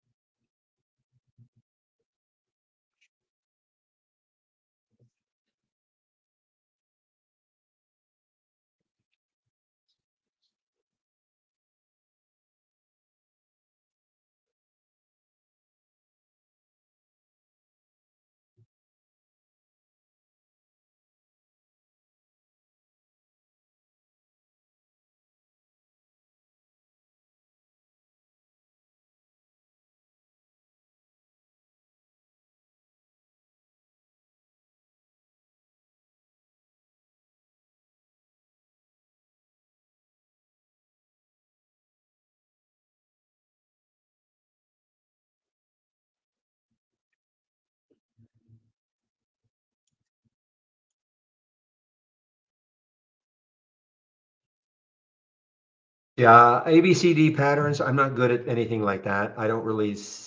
I mean, it's possible, but I'm not a big pattern guy. So, but let's take a look at OIS without naming it an ABCD.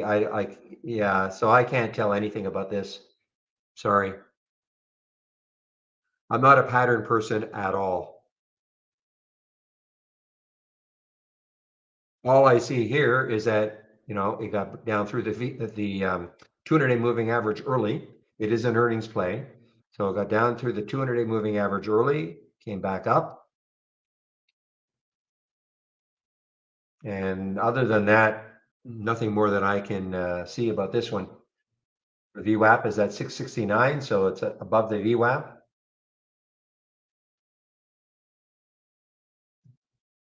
Somebody else, maybe who's more into pattern recognition like that, they might have not a different take. I have no take. Okay.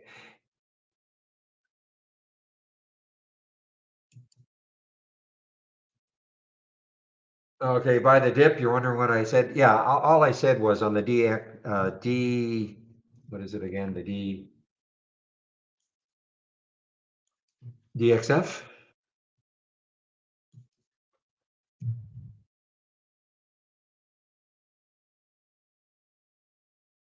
Yeah, all I said was, no, there's no news. It's just that you never know. Next week, it maybe has continuation. If some of the, if those other China fin stocks or China low floaters, if they're still alive, that's all. So I'm not expecting any news. It's just that anything that goes from 15 cents to 90 cents, who knows? Maybe it gets active again next week. Backtesting is not available on the standard version. No, you have 10 freebies just to try it out. But if you want to be, I'm talking to somebody in our YouTube room. But if you want to back test a lot, then you have to have our premium service.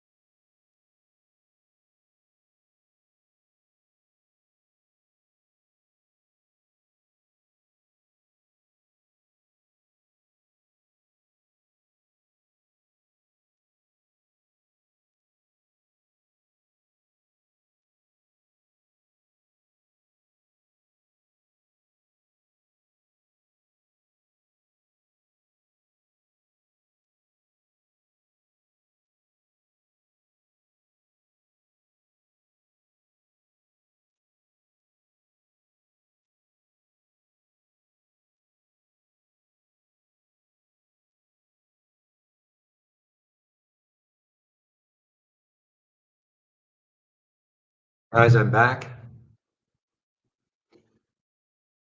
So yeah, please, guys. I mean, instead of asking a question of why doesn't something appear, please just click on your alert window to check your filters. Okay. Sometimes there's a price range. Sometimes it's a minimum volume. There could be a lot of different reasons. Usually, it's a filter. So before you should learn how to do this stuff on your own. Man, sorry.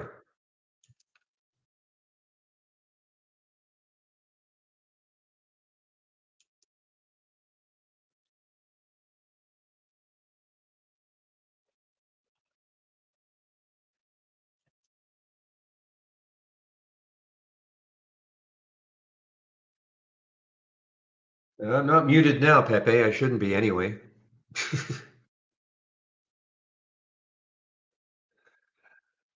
I was muted for a bit because I was trying to answer and help our support people out, and I didn't want to say the bad word.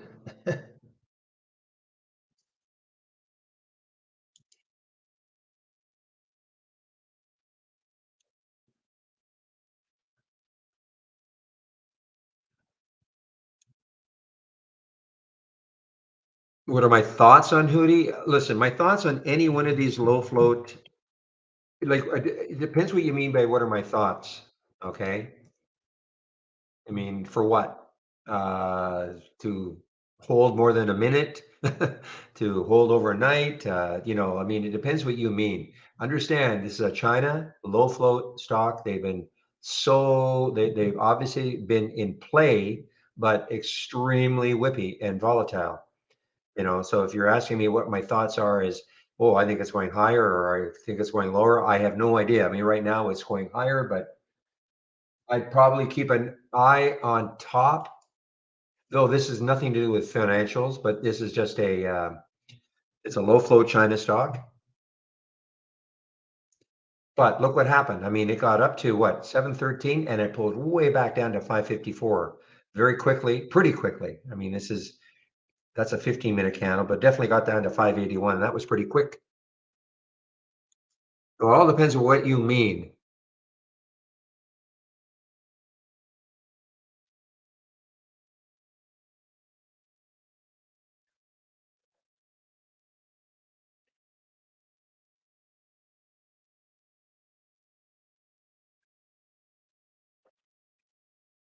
I could have said the same thing about HKD, but look at HKD doing nothing now.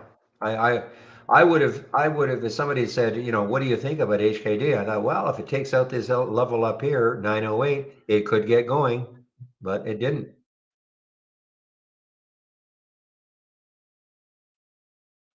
So I mean, it's very hard to know with these low float China stocks, when is the end? When is the beginning?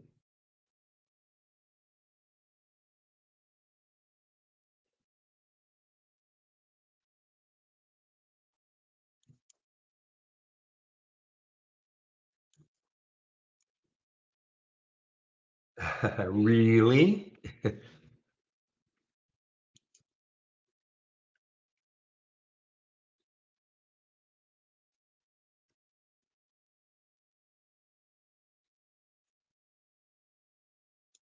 I mean, look, I mean, it's just racing higher here. I think what did it get to here?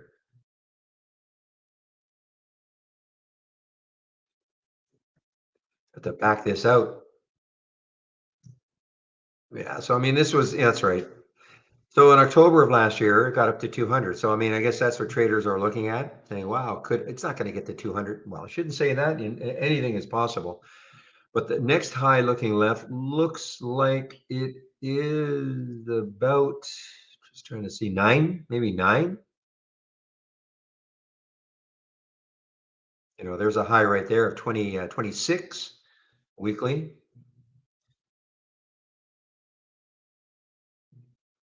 But you can't predict that this is going to happen. Okay. The volume, certainly the volume is excellent. It's coming in.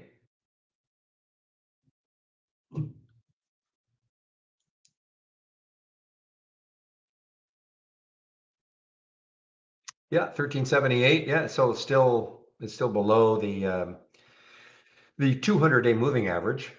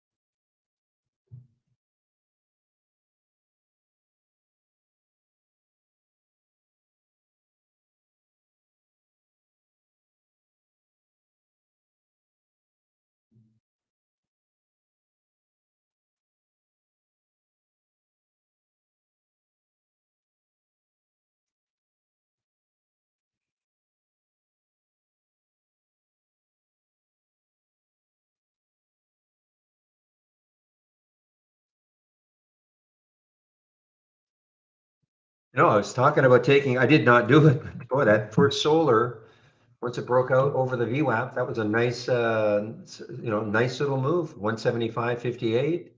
There's a couple of dollars there, and who knows? I mean, it could keep going. I'm not in it though.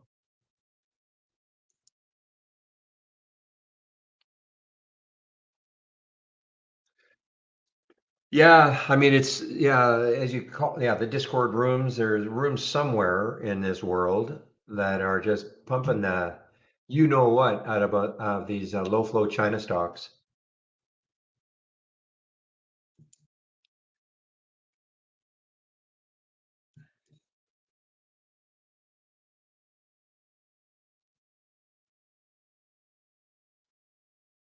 You'll have TRNR. I saw it, but I don't know if I have it as an IPO.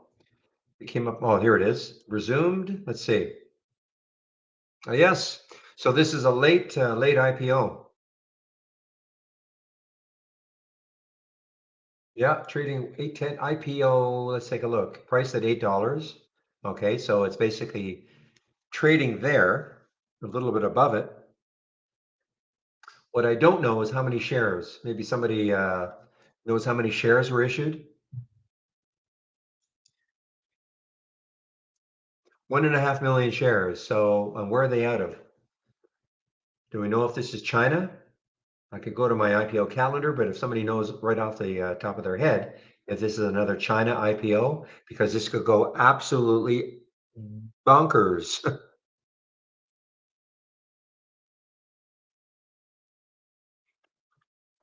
So I mean, only 1.5 million shares at eight, so it's just a little bit above the IPO price. I'm sorry, it is not. It has been halted on the way down. So this is not, what should have happened if this was a one of these crazy IPOs of the first day. This should be way above the IPO price of eight right now. But I'll check the calendar and I'll check to see, first of all, if it's there. It's late though. It's very late, to have an IPO. Usually the IPOs are, I would say, between 10 and 11. I would say typically. So it's pretty late at 1:30 to have an IPO launch.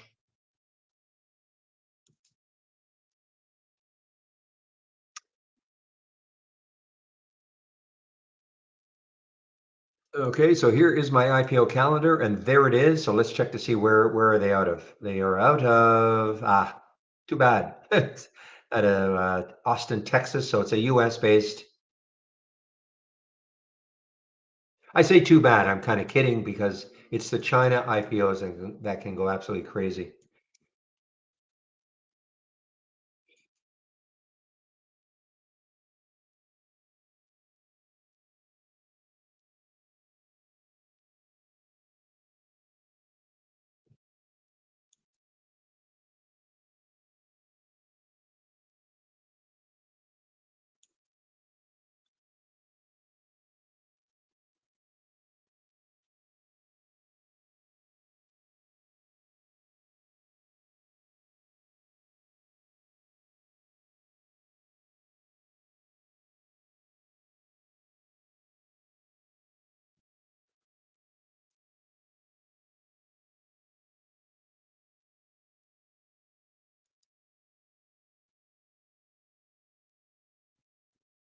And there's Hootie. No, I hope.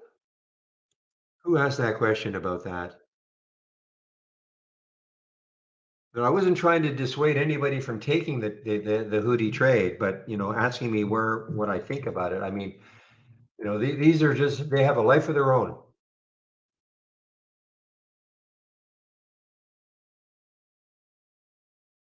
And sometimes they keep moving higher, and then all of a sudden they'll just stop, and you can drop $5 just like that. So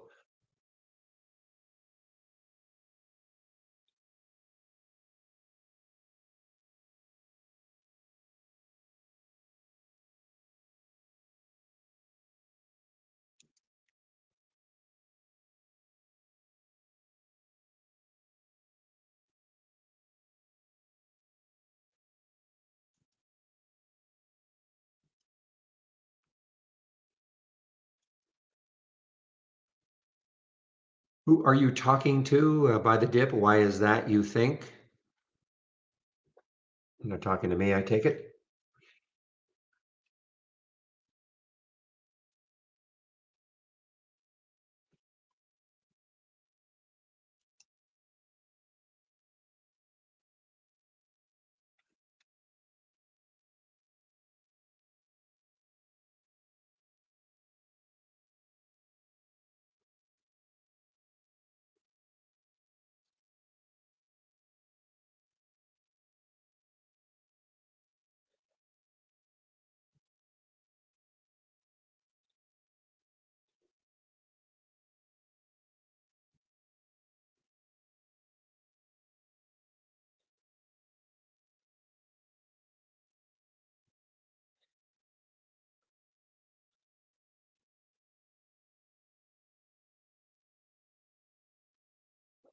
Oh, just based on past experience. That's all. Why the China IPOs can go nuts, just based on past experience. And the fact that had that been a China IPO, my guess is that it would have gone crazy today, just because of what's happened with the China stocks in general, the low float China stocks in general. So my guess but it wasn't. It's not a China IPO.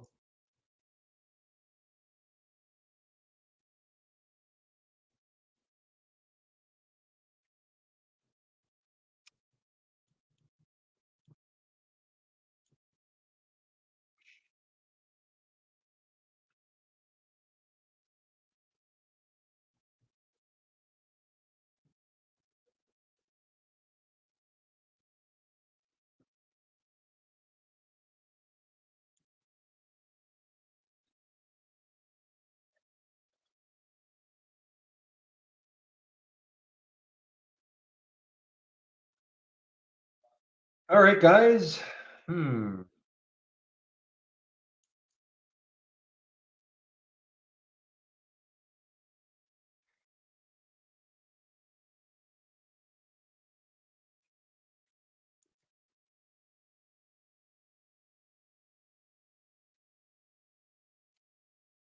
That I can help you with. So, I mean, this is what I use by the dip. This is what I use. Probably a good time maybe to go over how I use this, I'll start to, now that we're starting to get more and more into IPO season, I guess. Anyway, this is what I use. Put the link in.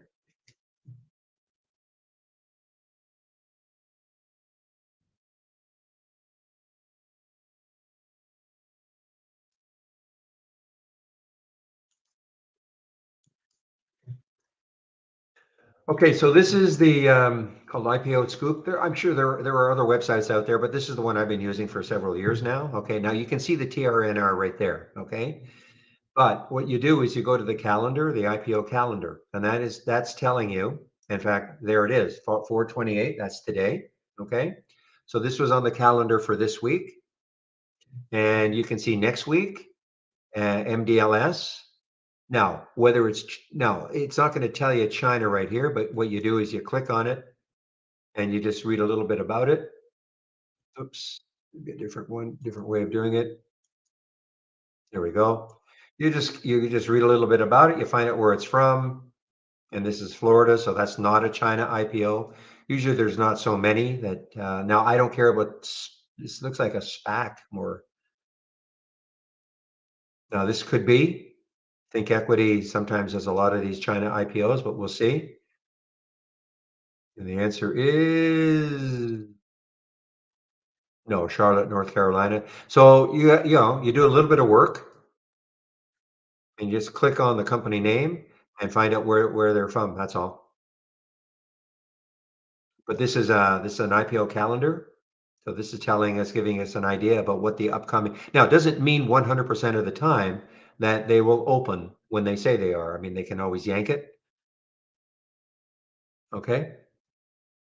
And this is how when we get really into it. So no, it doesn't have to be a China IPO for me to play it. I mean, but it's just that the China IPOs typically can go crazy. Okay, but the other ones are, can do something. See, look, I mean, this is the structure. I mean, 1.6 million. So this is what I do. Let's take a look at SGE. And this is what I do. So I'll put SGE in here. Okay, not trading, of course. So now what I do, and this is something you can do on the weekend, because this list eventually will get a lot bigger. Well, it used to anyway. Because there used to be a lot of IPOs every week. So here's SGE. So what I do is, okay, put a price alert, create, right click, price alert, and put a price alert at $1 because it should obviously open when it does over $1. But then this is also for me key. This is the only time I put notes. I want to know what the structure is.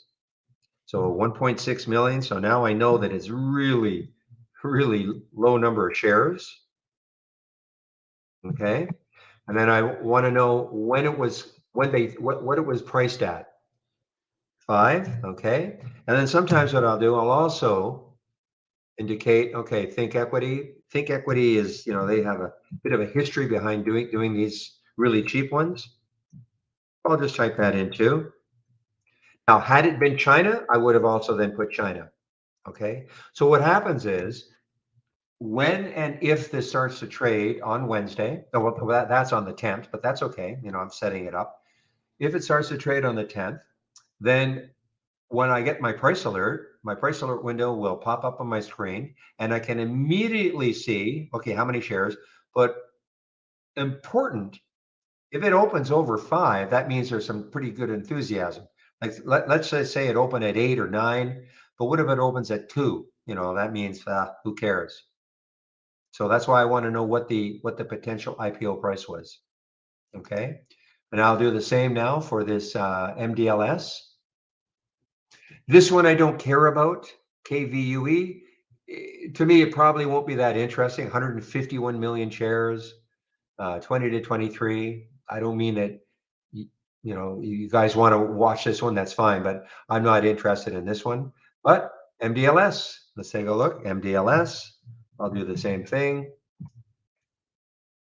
Right click, create a price alert, $1. and then I'll put the structure in, 2.5, between 5 and 6.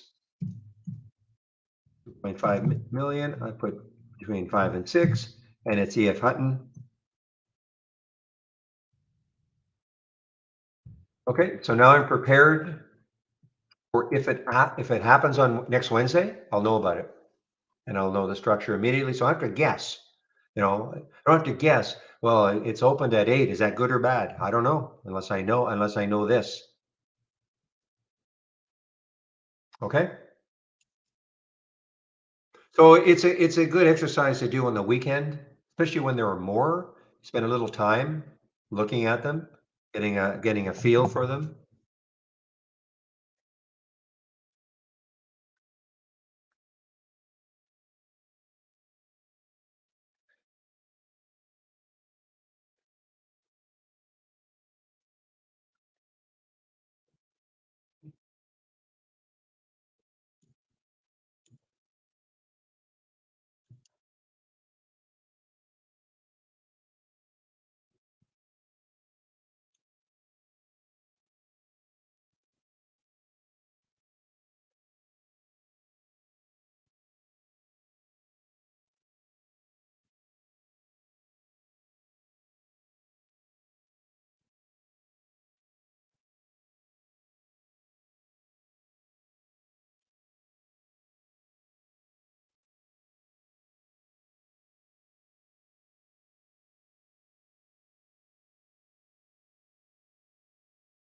All right, guys.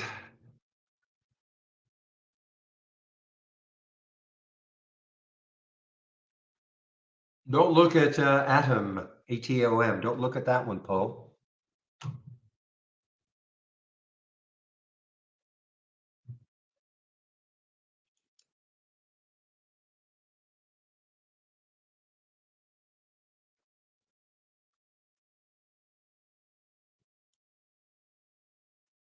Okay, now down goes top. So you're saying,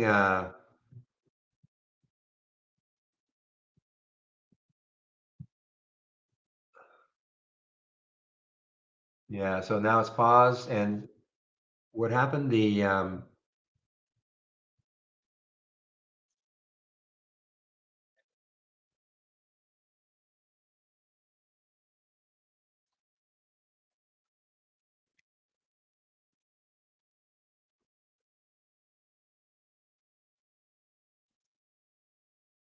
Ah, 6K. Thank you.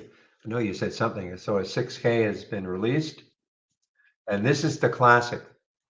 This is your classic answer, and wink, wink. Do they not know? Maybe they. I don't want to. I shouldn't say anything about the company, but yeah, that is the typical answer. Limited says they're aware of recent stock movement, but cautions its investors to rely solely on press releases.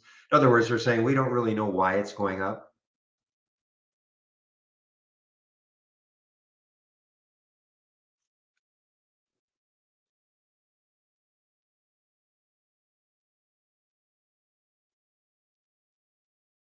Usually they don't say this though. Usually they just say they are unaware of any reason why it's going up.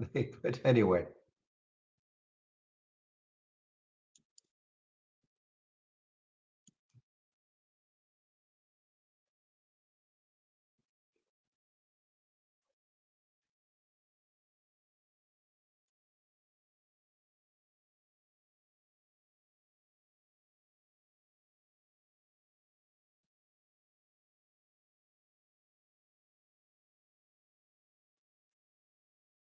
Alex, don't make me go into YouTube and get you sitting in a corner somewhere.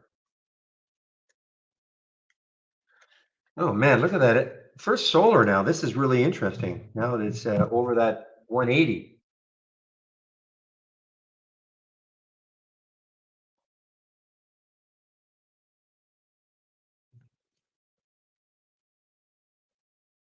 But I think I'm kind of done, guys, unless something, what time is it now? 2 o'clock. I am kind of done.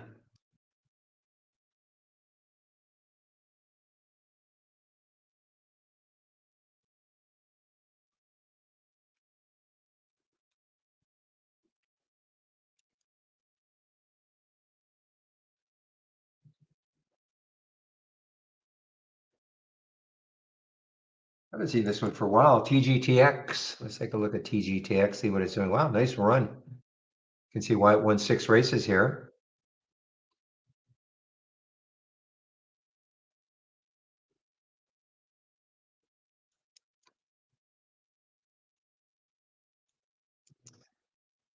Gains after reimbursement win for multiple sclerosis therapy. Notices that the U.S. Centers issued a permanent J code for its new. Okay. Hmm. And that was yesterday. That was on the 27th. So that helped it yesterday. Little daily candle there, and basically continuation.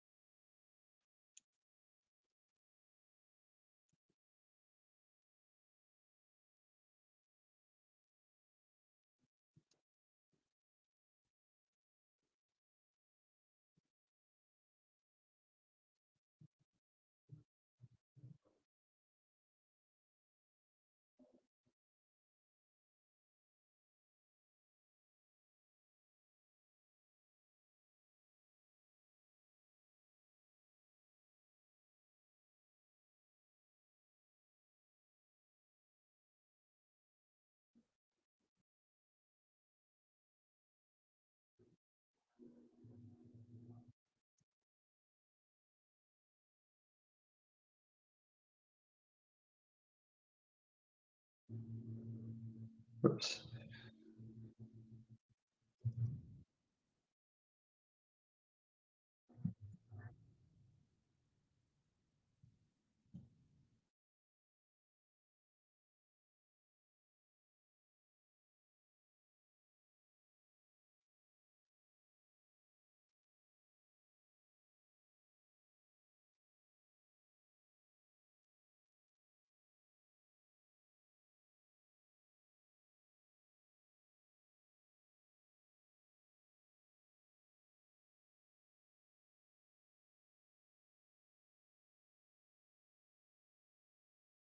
Give me a moment, guys.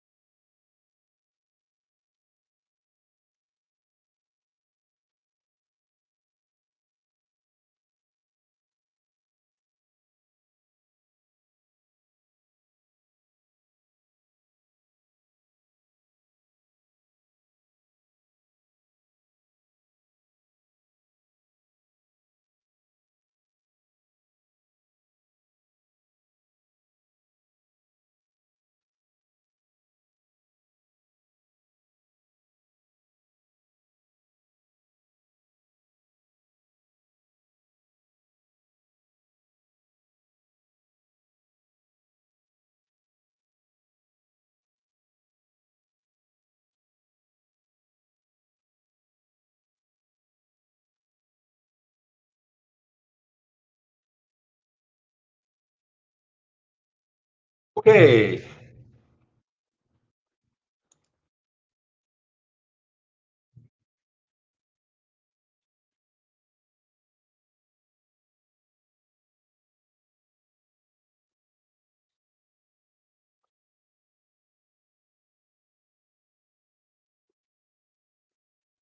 All right, guys.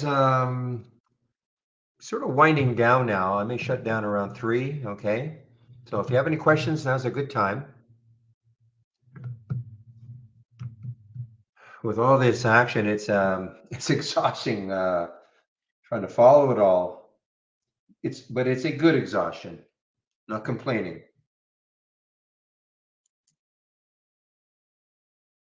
Rather it be like that than basically sitting on hands all day. Is Monday a holiday? Not that I'm aware of. No. Well, why would it be a holiday?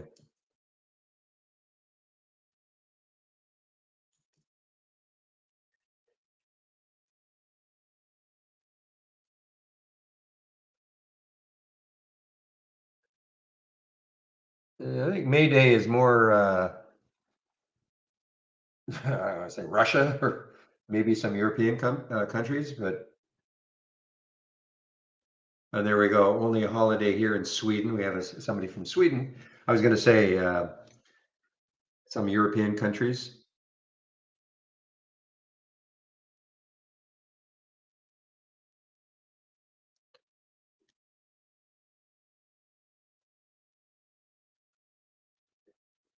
The next holiday, market holiday, I'm not even sure when that is. Do a quick look.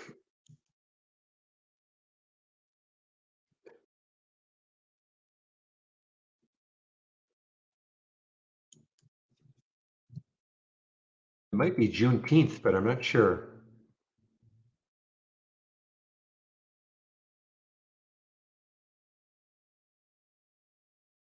And the answer is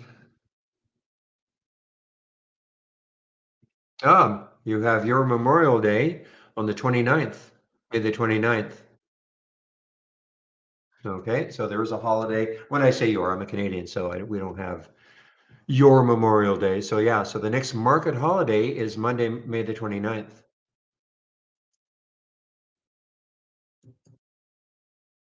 Yeah, thanks, guys.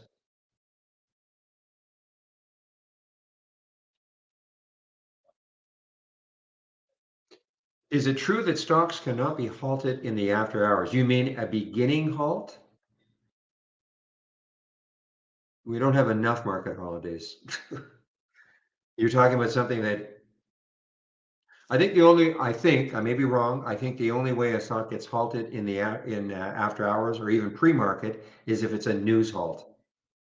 Yeah, there you go. Larry is saying the same thing, but not there are no volatility halts, which makes no sense to me whatsoever. That's why Tops was not halted after hours. So stock can go from 20 to 250 without any halt after hours, but if it goes from 20 to 22 in normal market hours, it can get halted. Uh, and I don't care what reason they give, it doesn't make sense.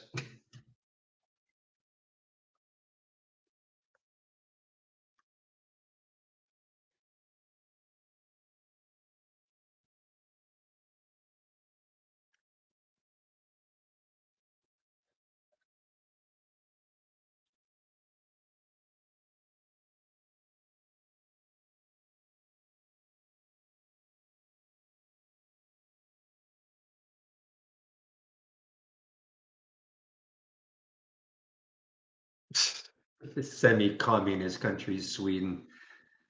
Well, you may as well lump Canada in as a semi-communist country then if you're going to call Sweden. I love you, Americans.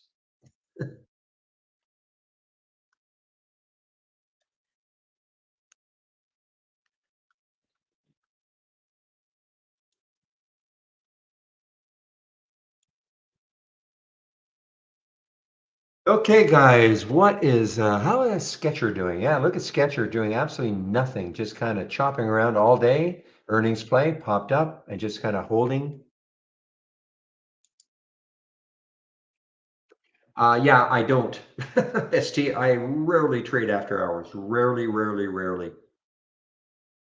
Okay, so I have no tips to offer. The only time I would trade after hours, it's possible had I seen tops yesterday. It's possible, not tops. I keep, I see I made the mistake. You know, it closed, where are you here? So it's possible had I seen this because it closed near the high. Okay, that's 345. And then it started to run. So there would have been a part of me that says, okay, maybe take a little bit. But I really don't trade after hours. I mean, if I'm in a trade already, maybe I'll trade out of it after hours, but I rarely initiate a trade after hours. But again, the only way I would is if something was really, really active during the day, huge relative volume, and it had room looking left, of course, and it started to move a little bit, there's a possibility I would take it. But I'll be honest, when I shut down, when I leave you guys, I'm usually that's it for me. You resemble that remark? Well, you know, without getting political here, but I just have to laugh when we compare our healthcare systems and people say, yeah, but they got a communist healthcare system up in Canada. Anyway, yeah, and I don't really trade in the pre-market that often either. But and the other thing about the post-market is that in the pre-market, there's really not that much of a divide anymore between the so-called pre-market and then normal market hours. But I would say certainly after hours, unless it's a. But I'll never take an earnings trade after hours. You can see what can happen. Look at Amazon yesterday. You may have thought, look at Amazon, and this can happen a lot.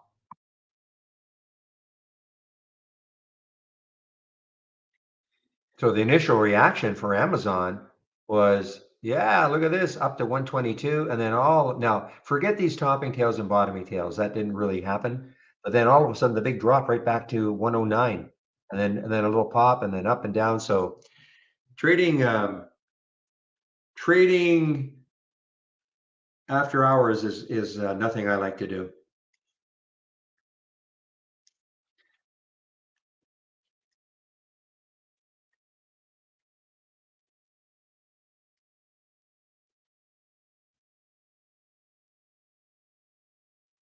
It wasn't an approved country.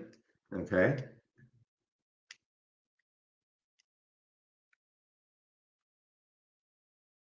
Yeah, look at pins. Exactly. Earn another earnings play.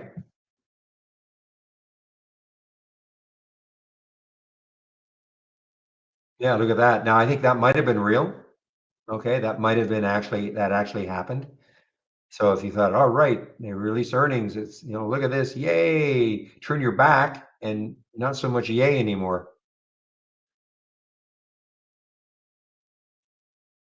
So, but I'll be honest. I mean, I've had enough of looking at screens for 7 hours to concentrate another hour in the after hours.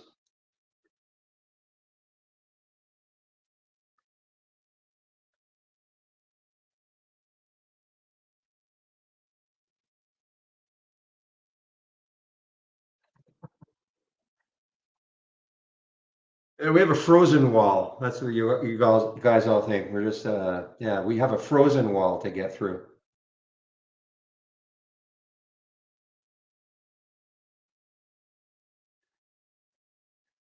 But we don't have to build an artificial one, except in the summer.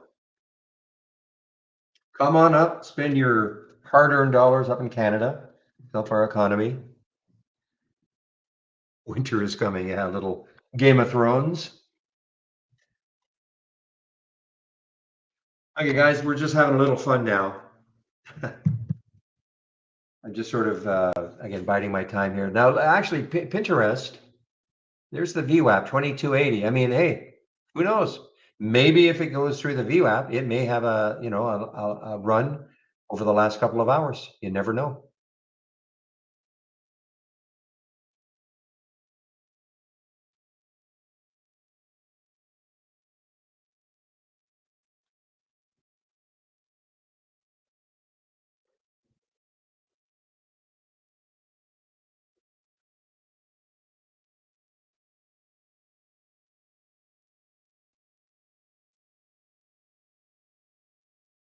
Oh, that's funny, Simon, because every now and then I do have to remind people this is not the radio. There will be some dead air time sometimes, so.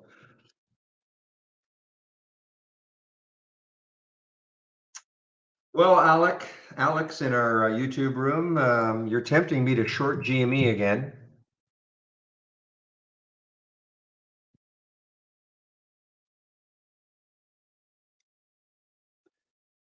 Just hanging around that VWAP, 1939.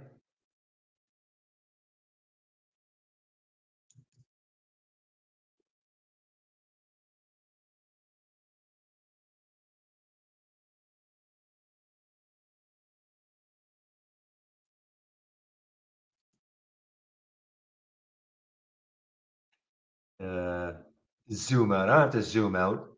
GME looks terrible to me. I mean, it's had a nice, yeah, okay, it's had a little base here, but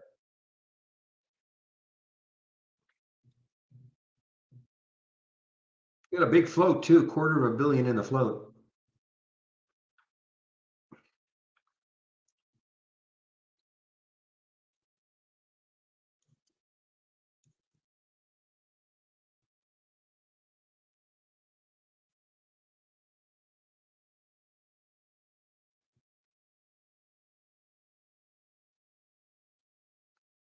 Well, I may be wrong, but stocks like an FSLR, sort of these name stocks, people, a lot of people know FSLR trading a lot. Breaking through the VWAP, I think some of these types of stocks probably obey the maybe more obey. I don't want to call it a rule, but a break of the VWAP to get it going, rather than these, really super low float crazy ones.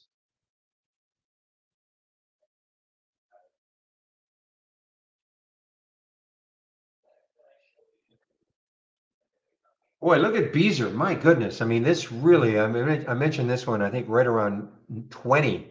And this, yeah, right around here. Look at this Beezer. BZ, BZH.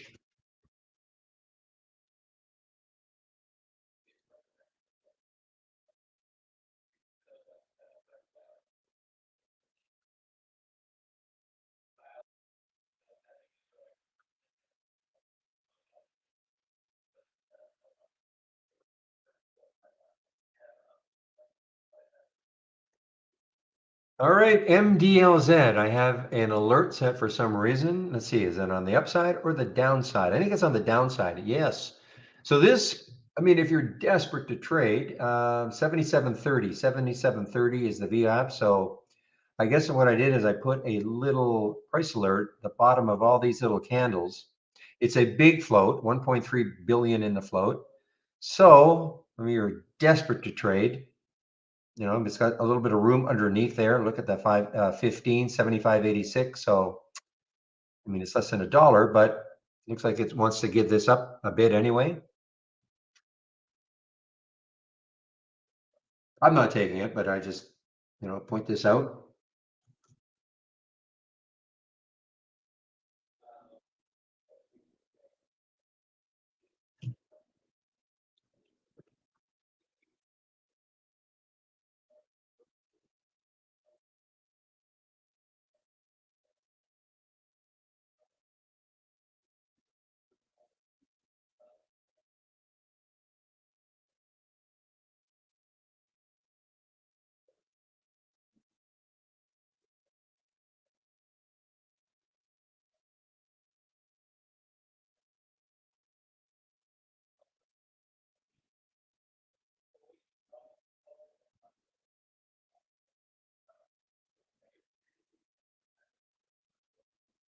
MoneyGram, MGI, what are they doing? MGI, wow, interesting. Look at the power of that 200-day moving average. So that green line you see on my daily chart, look at the topping tail right there, right into it. I think it's almost right to the penny. 200-day moving average is 10.59. And what did it get up to? 10.58. The power of the 200-day moving average. Stopped it right in its tracks. What a week this has had. I mean, look at this bottoming tail down to 965 and the topping tail up to 1057. Real uncertainty on this one on that weekly chart for MGI.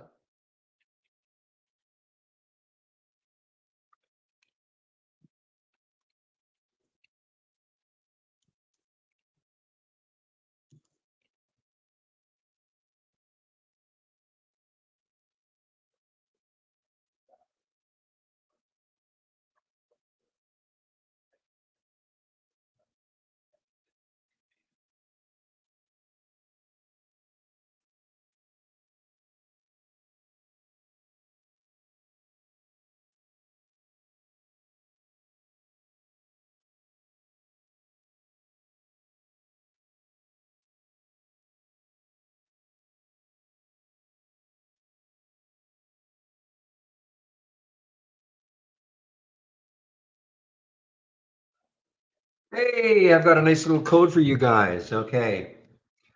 We need to get to, I got a Cinco de Mayo code. Give me a moment here.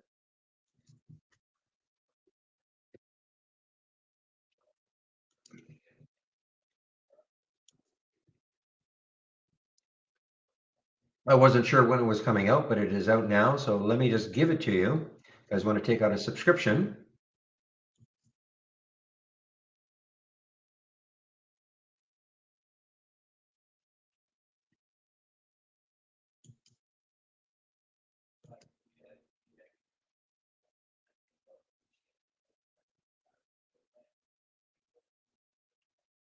Give me a moment, guys.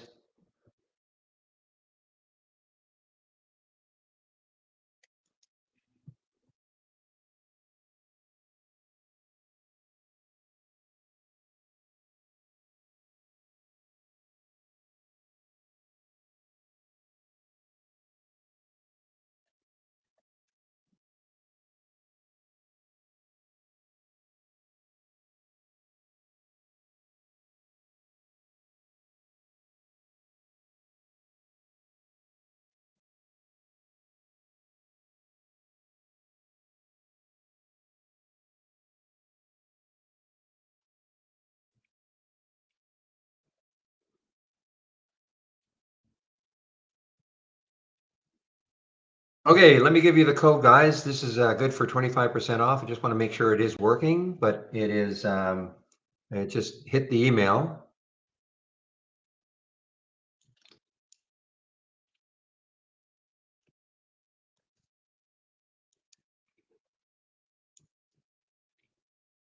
So don't use this code, but I'm going to make sure it is working. Don't use my code. Use the other one I'm going to give to you if you want to take out a subscription.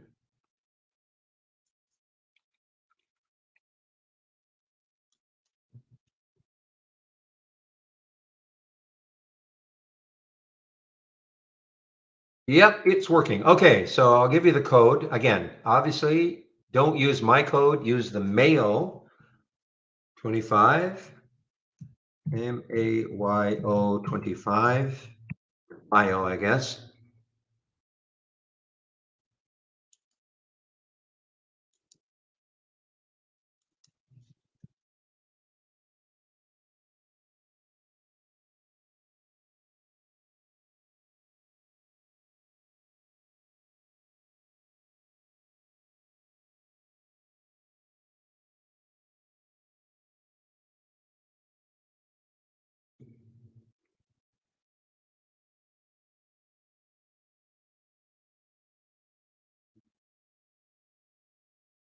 Okay, so that's Mayo, MAYO 25. You'll get 25% off. So when you click on my homepage link, use that code. Don't use Barry 15, unless you only want 15% off.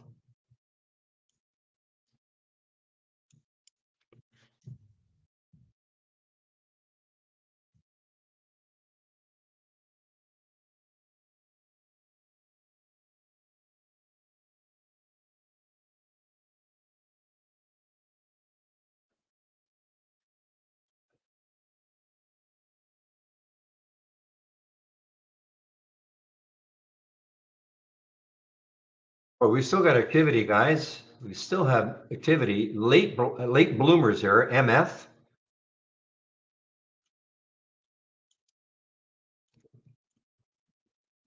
Yeah, I know. That's why I have to say Mayo, not Mayo.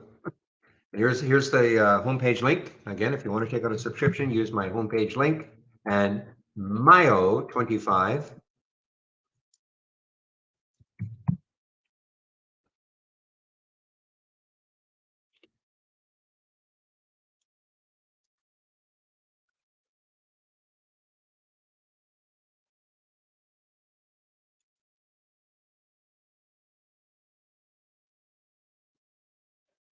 So here's a late bloomer, MF, 224, 127. What did it do from that alert? Got up to what? 133. So nothing earth shattering. Another low float. And guess what?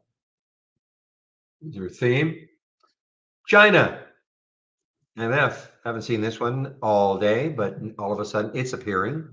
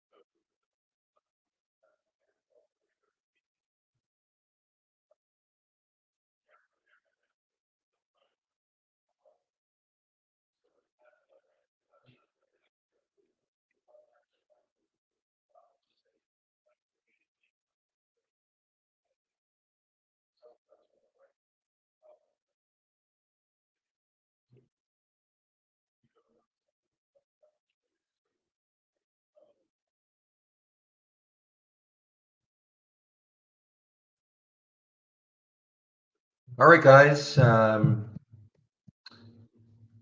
might put myself on mute in about 10 minutes. I think I will shut the room down, unless something really extraordinary starts happening, but I'll probably shut the room down at 3.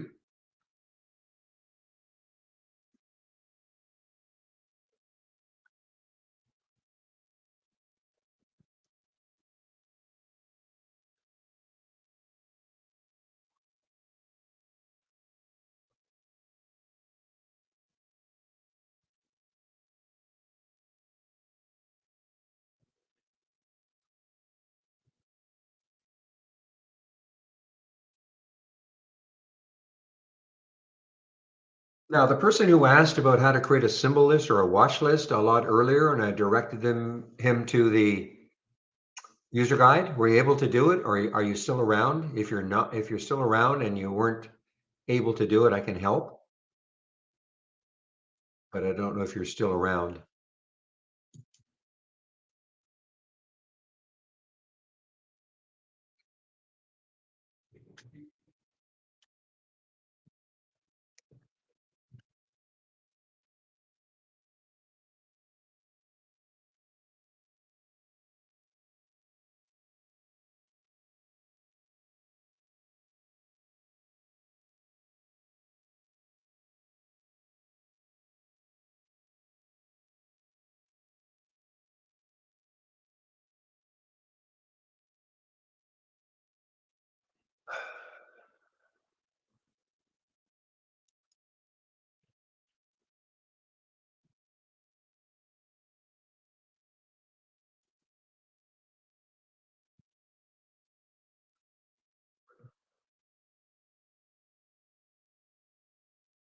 So Stan. Well, this one does, but my momentum scanner that's in my homepage. Okay, so if you look at it now, again, it doesn't quite look like this because of the way I have it arranged. But if you look at it, right click, configure, summary. So there it is. Volume in the last 5 minutes is at least 400% of normal. Now, if you just wanted 5 minutes, so you could get rid of the 1 minute is 1,000. But you could take that scan that's in my on my home page called Momo, And if you just wanted a 5 minute volume, then you could just get rid of this. The volume in 1 minute, you could just get rid of that and just use the volume in five. And you could, up it or lower it, whatever you want in terms of the percentage. This is, remember, it's a percent or a ratio. This is 400% for a ratio. Okay, so I don't have a scan that looks specifically, but but to a certain extent I do. It's just that I also have the 1 minute. Because within every scan, you should have some kind of a price range and minimum volume, but there it is right there. Does that make sense?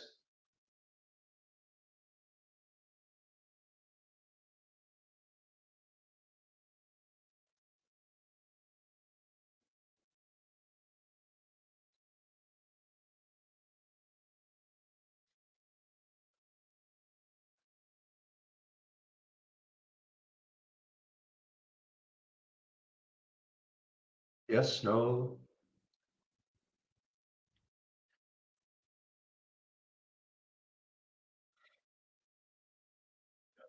Yeah, it's a good starting point. I mean, but I guess the bottom line is we do have a filter for volume spikes in 5 minutes. Now, then after that, it's up to you, because you might not want that price range. You might not, you may not care of having this high of a relative volume. You might want a different, volume.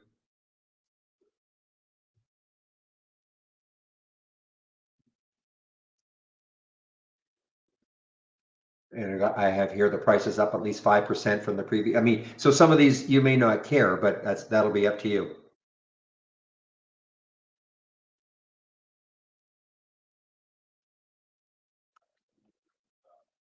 You too, Mr. Buy the Dip.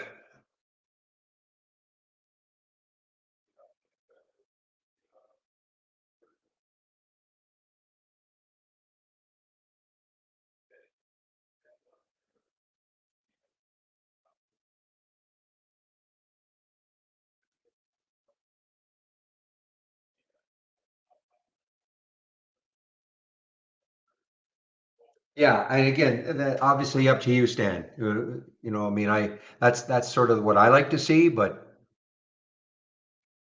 the bottom line is, I mean, that's the filter that you want, the volume. So if you wanted to start from scratch, if you didn't want to use mine, then you just do a search, alert window, and just start typing in volume. And here we go. Here are our volume spikes. Volume 1 minute, 5 minute, 10 minute, 15, 30. And there's your percent. And you put whatever percent you want in the min. And then, as you say, add in a price range you like, maybe a minimum volume, or you could just take mine and make the changes there.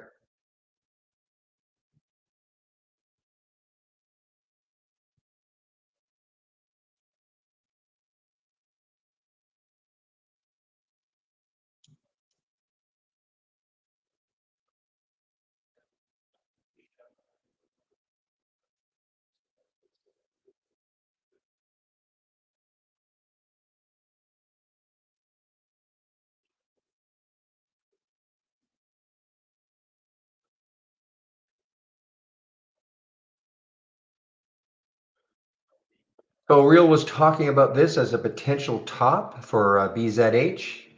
Maybe. I mean, it's I can see what he looked at, that topping tail up here. Way extended from the VWAP, 1960. So,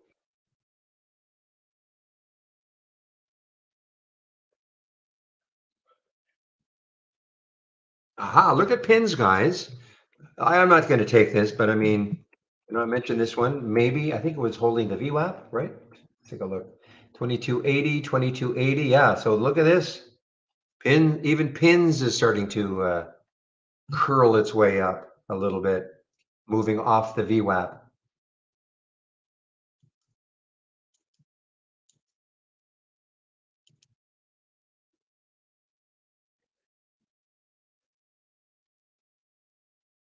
Wow, look at top. I mean, it's not over.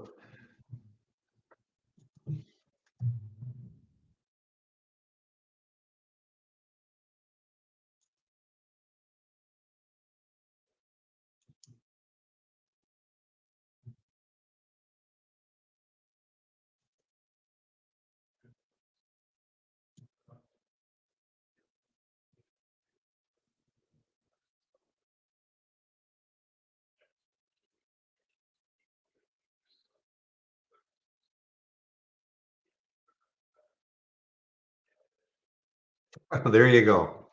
So the company will not make any intend to make further statements regarding this matter about why our stock has gone crazy. And they don't have to.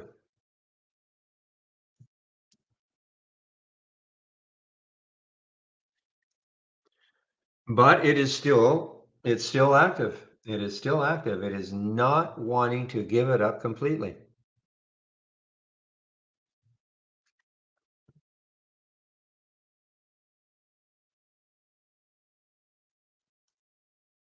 You too, Jer. Have a nice weekend yourself.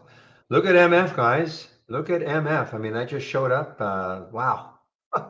Crazy. China, low float. China, low float.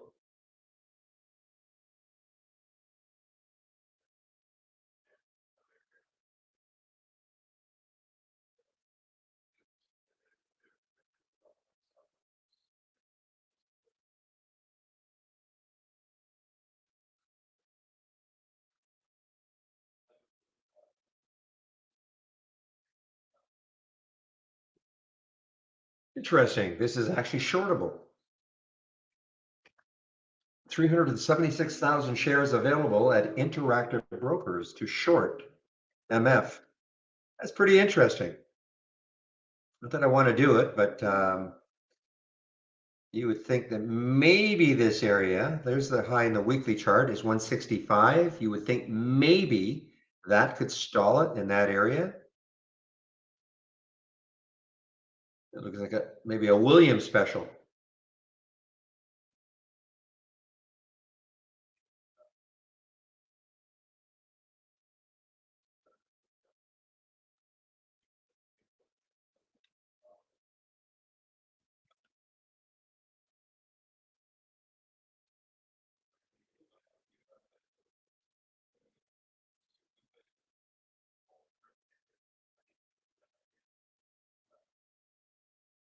All right, give me a moment. I'll be right back.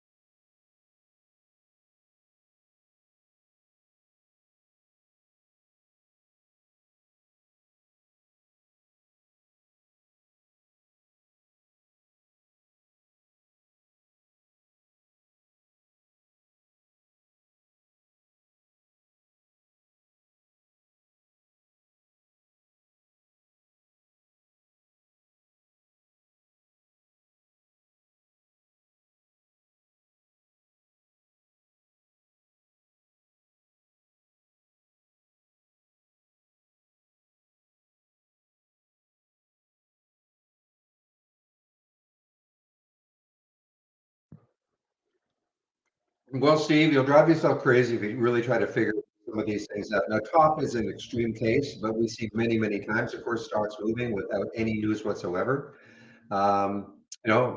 Somebody, Captain K or somebody earlier mentioned, it's probably like a Discord room of some sort that maybe got the ball rolling yesterday, and then it starts appearing on, it appears on scanners all around the world. Our scanner picked it up, of course, and you get people saying, "Okay, I'll take a little bit of this, a little bit," and then it just, the buying keeps coming in, and yeah, there's no news.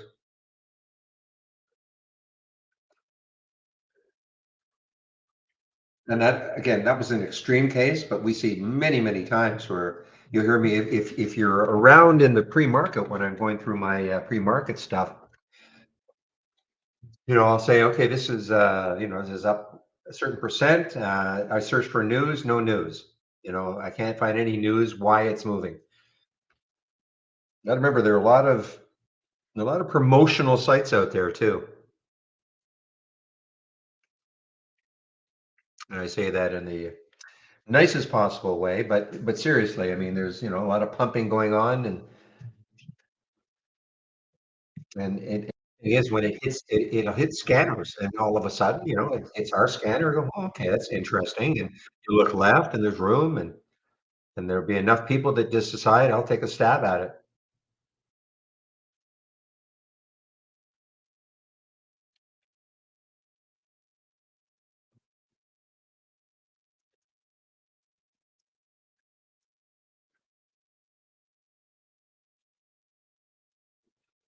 I know it is shocking, isn't it, Bob?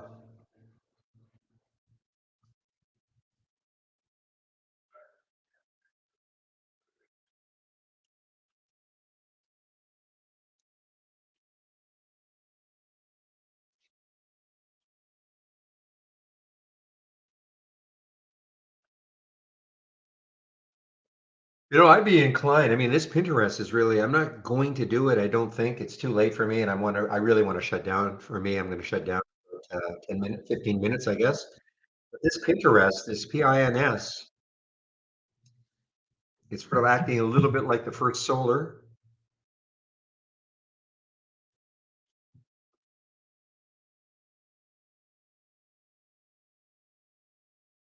a little bit in terms of the reaction at the 200-day moving, sorry, the VWAP, holds over the VWAP, keeps holding over it, 2280. It could keep, having a little bit of a climb here. I mean, the next high looking left, well, I guess there is a high up here, 2343, 2343. So we a little bit of room, but if we can get through that, then you've got 2450. And I just want to show you what, the FSLR looked like when it broke through the VWAP. So there's the VWAP 176. Now that is a moving target. It's probably a little bit higher than it was. I think it was 175 actually.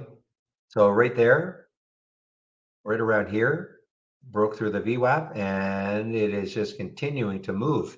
I'm not saying pins is going to do that, but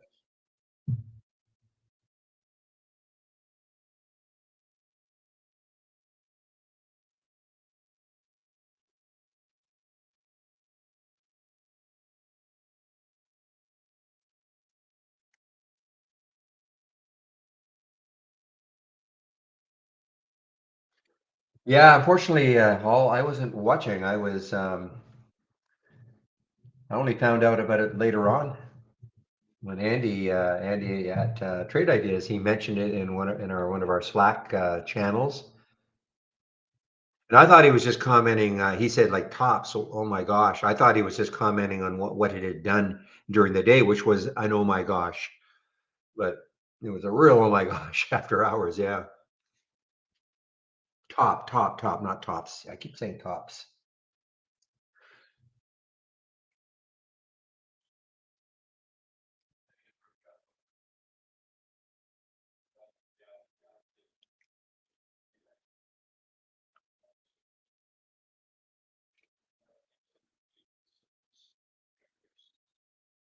Meanwhile, the market is sort of slowly but surely drifting down a bit. So NAS is still positive, Dow is still positive, SPY is still barely positive. So the market is just starting to drift down a little bit here. 247, so another hour and 13 minutes left.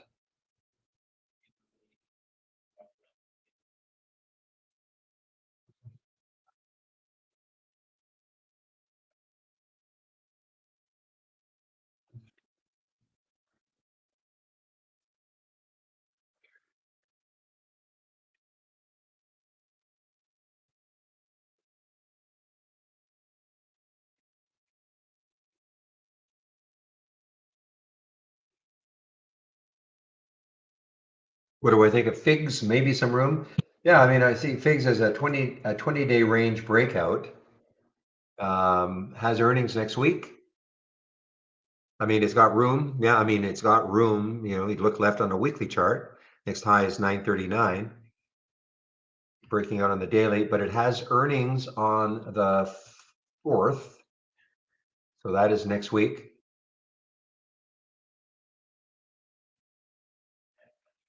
You see what the float is on that.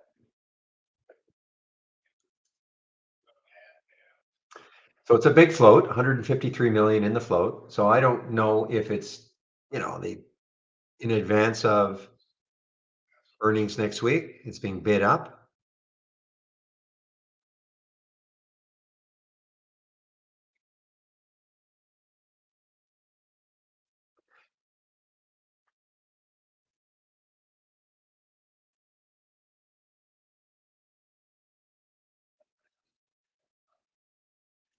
Traded okay today. I mean, it's 1.5 times normal, so it's not like it was extraordinary, but yeah, I mean, it just looks like there's some enthusiasm for next week's earnings call. That's all I can see. I don't see any other real news for it.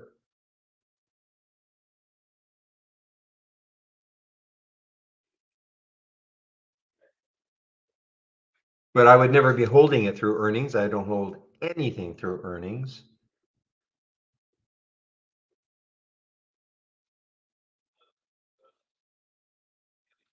Well, the VWAP you see here is today. Okay, but the VWAP 2, 3, 4, 5 that we've got is based on previous days too. But the VWAP we've got here, this is the VWAP for the day.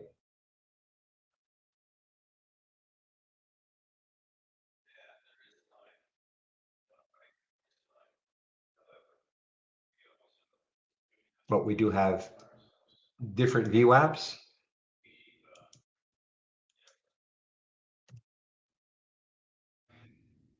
So this would be 2 days, 3 days, 4 days, 5 days, I guess. I don't, yeah, I've never used these.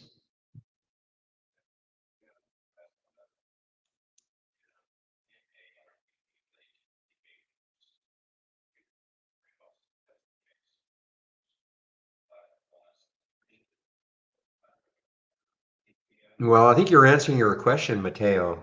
You're saying you're doing it without a strategy. So do you have any advice? Well, you need a plan. You need a plan. It can't be just, well, I like I see this, maybe I'll take this. It didn't work. Okay. Well, maybe I'll take this. You have to have a reason for taking trades. The only way you can really develop it yourself is by practicing, and it's something that most people don't want to hear. Most people just want to start trading immediately. And, sometimes you might get lucky, but overall, it's probably not going to work out. And that's why we have a simulator. And you can take, people say, well, how long is that going to take? It's impossible to answer a question like that. It all depends on how much time and effort a person is willing to put into it.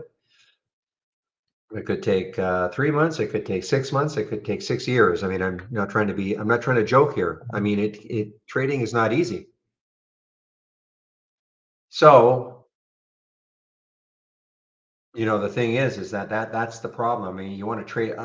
Obviously, you're a new trader and you wanted to trade immediately, and that's why we have a simulator, though. But for instance, your plan. I mean, you don't know. I understand it's hard to trade a trading plan when you don't know what you might like, or I mean, I understand that. One thing though is to always have a stop. When you get into a trade, You have to have a price you're going to get out of the trade if it's not working. And you should always have a, depending on your account size, you don't want to be risking $1,000 a trade if you have if a $5,000 account. So I would start really low, like maybe risking $50 a trade, having a stop in. Where's your stop? Well, that's another issue. You might want to try the low of the previous 5-minute candle, but it still means though that, okay, I'll put the low of the 5-minute candle of the trade I take, but why are you taking the trade? Okay, you have to have a reason for taking the trade. Is it a good setup? Is it setting up in a way which, you hear the way I talk, but the way I trade does not necessarily mean that's the way you have to trade or should trade.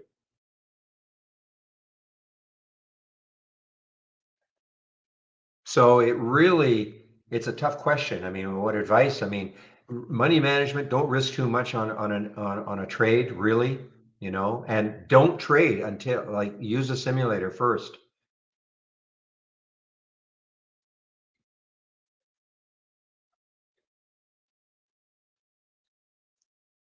And until you can make money in a simulator, I hate to say it, but forget about it.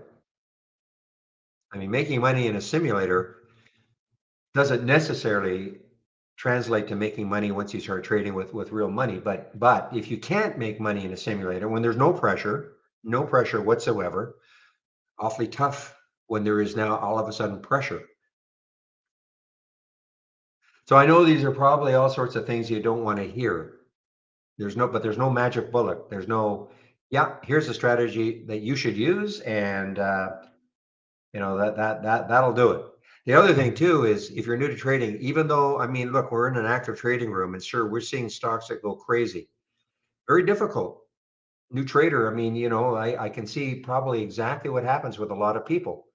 They see something and it's moved so unbelievably, and yeah, we're talking about it, and so you think, oh, I'll hop in it right now, and then it drops. Okay.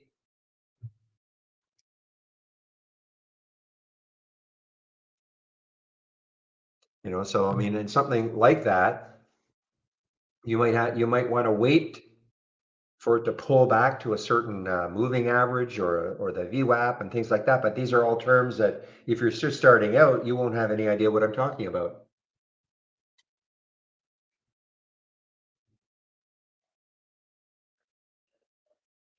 I would agree that probably momentum trading is not the easiest trading, though, because for a lot of people, it just doesn't make sense. Why am I taking a stock that's already at the high of the day or near the high of the day? I'd rather take a stock if it pulls back to a certain level, and then I'll take it there, and then hopefully, and then maybe it'll run from there. And I completely get that. Poe is like that. I don't think he takes anything near the highs of the day. He waits for a pullback to a level that he likes, and then he'll strike.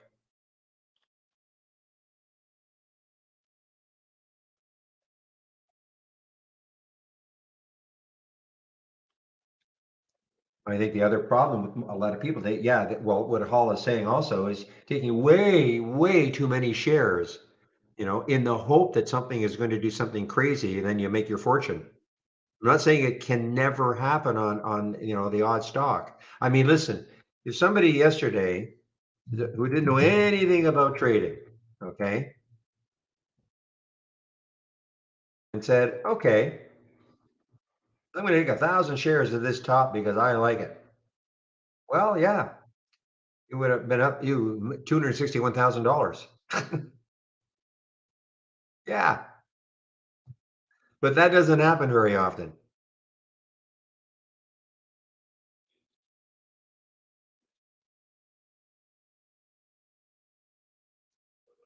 And the other thing, yeah, is to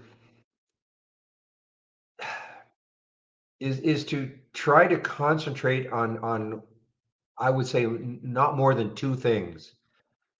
One or two things. If I were starting out, probably just one thing. And what I mean by that, you say to yourself, okay, you know what? I'm going to try to become a pullback trader. I think I understand what that means. It's going to pull the stock has gone higher, and now it's going to pull back maybe to a level.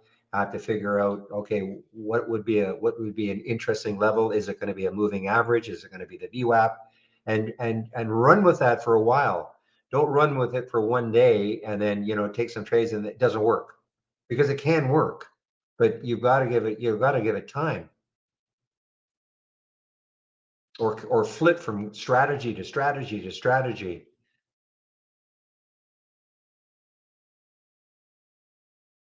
But it's tough. The other thing is, do you need to make money in the market? I mean, is this your main income, or is it supplemental? I mean, if it's your main income and you need to make money in the market, to pay mortgage, to pay groceries, and all your necessities, then it's really tough.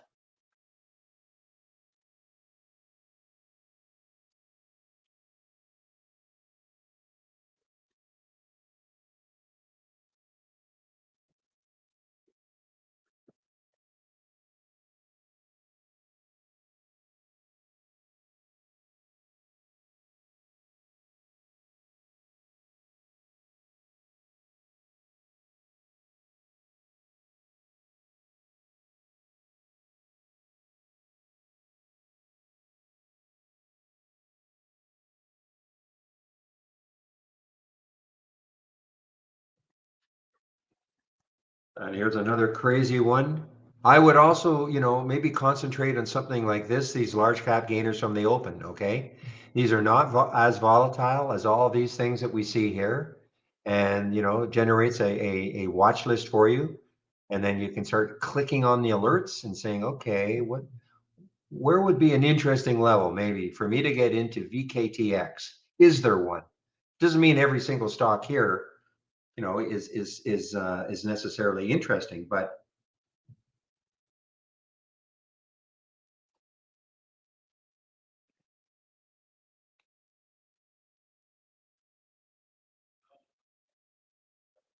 I look left. But if this were just starting out today, this I'd be probably really interested in this one. The VKTX. It's obviously above yesterday's high, but when I look left on the daily chart, the next high is about $1 away. That gets me interested, and the way it's broke. So even though it's at the high of the day, but look where it came from. I mean, it wasn't like it's not like this is 10 5-minute 15-minute candles in a row. It rested for quite a while, and now it's breaking out a little bit.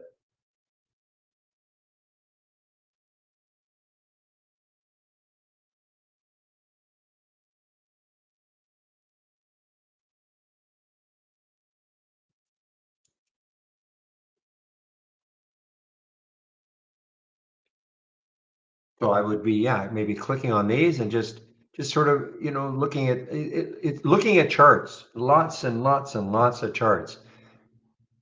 Eventually you might, in your head, you might start to see, okay, I kind of see this pattern. I've seen that pattern before. It worked before a couple of times. Sure, why don't I try it? Doesn't mean it's going to work this time. There's no guarantees, of course.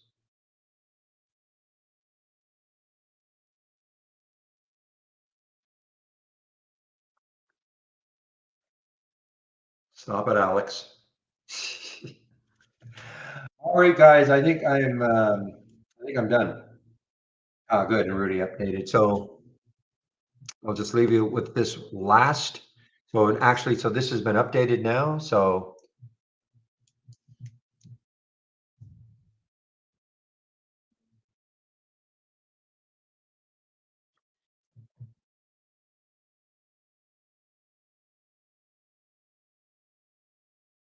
now when you click on my homepage link, if you want to take on a subscription, you'll see the promo code. Okay, there we are. Mayo 25% off. First month only or the entire year. So this is a good opportunity. If you were thinking of trying this out, you could always try us out, standard premium on a monthly basis, 118, 228, less than 25%. And if you really liked us, and your intent earlier was to take out an annual, but you can still try us out on a monthly on a month basis. And if within 30 days you decide, you know what, okay, I'm going to take advantage of the annual just to get my per month cost down. I got the money up front, so that's why you would do it. And we'll honor the 25%. So again, if you take out a monthly subscription and then within 30 days you decide you want the annual, we'll honor the 25%. So there's no mad rush to take out the annual until you really know you want the product. Okay.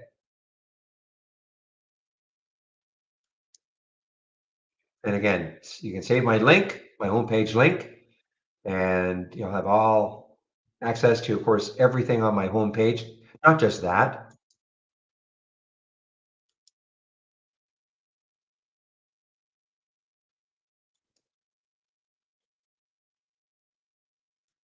but of course, my scans are here. So again, here are my scans. Here's the trade of the week. You sign up for it, guys. It's free.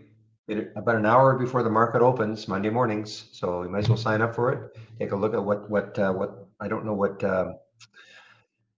last week's. I don't think this week's worked. When I say worked, I mean there's always a stop. So, but I don't think this week's did anything. And here's the education section here.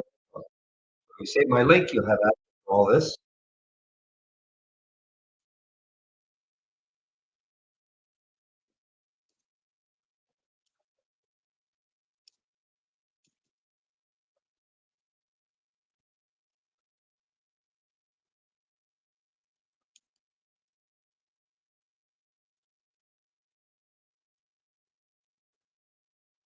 Yeah, that was not a good IPO.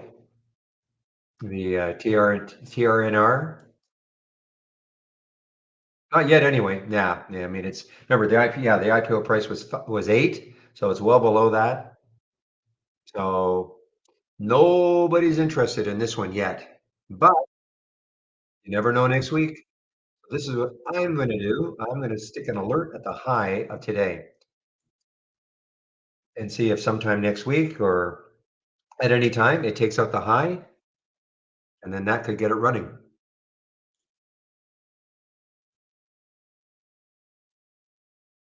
Well, there you go, Steve. You've got your 25% discount.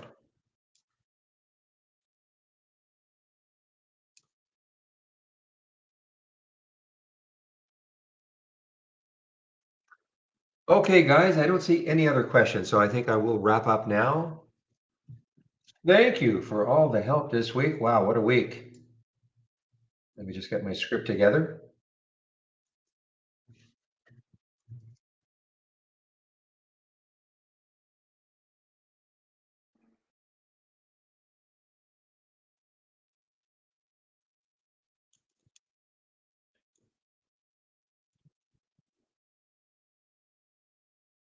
Oh, it's available right now, Steve. Right now. I just checked it. It is active right now.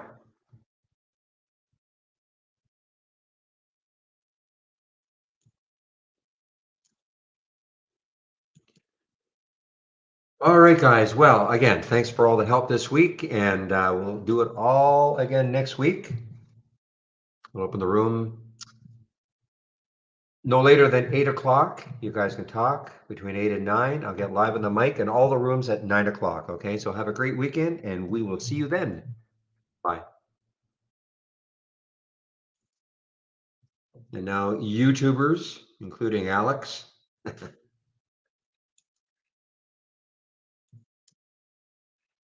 a great weekend.